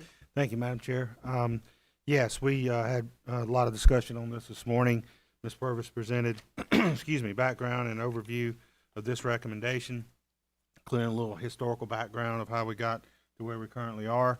And this does come with my recommendation. Part of that recommendation is that we cover what's the difference between the funds we've been given towards this project, and we cover that difference in Fund 8 savings account or Fund 8 fund balance. I would ask Ms. Purvis if she would just kind of give a quick overview of what was presented this morning. I think that'd be helpful. This does come in my recommendation for the board's approval. All right, so we'll do a quick review. As you'll remember, we, at Principal McCormick's request and recommendation, we did replace grass on that football field last summer. He wanted to make sure, and his team wanted to make sure they were able to play on a home field, and trying to get turf done at that point in time would have meant they were off of their field for the majority of their season. Fast forward to July 15th. The commissioners approved the allocation of $600,000 in interest revenue that was earned from the school bonds to Moore County Schools for the Union Pines football field. The commissioners also encouraged us to apply for the CVB grant. In January of this year, we were awarded $120,000 to have additional support for this turf field. That is a combination of $720,000, so we have $720,000 currently sitting in our funds to go towards this field. At the Commissioners' January 20th meeting, they directed Moore County Schools to utilize our funds from lapsed SRO salaries to go towards the remaining balance of this turf and the installation. We had put out an RFQ in operations or an RFP actually, a proposal, to take a look at which firm needed to do this. Field Turf was selected. Field Turf installed the turf at Pinecrest. They've also done Rassy Wicker Park and Cannon Park.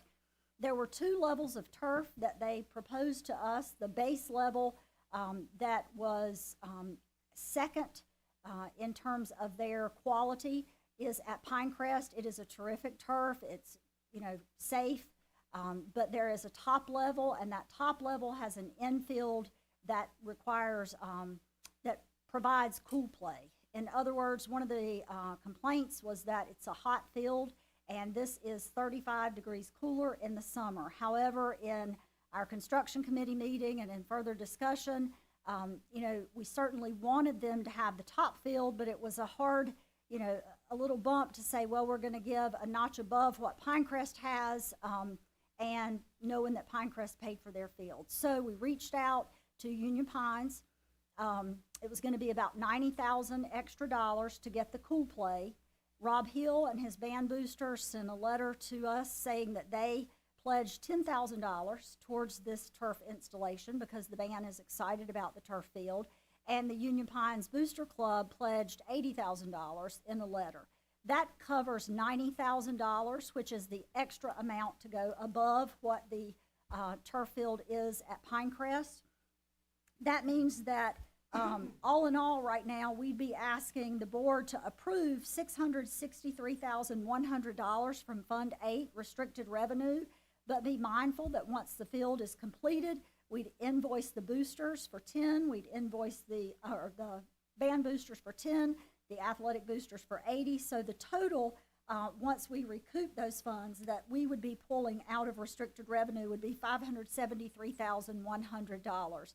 I would also note, we had some discussion on that utilizing these funds from Fund 8 will not deter anything that needs to happen SRO-wise or security-wise.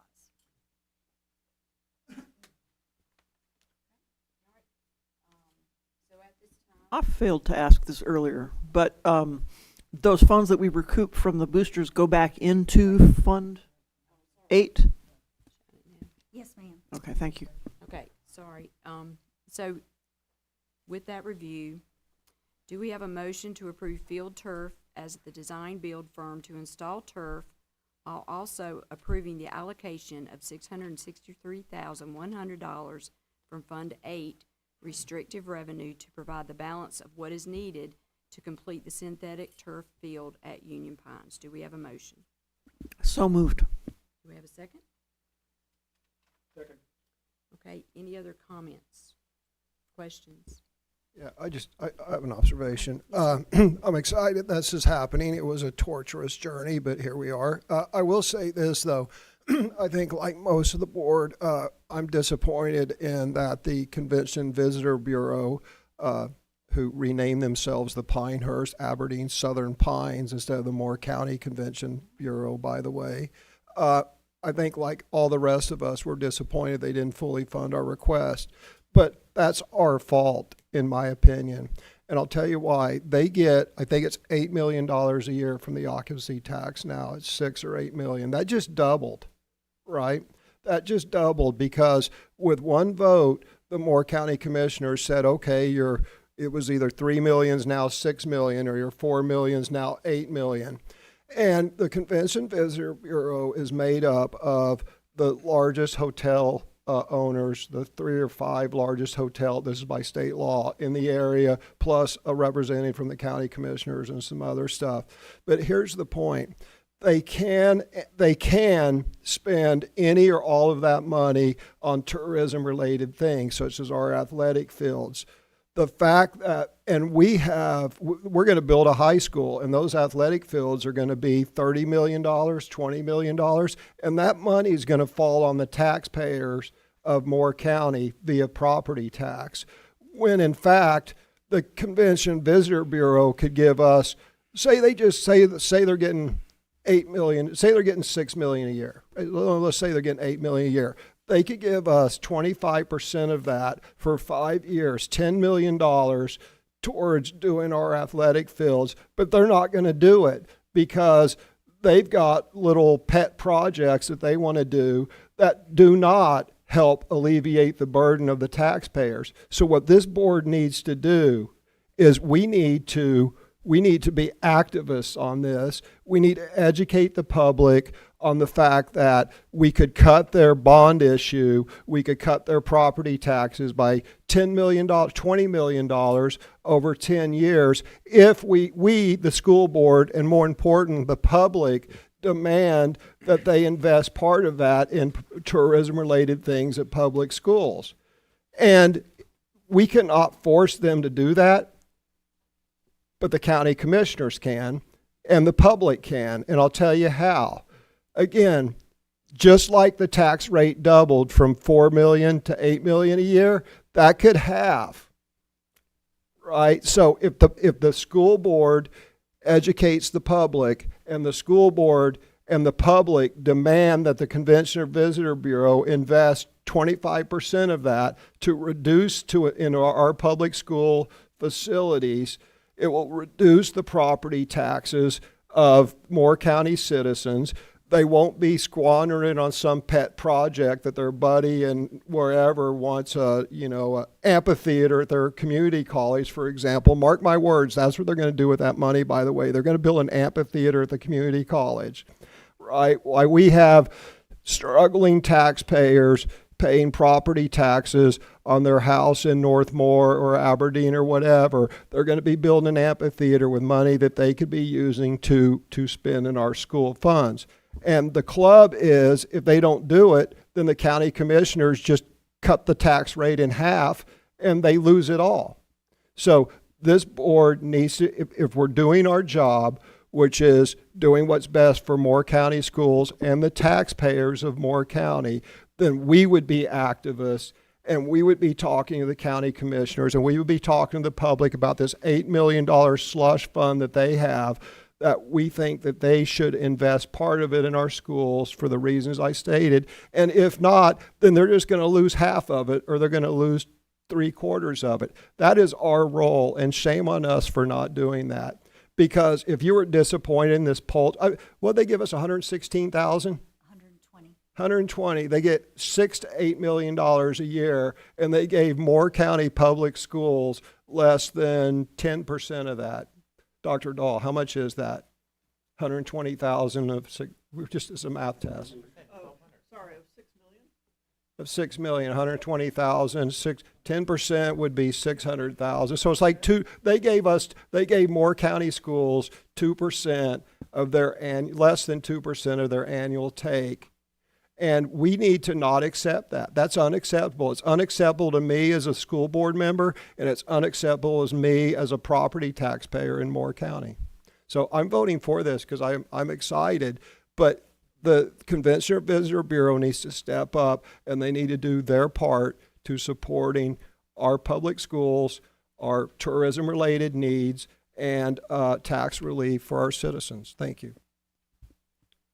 All right, hearing no other comments, all in favor say aye. Aye. Any opposed? Okay. One, Ms. Davis abstained. All right, thank you very much. We're at item G, request to move forward with the lottery funds for IT PAR design build. Yes, ma'am. We had extensive discussion on this morning. This does come with my recommendation. I would note, as I said to Mr. Hensley earlier, on my recommendation, it now notes, I recommend the board consider a motion to endorse moving forward with this project located on the Vast Carthage Road parcel and request use of lottery funds for the IT PAR design build. And we'll move forward making that request to the commissioners on the 17th of February. Okay. Do we have a motion to endorse moving forward with this project located on the Bass Carthage Road parcel and to request use of lottery funds for the IT PAR design build at the Board of Commissioners February 17th, 2026 meeting? Do we have a motion? So moved. Do we have a second? Okay. Any comments, discussion, questions? Mr. Hensley. So I like everything about this. I like using a design and build, saving money. Thank you, Ms. Purvis. Thank you, Dr. Locklear.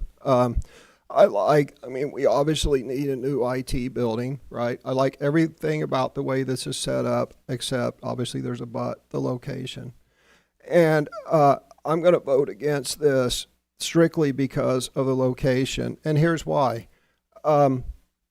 One is the site is in controversy. And, as we've discussed, or I've discussed, the public will get the final vote on whether there's going to be a school built in that location in the fall via a bond issue, right?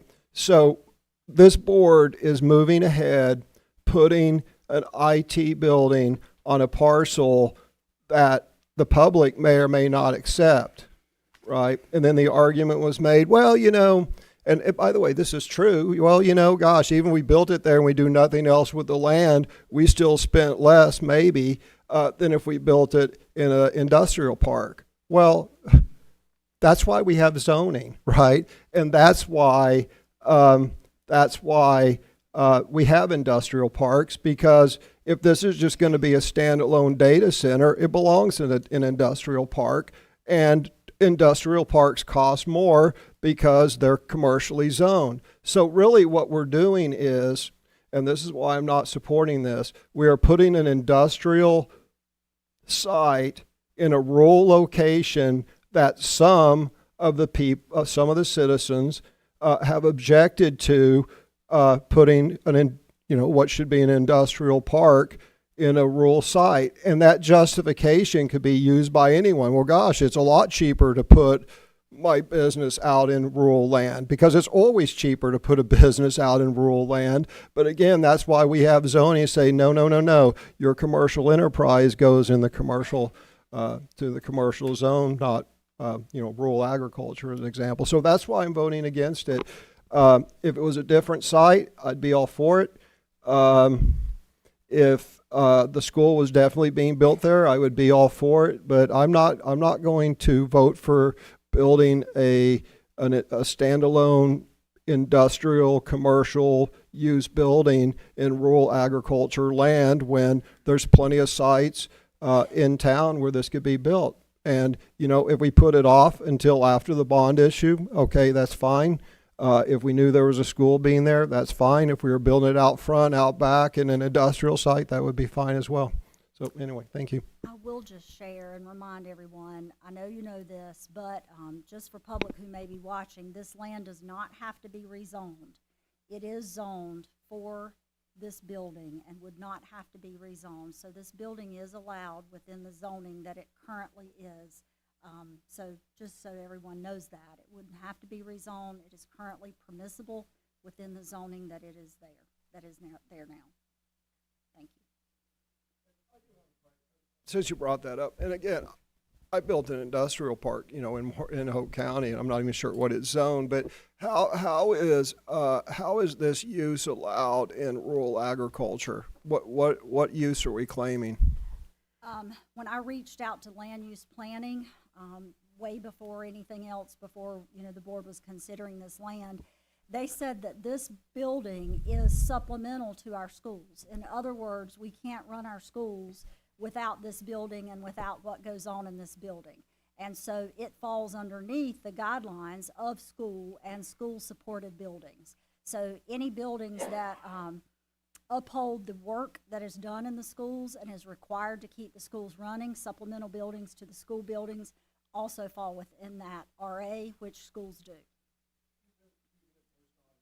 Even if there's not a school on that parcel, Correct, were they talking about the because- parcel with a school or the standalone building? It falls underneath there because whether there's a school located there or not, this building and the function of that building supports all the schools within Moore County Schools.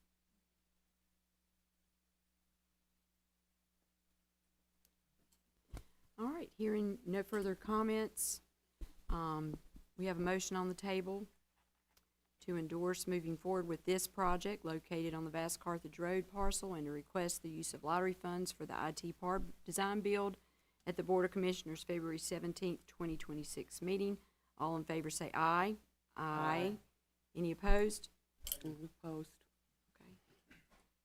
All right, thank you very much. Thank you, Ms. Purvis. We're at item 10, Superintendent Report. Dr. Locklear. Thank you. You can tell I've got a little sadness in my voice. Thank you, Madam Chair. Earlier, obviously, I was pretty emotional, and I want to say thank you to the board for taking that moment to share your appreciation to me. And I just want to say thank you for your support. And I'm really proud of the work we've done together here in Moore County Schools. Being in my 31st year in education and being in Moore County, almost native, attending Pinehurst Middle up through Pinecrest High School, coming back and starting my career here, and then coming back and ending my career here has been a distinct honor. Serving my home, and you know, I just could not be more proud of the work that's done every day. Looking out here to the team that's in front of me, the team that's across our 24 schools, our sites, our maintenance team, operations team. Wow, we just have incredible people. And that's what I'm going to miss the most, is the people that serve our kids and do incredible work with our kids every day. And I'm just grateful to have had the opportunity. I've been blessed, and I look forward to what's next. You know, obviously retirement gives you time and freedom, but I look forward to the freedom to do some other things, hopefully in support of public schools, because I do believe they're the bedrock of our democracy. So again, thank you, and this is my last superintendent's report. Thank you. Wow. Wow. Let's stand up. Woo-hoo.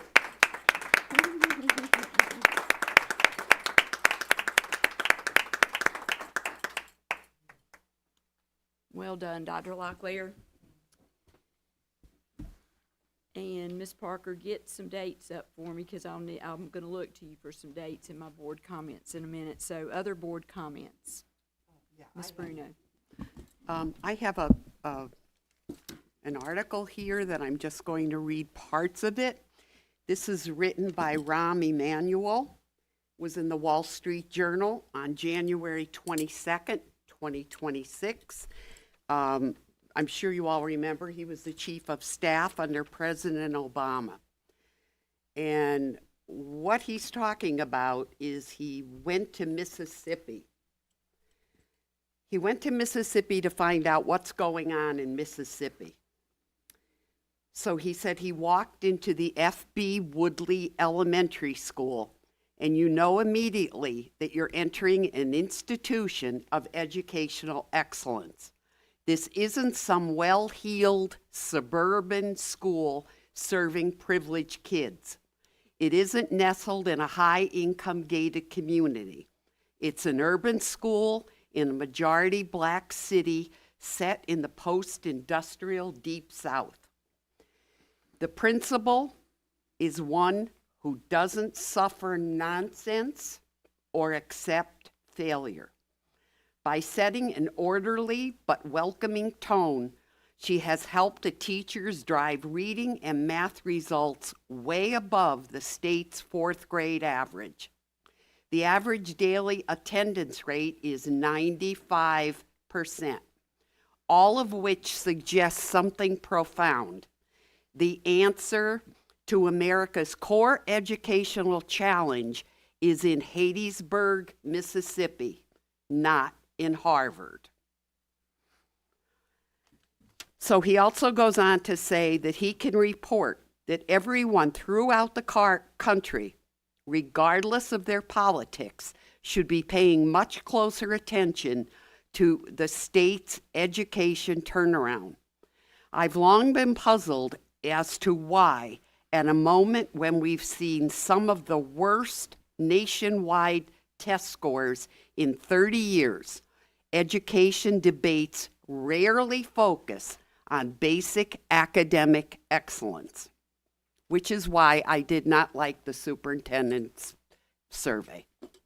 The Magnolia State's reading scores haven't only bucked the national trend, they've been rising for years. Mississippi once rated 49th in fourth grade reading. It's now 9th. Yet the average fourth grader in Mississippi today outperforms the average fourth grader in California. Half of black fourth graders read at grade level in Mississippi, while barely more than a quarter do in the Golden State. Then he goes on to say, Mississippi chose to spend less time on topics that dominate Washington's education agenda and instead maintained a focus on what happens inside the classroom. It focused on fundamentals. Mississippi didn't sprinkle fairy dust on its schools to improve them. It abandoned the hokum that convinced educators that they should teach schools to read through pictures and context clues rather than decoding words. The state restored phonics-based systems that rigorous scientific studies have shown to work. It also stopped holding schools accountable on the presupposition that there is no real way for educators to lift up children living in poor, crime-ridden, drug-laden neighborhoods. So if they did it, everybody else can do it. On television, on social media, even at conferences of education policymakers, we're distracted by debates about pronouns, funding formulas, school names, and governing structures. Let's all channel our inner focus on what's happening in the classroom. We know how to make our education system world-class again. The question is whether we have the strength and the guts to do it for our kids. So we did buy the Letters program from Mississippi, which I'm really thrilled about. But all they're saying is get rid of all the outside stuff. You've got basics. You've got reading, writing, arithmetic, and science. That's it. Oh, I have a copy of this. Thank you, ma'am. I'll follow that. So I am glad to hear that Rahm Emanuel, Chief of Staff of President Obama, and President Trump agree on something. And I'll tell you why, because President Trump spoke at my daughter's graduation at Alabama, and a direct quote from him was, "The future of America doesn't belong to Harvard, it belongs to the SEC." And that's exactly what he said, because Mississippi's a member of the SEC. So there we go. We have bipartisanship in education. But let's talk about the merits. And let me leverage that a bit. Everyone's heard me criticize the academic industrial complex, and some people take it personally, and it's nothing personal, but just like anything else. I mean, there's a medical industrial complex, there's a military industrial complex. Anytime there's huge amounts of government money, there's people that show up, charlatans that show up and don't add value, and they come up with these theories and this and that, and then it becomes a political playground and this and that. And let me say this: the same. Look at what industrial academia has brought us. America had an amazingly high literacy rate, and then we said we're going to do sight words and abandoned phonics, like nationwide, with disastrous results. The same academic industrial complex, and again, I'm not referring to anyone in this room, it's just what gets passed down and then becomes the fad. They gave us Common Core math, which set us back. But everyone did it. No one questioned it. School boards didn't question it. Administrators didn't question it. Maybe they did behind closed doors, but I didn't see administrators standing up here and saying, we need to get rid of sight words. We need to get rid of Common Core math. They just kind of went with the flow, right?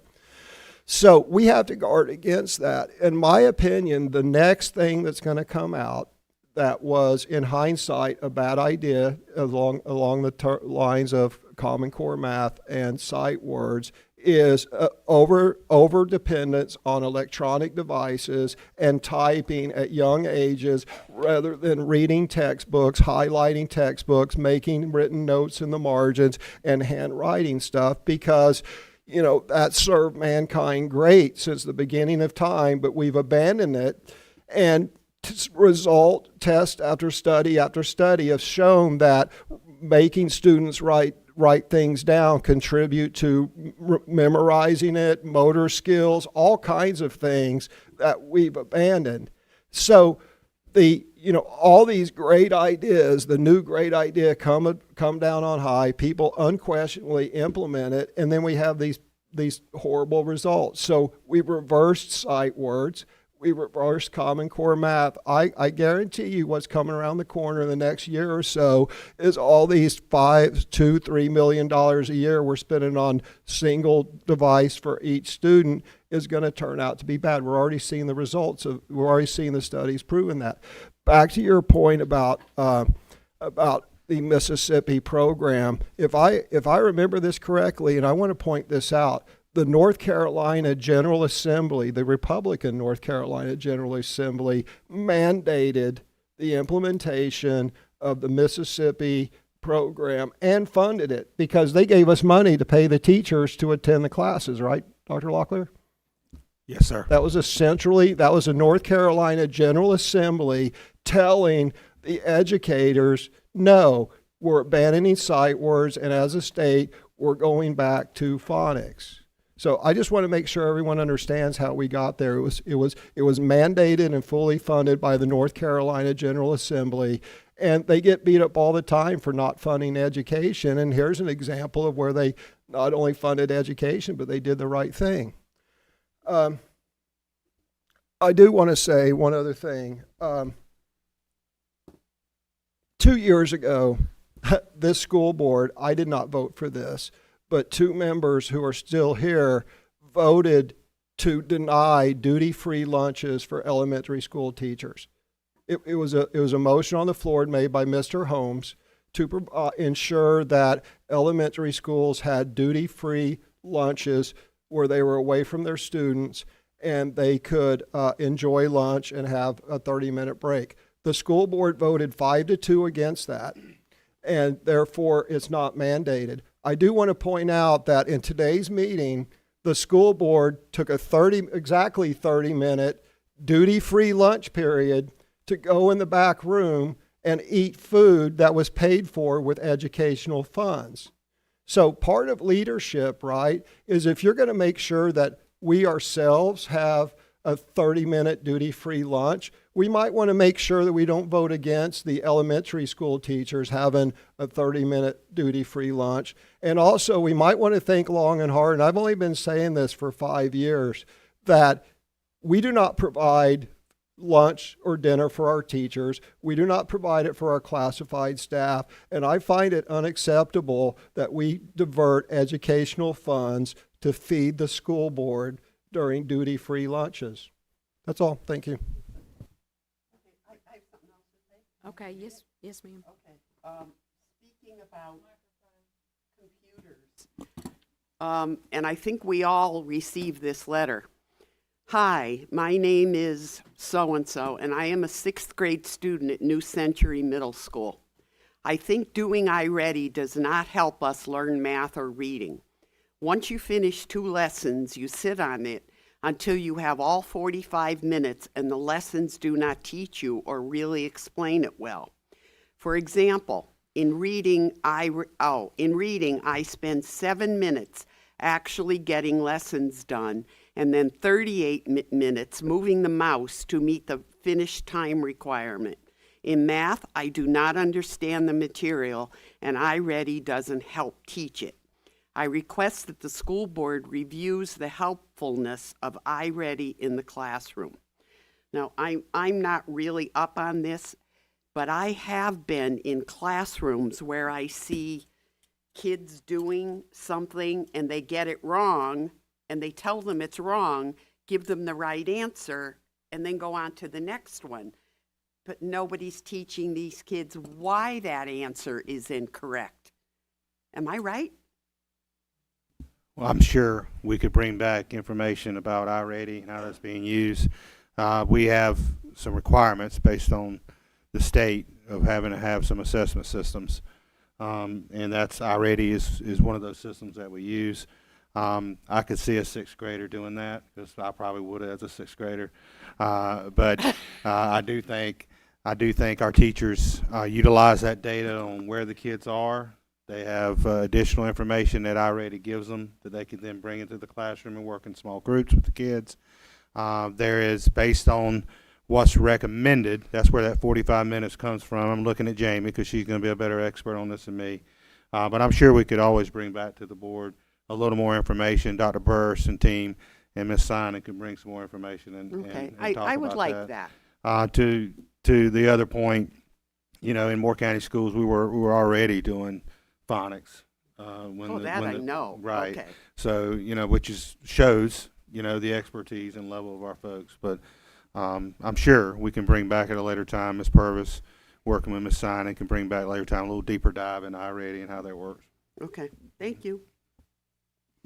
I am also interested in that. I was very impressed by that letter. Not sure how to respond to a somewhat disgruntled 6th grader, but very impressed at the action that, very impressed at the action that this child took to reach out and you know, act as a citizen and make his thoughts known. And I wonder if, you know, if we get some information about iReady, if that could include a session where we actually sit down and interact with it.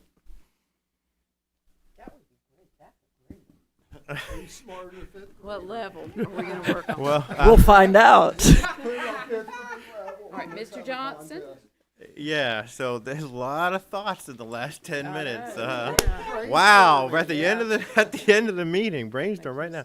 I have many long thoughts on all of those things, but I'm definitely going to save them for a different time. iReady, the use of technology in classrooms, that has been my wheelhouse for 26 years. I taught phonics to kindergarten and 2nd graders here in Moore County Schools, 1998 through 2005. And so we've certainly been phonics-based for quite a long time. That is not anything I had on my sheet to talk about, and it was all about Dr. Locklear, since this is my final comments while he's here. Just some words that stick out to me about Dr. Locklear, about integrity, passion, doing the right thing for kids. I think that's something that we all very much value in your leadership over the years. But I myself, what I value the most in your leadership is the ability to create more leaders. And so I'm glad that you're retiring and you're going to run off to the sunset. But I know that you've built the foundation that, I don't know where I heard it, but I've always heard the phrase, you know, build something that doesn't really need you anymore. And I feel like you've done that here, and I just want to say thank you. Thank you. Mr. Benway. Yeah. I'm glad I waited. I get to do all the upbeat stuff here. A couple of weeks ago, we visited Union Pines and got the Cook's tour of the CTE program and an update, along with Jim Von Cannon, who attended that time. We stopped by the carpentry shop, and in there was a young man, a guest speaker, giving his philosophy of life and business. That young man was named Andrew Campbell. Andrew Campbell won first place in a national level carpentry competition, Missouri, I think. I forget precisely where it was. But he was going over his philosophy of business because he started a construction business in the second year in high school. And he's doing a phenomenal job. He's got 2 months' worth of business backlogged. He's got trucks. He brings in 6 to 8 flatbed trucks with heavy equipment to do a job. This is an 18-year-old kid. That's a product of the CTE program. That's amazing. We need to put this young man on the speaking circuit to our middle schools and our high schools, and I mean that. His philosophy, his vision for his business, at age 28, 10 years hence, he intends to have this business run by people that he mentors and puts in place in leadership so he can sit back, build a family, and do other things that he wants to do. So that's his vision for 10 years down the road. And he says, by the way, this doesn't come free. He says, I didn't play football. I don't go to dances. My weekends are my business. And every weekend that I don't do that pushes my vision out another weekend. You know? So he really connected. In fact, he ought to speak before the commissioners. I mean, this is a philosophy that we've established the conditions for this thing to grow, and we need to do more of it. So it was really great. Thank you for sharing. Thank you. Dr. Dahl? Oh. Did you remember that? Did you say, you don't have to.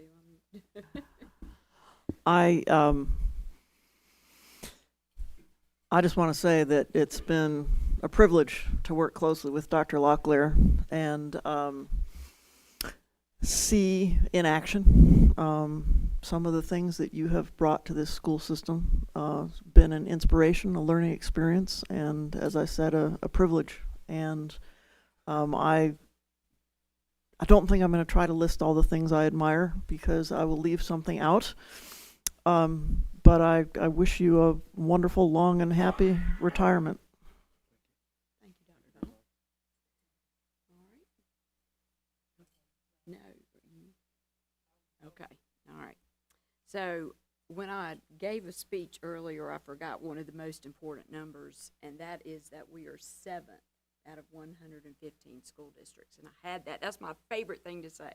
So I'm saying it now, Dr. Locklear. Your leadership has enabled us to get to that point. You've done an amazing work. I love the fact that you're mentoring leaders, and that's, it's trickle-down effect. Mr. Benway just shared a great story. So thank you. Thank you. And we're going to celebrate you at a retirement reception, and I know you don't like it, but sometimes it's for us too, on Monday, February 23rd, from 5 to 7 at the Pinecrest High School Fox Gymnasium. Okay, so we're gonna celebrate and have a party and give you a good send off. So thank you. I can't say that enough. And then on Friday, February 20th, we are going to have our oath of office for Miss Jenny Purvis. So we're looking forward to that. That's February 20th from 2 to 3 here in our boardroom. So, and then, I don't know if you knew about this, but the Moore County Schools Career Fair is going to be at the Fair Barn for all of our middle school students. High school students, do they go to? I can't remember. But I think it's high school, and no, maybe it's just high school. But anyway, that's a great community event, and that's at our Fair Barn on February 26th. Thank you, staff, for all of your hard work, your dedication. Thank you, Mr. Schwartz, for being here today. Mr. Lamb, thank you for grueling with us. this has been a great day. It's been a grueling day, but we're so appreciative, and we're getting the work done, and we're a joyous place. And thank you so much for being here tonight. Drive safely. Do we have a motion to adjourn? Second? All in favor say aye. Aye. All right. Thank you.